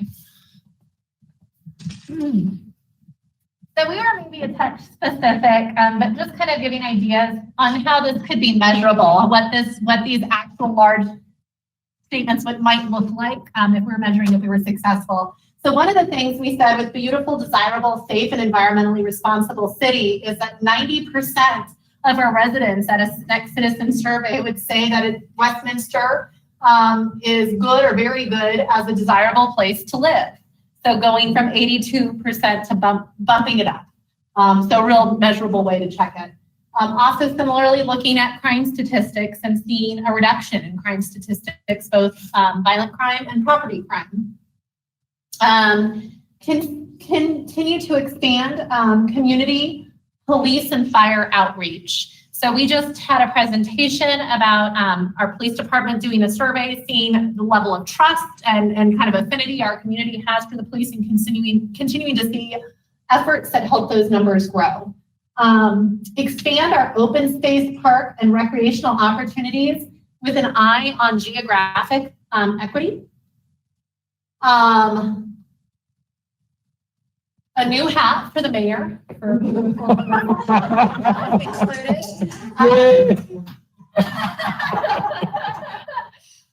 Not in the budget. Okay, work to bring resiliency and environmental stewardship to code. I couldn't even read my own handwriting. Programs, capital infrastructure, and government functions. So looking for ways for us to, we heard that throughout the SCAN report, and so looking for natural ways to address both stewardship, so preventing environmental problems, but also building resiliency if we see any events. You forgot trail and open space. Oh, sorry. So this is an important one, trail and open space maintenance and accessibility, making sure we're well connected to neighborhoods throughout the city. So for the goal of thriving, inclusive, and engaged community, and to promote access to opportunity through a resilient, diverse economy, one thing that we could look at is to see, do we have higher voter turnout than maybe our neighbors? Because we're really focusing on that efficacy and engagement. Small businesses startup program. I don't know what this one was, but I agree with it. Was this you, Dave? Do you want to expand on that? I just noticed in the city of Buffalo, and I just believe in small businesses being grown. But in that, it was in the left and right, we talked about small business boutiques and restaurants, and it was actually really highly rated. So I think wherever we try to foster programs that help people start with. And I believe in our community development. A few years ago, after the audit, we have a concierge style service for some of those more one-off mom and pop shops. Perhaps for economic development, are you thinking more of like a concierge assistant for those small businesses to walk them through the process? Yeah, I'm open to what it means. Okay, but addressing it. Okay. I apologize, I missed that in the conversation. Expand, I think resident-led town halls or citizen-led town halls.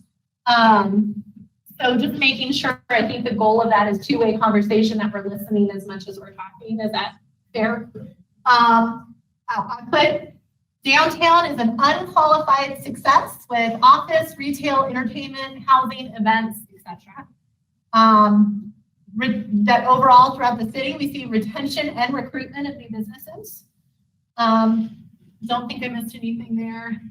Over here with visionary, effective, collaborative government, partnering regionally, and on upstream drivers of homelessness and issues like housing insecurity, partnering to address and improve outcomes regarding mental health, use, PD, muni, court, all the areas that we interface that we might be able to improve outcomes or deal with upstream solutions, my favorite term. And then partnering with school districts, parks, recs, libraries, and other appropriate departments within the city to find natural synergies and compatible goals.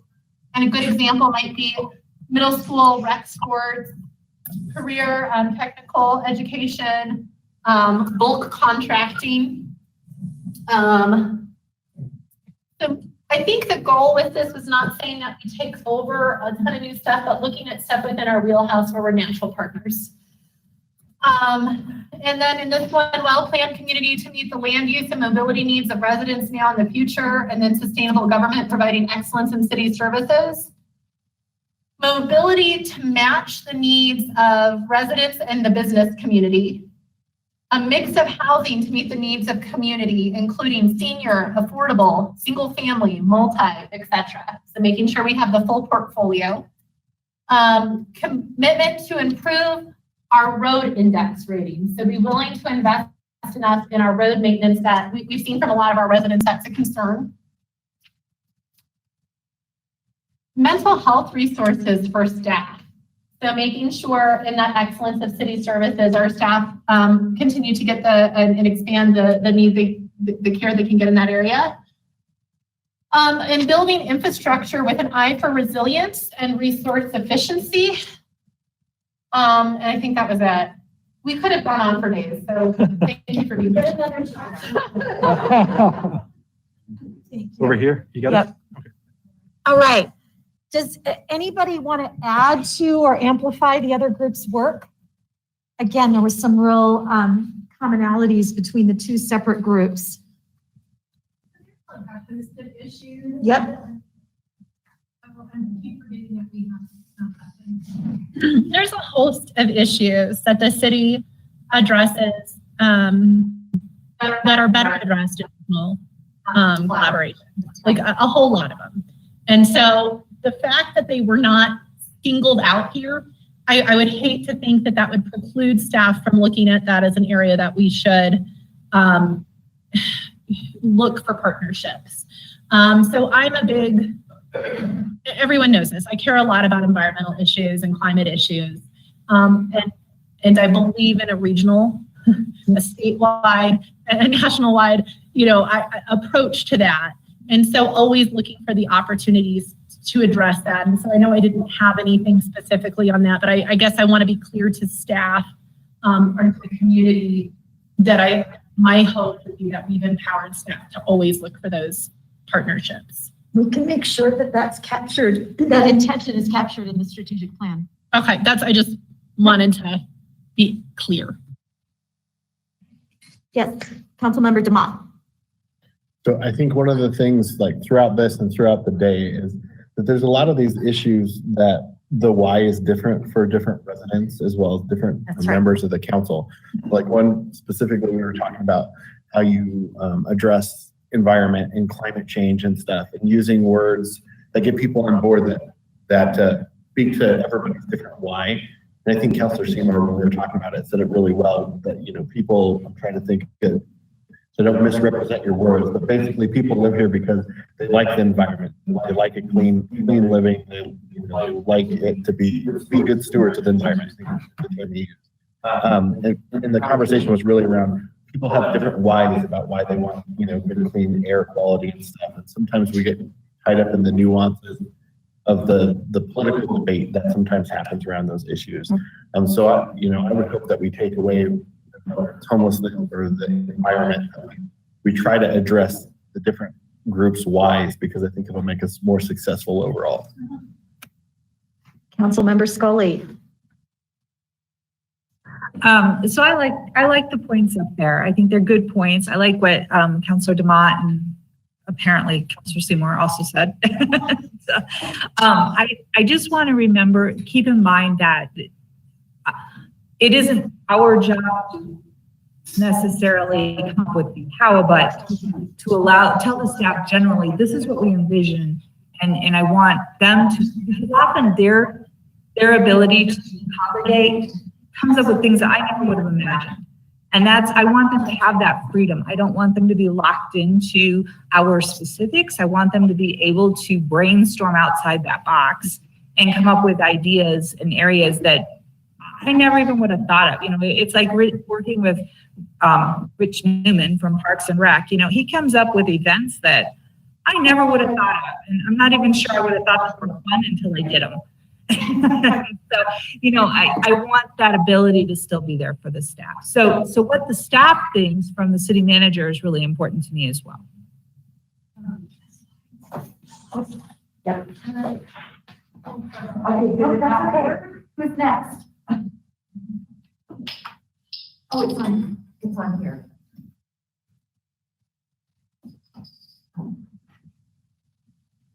Yeah. We're just advancing the slide to show where we are in the process. Who is next? Yes, you're right. So there's a couple of things that didn't get pulled through here that I think are really important, and I think they didn't get pulled through because they're overarching.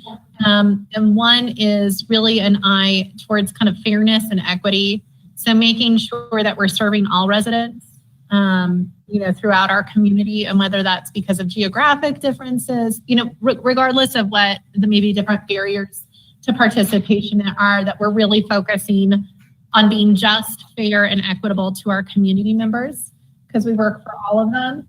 And the other thing, I think part of it was like the short period of time, and then just kind of maybe just the way the earlier conversations had gone.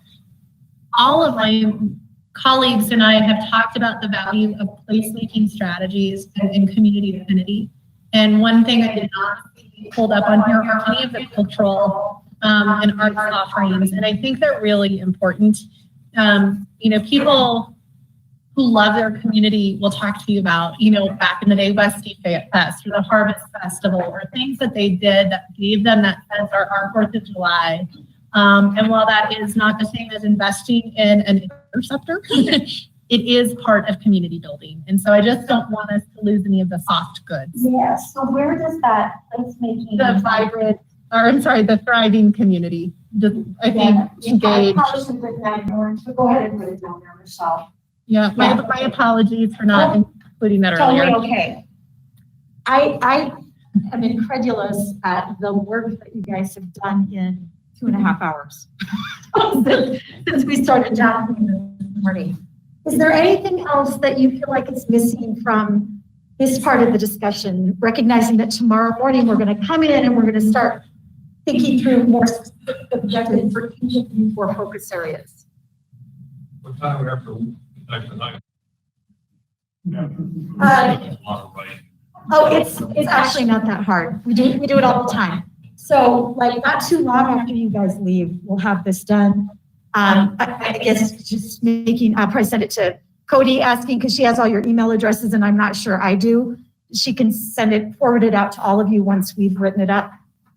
Michelle and I'll just, after you're gone, we'll just sit down and start typing on our keyboards.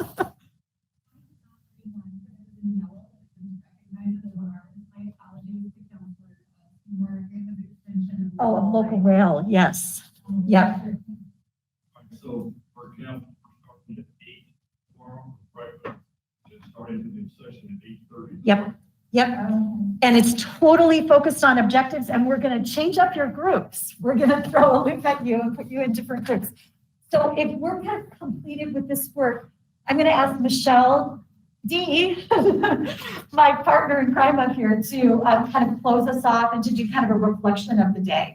Thanks, Michelle. Yeah, we just want to kind of put a bow on the work that you've done today and give you a final opportunity to just kind of reflect on the work that we've accomplished today as a group. So we know that usually there's expectations each of you have walking in the door about what this process may or may not look like. And I would just like to round out the first day here by hearing, was this what you expected? Was this different? What are your particular thoughts on how today went? Anything that really stood out as you kind of reflect on what we've done together today? And then we'll kind of look towards tomorrow with the next question. But any thoughts to share, Councilor Seymour? I think I said some of this when I was talking early on, is that as far as the process today, the process is important.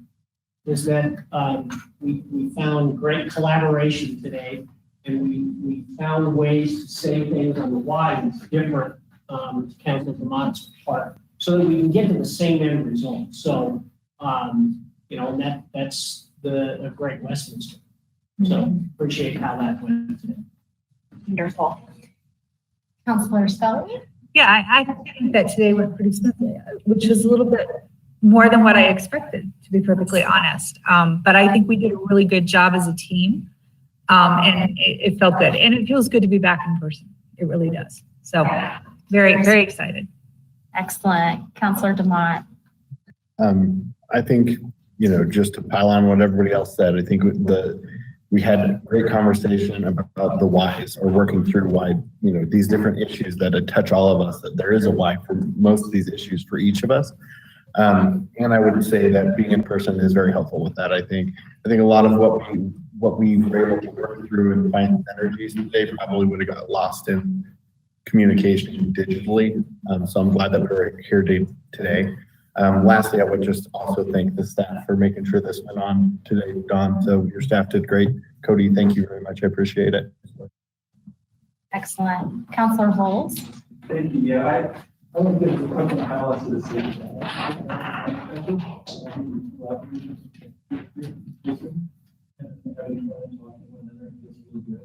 I think your environmental landscape laid a really good foundation for where we went. There's a lot of commonalities we all saw in there. And I also want to thank staff, really worked really hard, and other staff.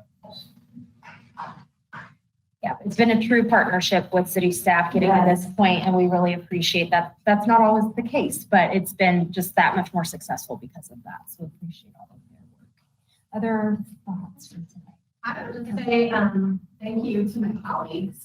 I really appreciate the type of conversations, The collaboration that we've had, I have to say, I really have enjoyed being in person, and I do think it functionally added to us being successful today. In my opinion, we are already successful, are beyond my expectations of where we would be at, and it's been nice to kind of see the lens that you bring your stewardship and your vision, what that is for Westminster and where we have overlap. So I just wanted to say thank you. And then again to staff for facilitating this, to both Michelle This was well done. So thank you very much.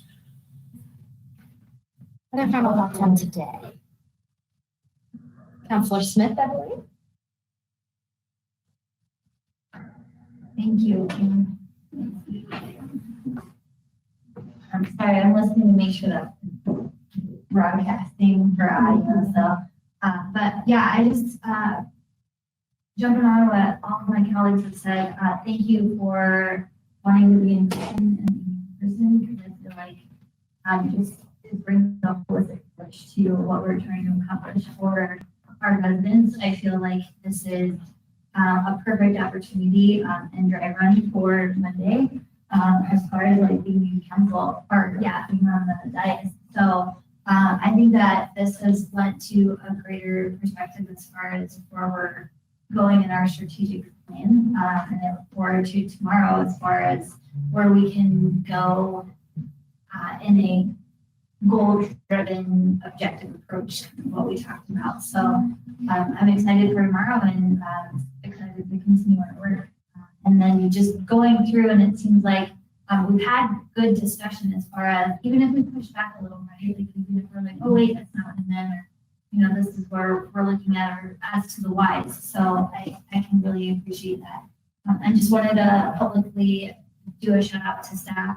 I know some are listening and some are here today. And so just wanted to thank you for being here and really being flexible and nimble in trying to figure out the entire day from start to finish, because what we started with this morning, we changed mid-course and now we're back to this morning. So thank you for going through that and trying to get us at least broadcasted so that it could be an engaged. Great.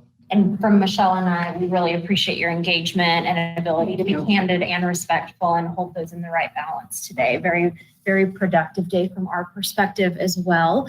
As we look to tomorrow, kind of the next and final question is there any tweaks or adjustments we need to make for tomorrow, knowing that really the balance of our discussion is going to be focusing on continuing those objectives and identifying those, and then that will really be the culmination of our work. So anything you think we should be aware of to adjust or tweak as we go into tomorrow? Or any other thoughts before we wrap up too? Anything else?